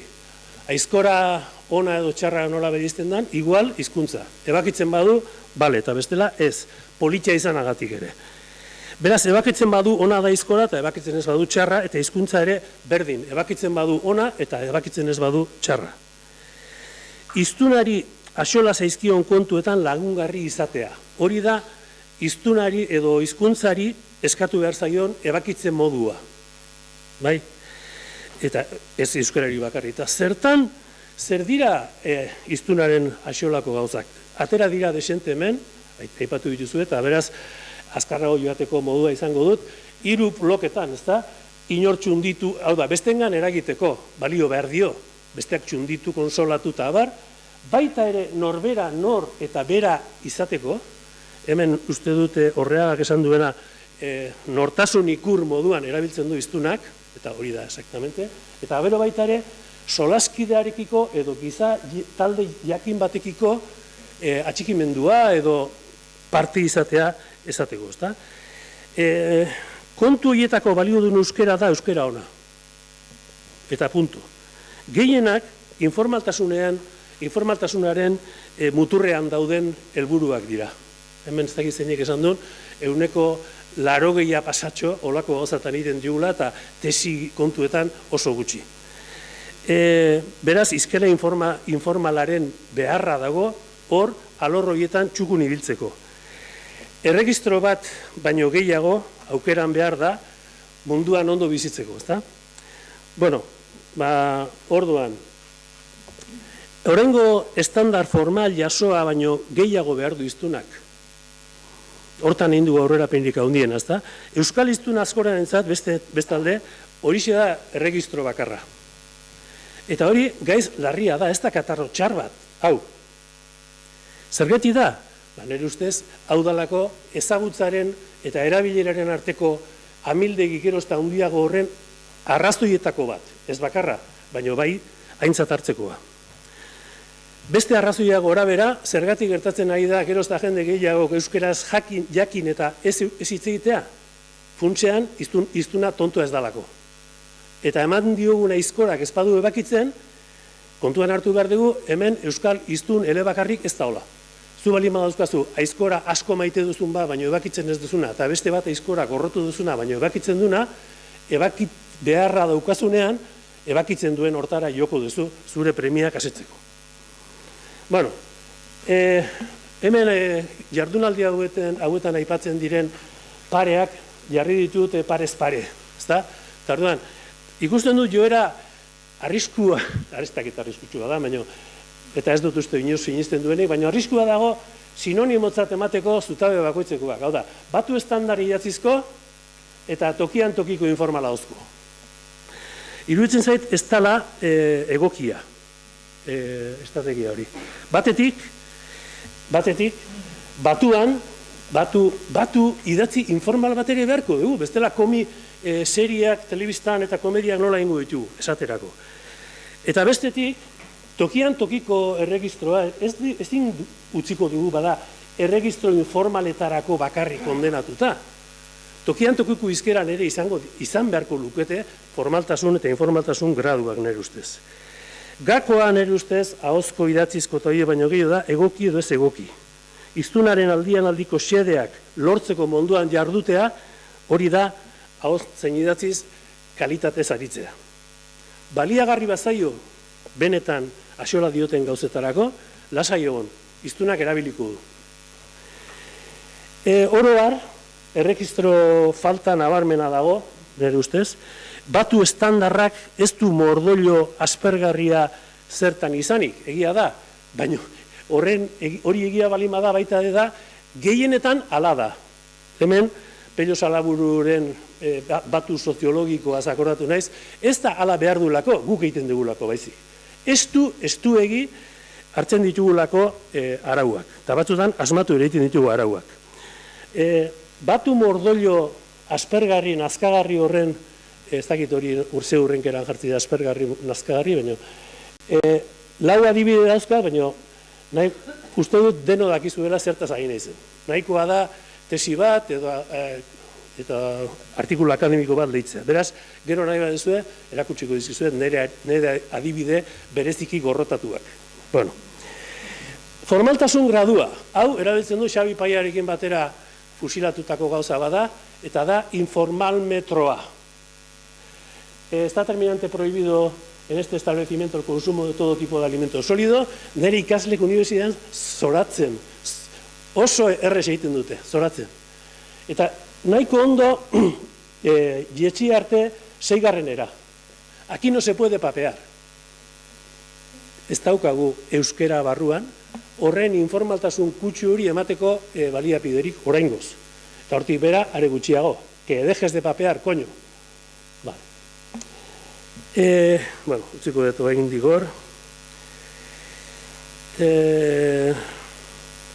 Vale, orduan, emakume baserritarrak, hau adibidez da, Bizkaiko emakume, baserri giroko emakume eta gizonezkoak, ohartarazteko, kontzientziatzeko emakumeek, baserritarrak, kalekoak baino handik ere, lan gehiago dauzkatela. Oso politia zen, baina, bueno, atea zuten dekalogo bat, baserri banatzeko, eta dekalogo horren puntu bat zen, hau, ekintza positiboak martxan ipintzea, emakumeak tradizionalki gizonezkoenak izan diren arloak ezagutzera bultzatzeko, normalean esleitu zaizkien esparruetan geratu beharrean. Bizkaiko Diputazioko zigiluarekin dago, zergatik zuzena dalako, hau da, H-ak bere lekuan daude. Hori disparate bada. Hori disparate latza da, eta debekatu inbarko litzake. Nere Osaba tabernariak, hau irakurriko balu, bete kontatzen dut, esango, abizatu leheno ez dala leitu behar. Ez leitu gartzen du bukaeran. Bueno, gero, ahozkoa eta ez ahozkoa, oso azkar esango nuke bi gauza bakarrik. Ahozkoa eta idaztizkoa bi mundu zurrun amildegi batez beriztua daudela, hori bukatu zen aspaldi. Ez dakit sekula izan da nola. Baina gaur egun are gutxiago. Totun revolutun bada, dena kakanaste bada. Eta hemen, autoridade akademiko bat, ekartzen dizuet, euskeraz nahi bat zuen, zer da e-mail bat? Konputagailu kontu bat, gutun elektroniko alako bat, eta besteak esaten du. Bai, edo telefono de isil bat. Hau da, uste du Mikelek induela goizian, olako zerbait, eta nik aspaldi jarritan eukan ze gertatzen ari zaigun, eta aurki gehiago gertatuko zaiguna, aurki gara, ahoz idazten, eta eskuz hitz egiten. Bueno, munduko zerak denak esaten dute, e-mail eraginkorrak izan ditezen, e-mail testuei, idatzizkoei, ahozko jardunaren kutsua eman bazdaiela, tasua eman bazdaiela. Galdetu da, ahozko batu estandarra behar ote dugun, hori da galdera antolatzaileena, nik ere beste guztiekin bezala, bai, behar da, eta lehenbailen. Orduan, gauza gauden bezala, niretzako ere, importantena da, batuaren baitan, erregistro informalak lantzea. Hau da, batuan, ari gehala ere ez izatea beti batu joazoera bateko hortan, horren barruan. Bueno, ezinbesteko lana da. Badaude batua informaltzeko modu egokiak eta badaude modu ez egokiak. Ez egokiak aipatu dituzu hemen, eta bereziki Asiskok aipatu ditu, bata da tokian tokikora, sukalkietara jotzea. Zemuz, pantxe aileatzea, eta ez dakit zer. Nik ez dakit zertan, zergatik, eta zeinentzat dan, kolokialagoa, informalagoa dut baino, ez dut ulertzen. Bai? Bueno, baina hori hortaz esan da desente. Eta gero, hemen lehen aipatu dudana, Kik eta biok alperrik 2 urtez egin genuen lana Euskadi Gaztean, garai hartan Euskadi zan, eta hori, ikusten da, iztun kompetentzia nahiko honekoak, eta jakinarazpen hutsa dan guztia bai, baina hortik gorako dena erdera jota. Zergatik? Oso abertzaleak dira, baina hala ere, ez dakite euskeraz erregistro informal Euskadi Gazteako tribuna egiten. Eta euskaldunak direla behira. Apa, par de dos, honenak zarie, gustatuko litzakit, aironen zehozte ipintie, domekan ibilaldire, a ver si se pilla katxo. Ze últimamente, hau da, euskaltzalea dira, nahi lukete euskeraz bizi. Eman diegun tresnak ez die balio. Eta gero badaude modu honak, eta orduan hauetan, 3-4 bentzat komentatu nahi nituzke, beste gabe. Bueno, bata da, begien biztakoa, itanoa.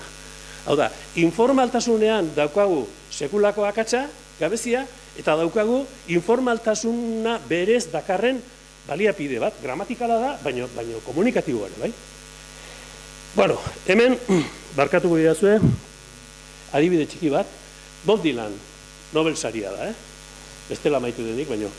Eta, It Ain't Me Babe, kantu badauka. Go away from my window, live at your own speed. Bueno, eta, itzulpena. Utzizu nile lehio hau, segiz zure bideari, ez naiz nahi duzuna maite, behar duzun hori. Mamiz ondo itzulita da, baina Bob Dylan akatzeko moduko itzulpena da hori. Hori ezin da kantatu Bob Dylanen estilora, ze Bob Dylanek desmespretsuz kantatzen du kanta hau, más o menos hola. Go away from my window, live at your own shoes and speed. Hola, baby, I'm not the one you want, babe, I'm not the one you need. Eta gero hor, ez naiz ni nahi duzuna maite, a ber, mesedez. Orduan, hor, besterik gabe itanoa sartuta, zehoze konpontzen da. Eta da, oan ere lehiotik, egun nahi dunan bezainarin, ik nahi eta behar dunana, aizan, ena honi. Bueno, hurbiltzen da pixkat Dylanen unibertsora, ezta? Eta horrelako gauza asko. Por cierto, nik hemen euskaltzen dira entzat, baneukake ahozkoa arautzen hasten danean, itanoren arauzkoak malgutzeko garaia otedan. Adibidez, galderetan, ez noski menpekotan, galderetan eta esklamazioetan utzi guztu mesedez, bestela ez gea bizi. Vale? Bueno, tradizioa gurtu, hemen, gaurko gure komunikazio arazo askoren soluzioa tradizioan dago, baina soluzio hori bilatzeko tradizioan murgildu behar da, eta gero tradizioa gurtu ez. Maite, nahi bestu bai, baina gurtu ez, egurtu behar da. Zer da egurtu? Hartu, ezagutu eta gure premietara egokitu. Eta harrituko zinateke zenbat gauza konpontzen den. Bueno, hor, pensaten nuen, 2 gauza bakarrik, atxotitzak eta mundu hori nola baliatu leiken, saltatu ingo dut, baina hau bai, tradizioa gurtu ez. Esaera hitzelkarteak, lehen ikusi dugu Euskadi Gazteako pitxabra bat horiek erabiliz. A ber, utziko diogu gaztelerari hitzelkartetan ere aurre hartzen guri? Ze deskalabro da hau? Euskara askozaz ere malguago da eta eraginkorrago da, salbu aditzez hasten diren pagafantazta hori da. Hori bakarri daukate hobea. Orduan, zakil zoli, pitilin gorri, zakila bil, aluzalu. Hauek, Euskadi Gazteako esatariek giro pertinente hortan, behin da berez esango balituzte, kiketa biok egin genduen, proba egin zan, eta handik aste betera, entzulek, azten ziren, ordezkatzen pitolisto eta pitxabraba hauekin. Jakina, zakil zoli eta pitilin gorri hasieran, baina erabilin behar dira. Hortaz gero pixkat. Euskat, beste ez, hemen monologo baten, ez da, por ejemplo, zoriontzua izela, que eres feliz, pero si en mi vida he visto una gilipollas tan triste como tú. Holako goza ze pasatzen da, ez? Moldeak hausten, hau da, tradizioa hartu eta tradizioa egurtu, ez da? Komunikazio estrategiak erabiltzea, hau da, euskararen jolas egiteko aukerak nahi daude. Orda nahi biz, lagunen arteko emailak, beti kaixo lagun estimatu bat, hor daude milaka jolas egiteko, eta informaltasun puntu bat, jolas puntu bat, eta konplizidade puntu bat ematen diotenak. Agur terdi, baina aserratuta balimaz daude, ez duelako bidali agindutakoa, egur terdi, lagun kutxun, egunon, egurron, ondoloin, ondo segi bizkor, bizi, ez dakit, abil, atxaldeon, atxekin, edo atzealdeon, eta zergatik ez, hor daude. Baten batek esan behar digu, horiek ere baliatu litezkela. Eta hori esan beharren, ari zaizkigu, zintzaizkiokete eta zeniezadake bezalako palabro ezertako ez direnak ikasten eskolan, ez da.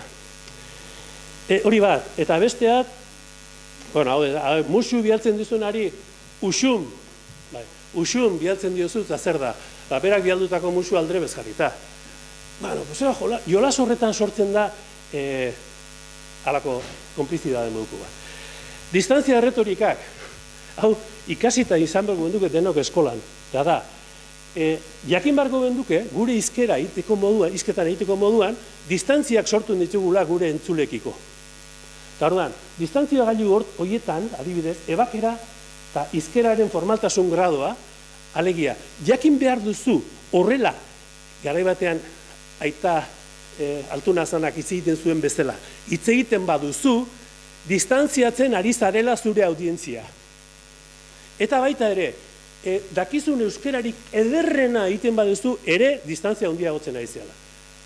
Zuk ikusi, distantzia txikian edo handian nola moldatuko zean, baina jakin zazu zure hitz egiteko moduak, eragina daukala horretan.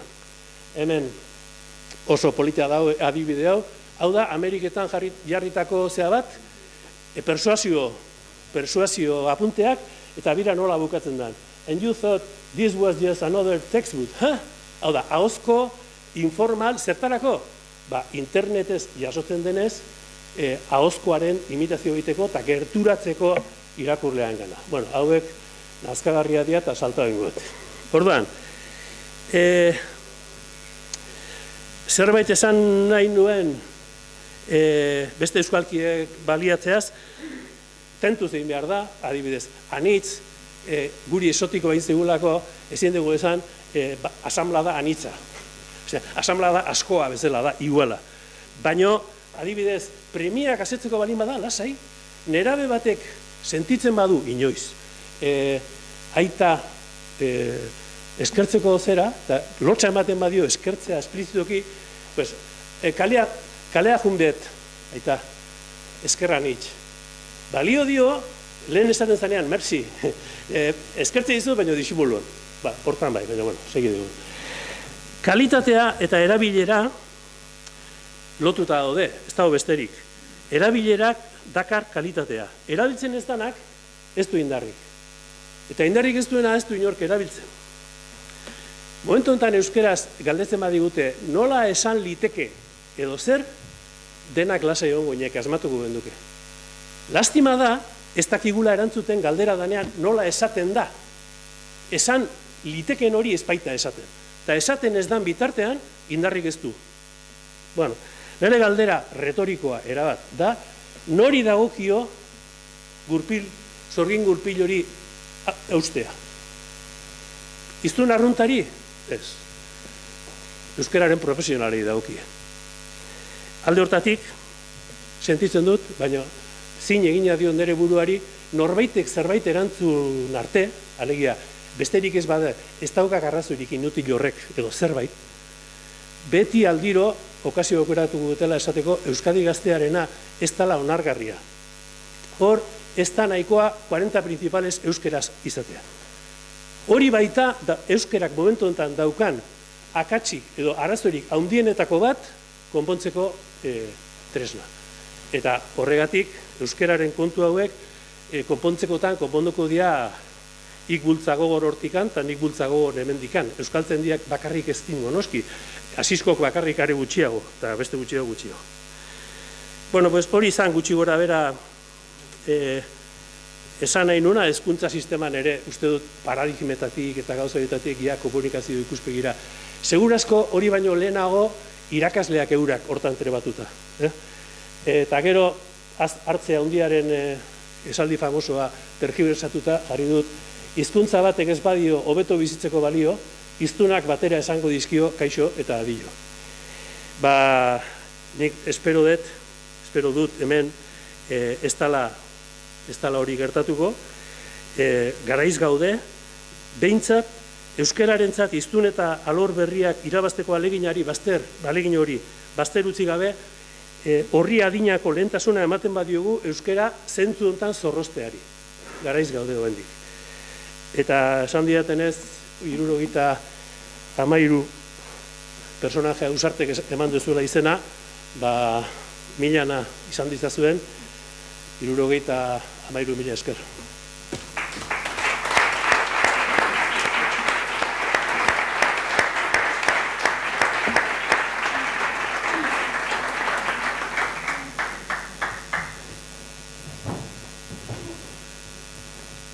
Gailua igaldauke.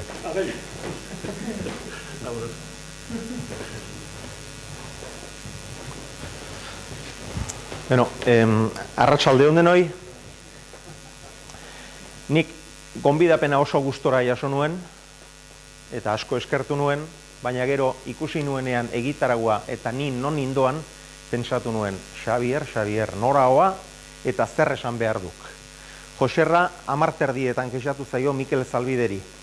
Esan beharrekoak kendu dizkit eta orain ordubiak 7 minutu gutxi dira, eta nik banekien zer gertatuko zitzaidan, lehen asiskok esan duena, hau fuera, eta nik ere hori egin beharko nuen, hau fuera, eta bertsolariak ez zer izatekotan sena behar du, eta niri senak erakutsia zidan, hauek, Jaun eta Andre txit goren eta egoki hauek denek niri ez zapaltzeko moduko gauza bakarra neure bizipenak eta neure sentipenak dira. Beraz, hortatik emango dizuet bukatzeko zertxo bai, zertzela da batzuk, izpi batzuk, zerbaitetarako balioko dutelakoan. Senak asko balio duela esan dizuet, eta nik sendu nuen edo susmatu nuen gaur hemen gazte gutxi izango zela, eta horregatik jarri ditut letra ahalik eta hundienak. Euskara batua, euskara trabatua izenburua jarri diot nire berbalditxo honi, neuk ere irudipen horixe baitaukat. Euskara batuarekin erabat trabatuta eta korapilatuta ote gabiltzan. Nik neure harrikada hau edo obsesio puntua hau edo nahi duzuen bezala, amari zaurdiot hein handi batean. Nik 5 urte nituela, gure amak, ama Lurdesek, ama Lur, esan oizidan, Xabier, oin jolas bat inber dugu. Eta, ze jolas inber dugu ama, eta ze jolas inber dugu ama. Jolasa ingo dugu, ni ama izen berrien, Tolosako izeko izango naiz. Eta biso galeinduko gea, Tolosako izeko bezala hitzeiken. Eta Tolosako izeko zertzen, Euskara batua. Eta Euskara batua zertzen guretzat, Loiolako Herri Irratiaren bitartez entzuten genuen ura. Gehien bat Loiolako Herri Irratiaren bitartez. Jose Mari Iriondo zen guretzat Euskara Batua. Carmelo Otaegi zen guretzat Euskara Batua. Eta biok geure motzean eta geure aulean saiatzen ginen Tolosako izebak bezala hitz egiten, nik ari hala hitz egiten nion, eta berak ere neri hala hitz egiten zidan. Gure amak ordurako, nik 5-6 urte nituenerako, duela 45 urte ere, bazuen Euskara Batuaren beharraren kontzientzia hori. Eta bistan denez lortu zuen txertatzea. Euskara Batua, non, noiz eta zertarako. Behin esan zidan Euskara ikasle batek, ni Euskara Batuarekin identifikatzen nauela. Eta nik Euskara Batuan ez du sekula hitz egiten. Baina sekula ez. Lanean, gaur zuekin Euskara Batuan ari naiz. Telebistaz ari behar dudanean Euskara Batua erabiltzen dut. Noski, 7 Euskal Herrietarako ari naizelako. Iruditzen zait, gaur egun Euskarak izan duen galerarik handiena eremu ideologiko jakin baten galera dela, eta Batuaren aldeko apustu garbia egin zuen eremu ideologiko hori orain erabat oztuta da bilela horretan, eta nik hori oso argi daukat, eta ez dut zalantzarik hala egin behar dudala telebistan, ez dut zalantzarik irratiko kolaborazioetan Euskara Batua erabili behar dudala, edo asteroko zutabean ere Euskara Batua erabili behar dudala. Baina hortik aurrera, baldin eta horretara eramaten nauen Euskaldun berriren bat espaldin bada, nik sekula ez dut Euskara Baturik erabiltzen. Nik beti Euskalki erabiltzen dut. Baina jakina, galdera hauei nola erantzun oso argi izan beharra dagoela iruditzen zait, erabilera logikoa eta zentzuzkoa izan dadin. Non, noiz eta zertarako. Bertsolariak aipatu nahi dizkizue, Salvador. Salvadorri sekulako txistuak jo zizkioten, jo genizkion. Guk denok jo genizkion txistua Salvadorri. Sekulako txistuka da. Ez omen genuen haren Euskara ulertzen. Saiatzen zen ba. Ura Txino Kaliforniara joan zenean makinekin, bazekien baxen aparrak zirela 10-tik 99. Eta ez zeukala bere ohiko euskaratik urrundu beharrik. Berezkoarekin aski zuela. Baina Donostiako final hartan bazekien ahalegin bat egin behar zuela. Eta egin zuen, bai horixe. Bertso historiko horretan ere ez zuen esan zuek uros ez balimazizte hobena ez daukat ez nik. Ez, esan zuen gipuzkeraz, esan zuen. Zuek ez pazerate kontentu, errua ez daukat ez nik. Eta halere sekulako txistua jo zitzaizkion, genizkion. Gero, 80ko txapelketan, aurretik, Lopategi eta Azpilaga. Bizkaitarrak, Pasaian sortua Azpilaga, baina bizkaitarra zela esan genezake. Bizkaitarrak ziren, baina Gipuzkera Batuan egiten zuten bertsoan. Horretarako, noski, beren burua trebatu beharra izan zuten, eta bai emaitzak ere paregabeak izan ziren, eta hala ibili ziren, gehien bat Gipuzkoan zentratuta zegoen bertso mundu hartan, hainbat eta hainbat, 100 saio egin zituzten. Eta ondoren etorri zen Xabier Amuritza, eta lehen ere egin zaio aipamenen bat, eta nik aipamena eta goraipamena egin nahi diot, eta aitortza orduan egin zuen ahalegin ausart eta egokiaren gatik. 1980ko errege egunez izan zen finala, eta txapelketa hartan Xabier Amuritzak Euskara Batuaren aldeko autua egin zuen. Bikain egin ere, eta iruditzen zait estrategikoki oso garrantzitsua izan zela. Eta zer gertatu da ondorengo belaunaldiekin? Esate baterako, Elortzak eta Iturriagak beren burua bizkaieraz trebatu behar izan dute, edo mendebaldeko euskaran, edo sartaldekoan. Trebatu egin behar izan dute, hasieran ez baitziren horretan abiatu, baina gero trebatu egin dute eta emaitza apartak lortu dituzte gainera. Eta nik oso egoki ikusten dut, Bizkaian ari direnean, edo sartaldeko euskararen eremuan dihar dutenean, hizkera hori erabiltzea oso egoki ikusten dut. Denek ez dituzte gauzak nire iritziarekin hain egoki interpretatzen, nire ikuskerarekin ez dute hainbeste bat egiten, eta azkenengo txapelketa nagusian esate beterako ikusi genuen, lehendabiziko aldiz, txapelketa nagusi baten historia luzean, lehendabiziko aldiz egin zen saio bat, kanporaketa bat, Siberuan, Maulen, eta Bizkaiko bertsolari batek bizkaieraz kantatu zuen. Eta ni erabat tristetu eta atsekabetu ninduen horrek, eta uste dut horixe dela, hain justu ere, eskatzen zaigun komunikatibotasunaren kontrako jarrera. Nik ez dakit horren atzean hausnarketarik badagoen, ez dagoen, gogoeta baten ondorioz iritsi den horretara bertsolari hori, baina nire ustez behintzat oso erabaki okerra da. Eta Estatu Batuetako beste herri batean, Buffalo, Wyomingen gertatutako kontu bat etorri zitzaidan gogora.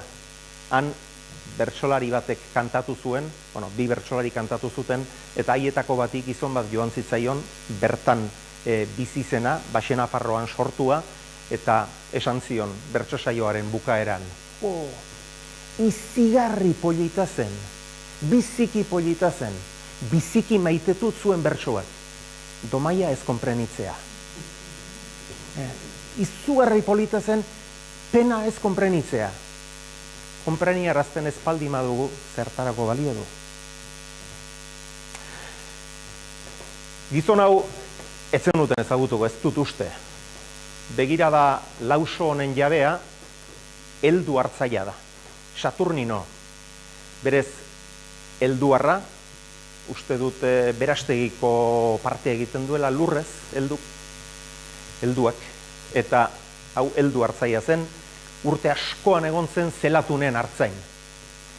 Behin lagunarte asko maite zuen, oso lagunarteko gizona zen, parrandazalea, zurrutero xamarra, eta behin errazilgo gure lagun alproja batek esan zion. I heldu, aspaldin, ez dio, ire txabolan zuen txabolan bate otorduik inda, aurtengo udaberrein jarkumen bat akatu beharkoek, eta in beharko ju zehoze, nik eamango zetik ardo honak eta ire gustoko koina goitiakuak. Eta helduk esan zion, emotei, preparatu goinik. Eta hala, arkumea hil zuen helduk, eta gure lagun alprojak eraman zizkion sekulako ardoak eta koinakak eta denetik probatu zuen gure Saturninok, eta hainbeste jan eta edan ondoren logaletu da eta hartu du lo bere txabolako ohe txikian. Eta ura etzan denean bakarren batek erreparatu die bere oinetako azkazalei. Eta ikuste aldezue, hauek badia hankak, hauek ez ditu kristauantzako moko azkazala motel, moztu inbertzezkau. Eta hasi dia bila txabolan, eta hala aurkitu dituzte aliketa batzuk. Heldu diote, behatz handiko azkazaletik, eta bestea mozkortuta eta lo egongo zen, baina zerbait sumatu duenean senez atzera tira dio hankari, eta han geratu zaio gure lagun alprojari helduren azkazala handia aliketan. Hango odolata testitxa, eta helduk bi arrazoi bota zizkion orduan gure lagun alprojari. Lehenbizikoa, aman kulpaigabeko putakume hoi, bikaina iruditzen zait. Esan litekeen handiena botatzen dio, baina ama salbuetxe egiten du. Amaren kulpaigabekoa. Eta bigarren arrazoia, bigarren honetan, miserable deitzen dio. Miserable hori litzateke hitz batean biltzekotan, baina bai egoki, bai dotore. Ik izan dituan guraso gizan ez baitu, eskeako zakuik ez duen izango. Ez da hori baino miserableagoa izaterik. Hauek ezin alitezke batura eraman, bere horretan txegainera, eta begira zen nolako aberastasuna lukeen. Amaren kulparik gabeko putakume hori. Ik izan dituan gurasoak izan ez baitu, eskerako zakurik ere ez duen izango. Ez alda horixe, euskalkietatik euskara batua aberastea.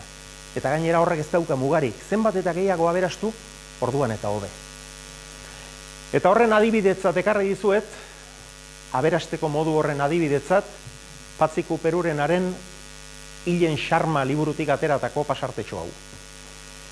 Pena gisako batez, umetako hartzain egunak gogoan, eta biziaren erdia neku aldean hartzain egina zuen Aitona Joakin Benaikoren lezioak buruan, neure bidea hartu dut atzera, begininiak sasipeko lur soilarrizuan atsegin bila ara eta ona. Hoi oinarteko goroldio berdantza ugari gozoa, hoi lurrazaleko arbeltzen moteltasuna, tartekako hartzurien fantasia, edo argorri astun ilunen burdin usain zaharra. Edo aldian behin ageri diren elorri erregindu soineko txuri puntiladunez jantzitakoen elegantzia fina. Eta niri bikaina iruditzen zait, eta uste dut honek logatzen duela Euskara Batua izan daitekeela benetan aberatsa, joria, bikaina, erki ebakiko duen aizkora. Kristo handia da, sektaren batek harrapatu nahuela uste izango duzue, ez dut erabat baztertzen, baina Kristo gero eta handiagoa da. Guk umetan undoku eman ziok esate gendun. Undoku eman ziok edo, sekulegu esan zizkok. Eta gaur, ez du alakorik erabiltzen. Dena kristona da. Eta gainera, Kristok badauka beste doain bat ere. Lehen Asiskok eta Carlos Aizpuruak eta aipatu duten muga hori, ezabatu egiten baitu muga dena gainditzen ditu. Iparraldean ere sekulako indarra hartu du. Lehen alimalekoak eta gaitzekoak eta zirenak, orain kristoinak dira. Alegia, Kristok batzen gaitu mugaren bi aldeetako nebarrebak. Eta horrelako ahuldadea eta pobretzea sumatzen dut geure baitan, horrek oso kezkatuta nauka. Aurreko batean, solasaldi batean entzun nuen, Euskara Batuak, akademi batek sortutako Euskara batek, ezin duela pretenditu herritik sortutako euskera bezain bizia eta komunikatiboa izatea. Eta, bueno, nik hausnarketa hori onartzen dut. Norbaitek bere euskalkian bezain fresko eta grazioso eta aske eta jori ez sentitzea bere burua. Hori ulertzen dut eta onartzen dut. Baina solasaldi hartan bertan entzun nituen ondoko hauek ere. Horrek jodio itezik. Horrek ez alau ponitzen. Eso no te pone. Beste bat ere etorri zitzaidan burura. Behin bertsolari gazte batek, bertso batean, 8 txikian, esan zuen, zu, mesedez ez zaitez nerekin gelditu. Eta nik Jose Agirre neukan ondoan, eta Jose Agirre gorandak esan zidan, aldein indio azkenak. Eta neuk ere ez nuen lehenbizikoan harrapatu eta gerora konturatu nintzen, tio, no te quedes conmigo, esan nahi zuela. Ez adarrik jo otoi, zeren hau ez dago ulertzerik euskararen ekialdean, erdaratik abiatuta ulertu behar da, eta hor muga ikaragarri badaukagu. Ahaleraren ezina ere benetan aipagarria da. Ahalera erabat ezabatu zaigu. Orain, hau inaldet galdetzen dute. Ez egin dezaket. Ahaleraren formarik sinpleenak ere ezagutu zaizkigu. Ezabatu zaizkigu. Joan al ninteke, inork ez du esaten. Egin al liteke ere, inork ez du esaten, hau inalda. Komunera joan ninteke, inork ez du esaten. Eraba pobretu zaigu. Eta horiek nondik berraberastu daitezke, alegia, galdu dugun ondare hori nonbaitetik berreskuratzekotan nondik beharko luke. Beti esaten dugu Euskara Batuak euskalkietatik aberastu behar duela. Eta ados nago, Euskara Batuak euskalkietatik aberastu behar du, eta lehen esan dudan moduan, zenbat eta gehiago aberastu, orduan eta hobe. Baina, gaur egun gauden egoeran, eta izan dugun galera kontudan izanik, iruditzen zait alderantzizko bideak eta arrazoiketak ere indar berbera duela. Alegia, gaur egun irakurtzaletasunik ez duen gazte batek edo ereduzko komunikatzaileak, ereduzko edabideak hautatzen ez dituenak, ez daukala kristonena besterik ezagutzeko biderik, sekulakorik, egundokorik, alimalerik, gaitzekorik ezagutzeko biderik ez dauka. Eta arrazoiketa horri buelta emanik, euskara batutik aberastu daiteke gaur egun galera hori izan duen hainbat eta hainbat gazte. Izan ere, lehen aipatu ditudan esamolde hori guztiak, beste bat ahaztu zait, horrek sudau iteziek. Eso me la suda. Bost axola zait. Horiek denak, ez ziren Barakaldon, euskararen arnasgune nagusian entzunak diren. Euskararen arnasgune nagusian. Eta horiek hain baliabide kamutsak baldima dituzte, aizkora horrek ebakiko aldu, nire ustez ez. Ez ebaki, ez moztu, eta supazterraren gainean apaingarritzatuzteko ere niretzat behintzat ez du balio. Ze alde dago erdaratik, gazteleratik, hori esatera. Niretzat behintzat oso txikia. Eta horiek nonbaitetik aberastu behar baldima dira, ereduzko idazle eta edabideetatik aberastu beharko dira. Eta aukera hori eman beharko zaie. Eta bukatzeko Itano aipatu nahi dut. Gizon hau behar bada batzuek ezagutuko zue.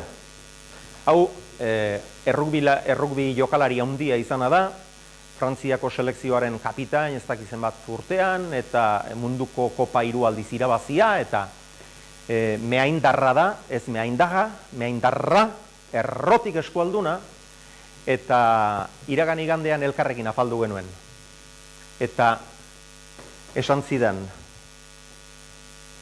xiberotarrak aitari eta amari to eta no erraiten, ez dia soportatzen ahal. Sekulako sakrilegia iruditzen zitzaion, eta nik pentsatu nuen, eskerrak gaur seme alabari gabe etorri naizen.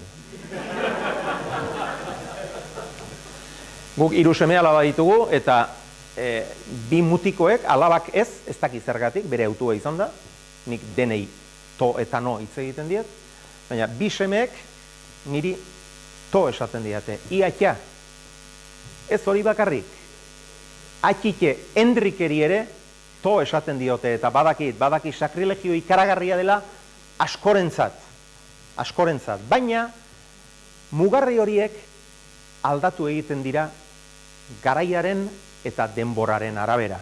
Eta esate baterako, Emil Larrek, jada zendua den batzorde batean gurekin elkartzen zen gizon estimatu hark, esan zuen gure bilera horietako batean, amikuztarrek ere to eta no erraiten dute burrasoer, baina ez dute errespeturik eskas. Eta gaur egun Itanoa hainbeste ahuldu eta txirotu den honetan, iruditzen zait mugarri horiekin pixka bat lasagoak izan behar dugula. Ez zain zorrotzak eta zurrunak. Eta ika, toka, zein noka, ondo hitz egiten dutenei, ondo hitz egiten duten gutxi horiei, eman behar zaiela, orain arte eman zaiena baino, askatasun eta zabaltasun pixka bat gehiago, pixka bat bederen. Ez dut esaten, gaur egun albistegia toka edo noka aurkeztu behar dutenik, ez noski. Baina orain arte egon direna baino, pixka bat zabalxeago, sakabanatuxeago egon beharko luketela ikako erabileraren mugarriek. Eta honen bestez amaituko dut, eta bukatzeko jakinarazi nahi dizuet, nik hemen asko ezagutzen zaituztet, eta badakizue gehienoi to eta no esaten dizue dela, baina jakizue ez dizue dela Leizarragak Jainkoari baino errespetu gutxiago. Gure aita zeruetan aizena esan baitzuen ark. Izan untza?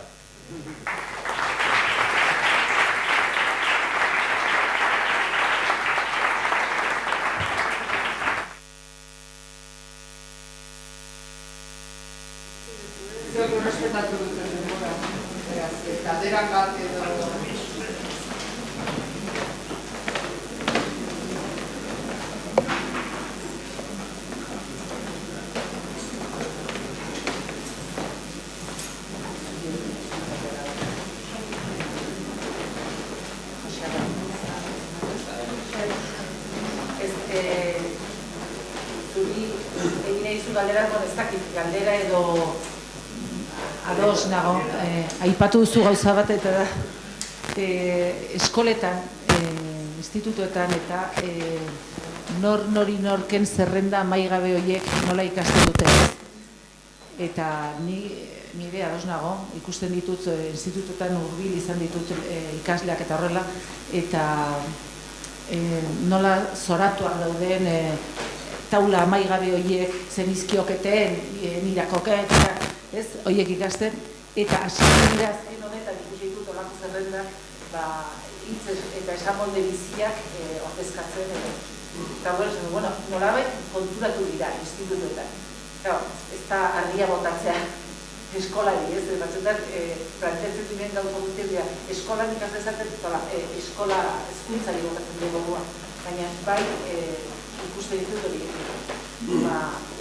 zara batela edo erako komunikagarritasunik ez dutela, zerrenda maigabe horiek, eta horretan izugarrizko indarra, denbora, eta frustrazioa aurkitzen dutela gure ikasleek, baina horretan dagoela gogo guztia, eta batzuetan gorrotatze gaino, eragaten dutela, zen azkenean universitatera heltzen dira eta daude onaino koherentziaz eta kohesioaz eta azkenean gorroto egiten dute. Eta horren, hezkuntzan hori, azpimarratu duzu eta erabat ados, horrekin. Nik uste dut, herri batek bere burua emendatzeko dauzkan bi baliapide makroak direla hezkuntza sistema eta edabideak, ez da? Kalea ere bai, baina kalea Euskal Herri ikuspegitik huts egiten du kaleak, ez da? Orduan, nik uste dut eskolan momentu honetan eta edabideetan neurri batean dena arautik egiten dela, ez da? Adibidez, metafora, hiperbolea eta gauza horiek ikasten dira gure garaian bezala, metafora, definizioa eta adibide klasikoa. Axoladura da metafora erabiltzen jakinezkeo neskak edo mutilak txunditzeko tresna ezinago bera dela. Orduan, zertarako hori. Eta horren barruan, nik uste dut, dena egiten dela berdin. Zintzaizkiok eta horiek denak, eta alerako ninteke eta naiteke eta nezake, desagertu dira, baina ez eskolan ematen ez dielako. Baizik, ematen dien bezala ematen dielako. Eta orduan, horren ordez, zergatik, esaten, nik uste dut momentu enten herri honek daukan, euskerak daukan, arazoik handienetakoa, lehen esan dudana da, zer dela eta geroz eta euskaraz hitz egiteko moduko jendea gehiago egonda, zer dela eta erabilera askozaz mantxoago dela duritzen. Hau da, badau jende asko, euskaraz ikasten duena, eta gero erabileran ez da islatzen ez. Eman diegulako euskera bat, benetan axola duten gauza, oinarrizko mintzai ardun, ez dakit nola esan duen Mikelek, mintzai ardun oinarrizkoa edo arrunta, ez? Hortan pasatzen dugu egunaren puskaik handiena, eta hortarako tresnaik ez daukagu. Eta orduan, hartzen dugu guztia, eta hitz elkarteak ere, sustantiboa balin bada eta bestea, orduan gidoia jarri. Oso ondo. Hori gero bukaeran ikasleik, baina hitz elkarteak balio du piropoak montatzeko, balio du irain tontolapikotik gorako irainak montatzeko, eta gero itanoa. Itanoa ere batzutan erakusten da, baina benetan uste baldegu erabilera informaletan dugula akatsika handiena, itanoa larrialdiko emergentziazko lehentasun erabatekoa duen eduki bada.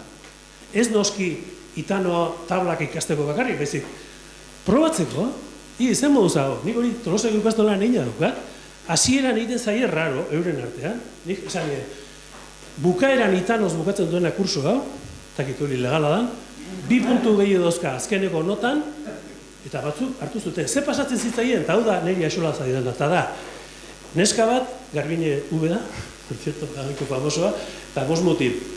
Eta lortu zuten, hasieran begiratzen zuten elkarri, eta itanoa baserritarra sentitzen ziren, hori da axola duna, iztuna. Eta orduan zein zuten, truko bat montatu, itanoz hitz egiteko seminarioetan, dena Jose bihurtzen ziren, baita neska ere. Jose, pasaidak borragomea. Erreparo hori gainditzeko truko bat, Eta gaur egun denak mintzatzen dira zean. Eta uste dut, Xabierrek eta biok neurri batean Itanoa malgutzeko eskaera egin dugula, eta nik dena ikusteko, dena ez dugula oso ondo preparatuta ekarri, ez dugu itzen elkarrekin. Baina nik esaten nuen, idatzi behar duzunean personaia bat euskaraz ari dana, eta Itanoan behar duela izan, etorri alda, idatzi beharrak, aginduak hori agintzen da, ez? Pekatu handia izango ezateki, etorri alduk, horraino, etxeokela eta horik ez, baino. Horraino, pixkan malgutu, eta enago hain konforme, Xabier, norberak iten du nahi duna ez, baino, uste dut, ire autu hori, orokortzu ezkeo, niri galdetu izan diate, ikaslei, utzi garzaien, irakasleari ika. Nei uste dut Itanoak daun bezala, dala baliapide handi bat, gure autoridadearekin, nolabait esateko, gure kide ez direnekin, gure gainetik daudenekin, hoiekin ez, baina gure kide edo bera gogokin hitz egiteko.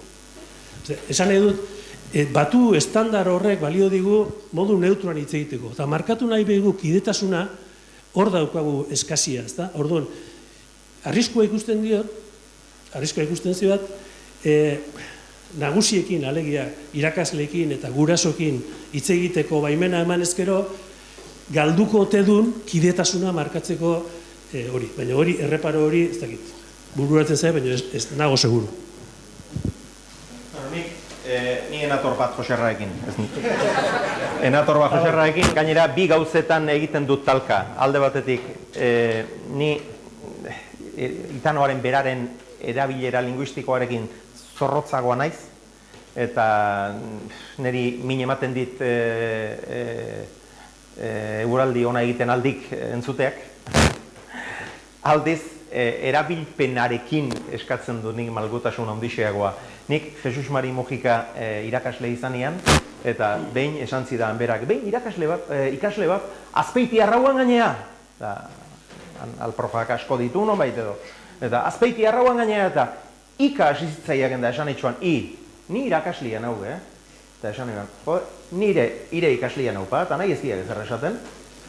Eta, bueno, hor zergatik, adin berekoa ginen, eta beste ikasle batenak gaizki iruditu zitzaion, eta nirea berriz naturaltasunez onartzen zuen. Zergatik lehendi genuelako ezagupidea, eta irakasle baino lehen lagun izan zelako. Baina, nik uste dut pixka bat malgutu litezkeela, eta zergatik esaten dudan malgutu beharra ikusten dudala, neuk ere alerta egoeran ikusten dudalako. Une honetan nik Itanoa ikusten dut, 20 urtean galtzeko zoria. 20 urtean. Eta erabileraren egokitasuna hainbeste trakestu da, gehien erabiltzen den lekuetan ere, errezilen neure lagun handi bat somatu nuen, ia itziber, ze hartu berdek, esaten.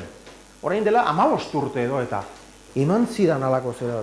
Nun eta errezilen hainbesteko egokitasunez hitz egiten den leku batean ja nokako trataera galdu aldugu. Eta horrek sekulako zera eman zidan. Eta nik benetan alerta egoera hori ikusten dudalako esaten dut, behar bada mugarriak pixka bat lasatu egin beharko ditugula. Konforme jarri dut, nik ere nahi nuke promozionatu esan nahi dut. Uzten badegu modu orokorrean, euskera Itanoa erabiltzea gurasokin eta abarrekin, galduko du orain daukan kidetasuna markatzeko indarra, eta nire ustez formaltasunean baino arazo handiago dauzkagu bekoan. Orduan, lehenengo kontua izango litzateke Itanoa zabaltzea urgentziazko kontua dela, eta eskoletan zerbait egiten hasi, eta edabideetan hasi, eta abar, ez. Baina, bueno, ez gea... Alaxe kontuk. Konsolatzeko tontuk. Baize kantatzen da.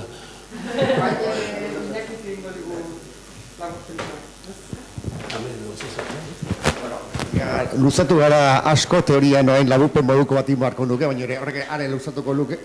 Beraz, bukatutzat ematen dugu, eskerrak zuei hona etortzeagatik, interes handiz jarraitzeagatik gure gaurko saio hau, eskerrak islarei induten ekarperagatik, eta espero ez dagoen hemen esandakoak, entzundakoak balio izatea gure arazotxo handi txiki hau konpontzeko bidean.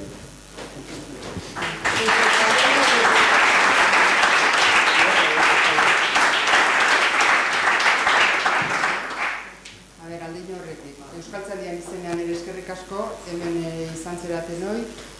Eskabideak izan dira, Euskaltzaindiak gauza batzuk pixka bat, asisko hori ere bai. Eskaerak izan dira, jakintzazu Euskaltzaindiak laizter hasiko dula bere mendeurrena, bere mendeurrenako ospakizunak martxan jarriko dira, eta horietako lehenengotako ospakizun bat izango da Arantzazun, 50 urte pasa dira, eta urriaren 4, 5 eta 6 nazioarteko biltzarra izango da. Komunikazioak bidaltzeko epeak gaur ireki da, beraz, nahi dezuen guztia aurkeztu, ze gaur tratatu den gai hau ere, han bete-betean sartzen da, beraz aprobetxatu eta hitz egiteko aukerare izango da. Eskerrik asko.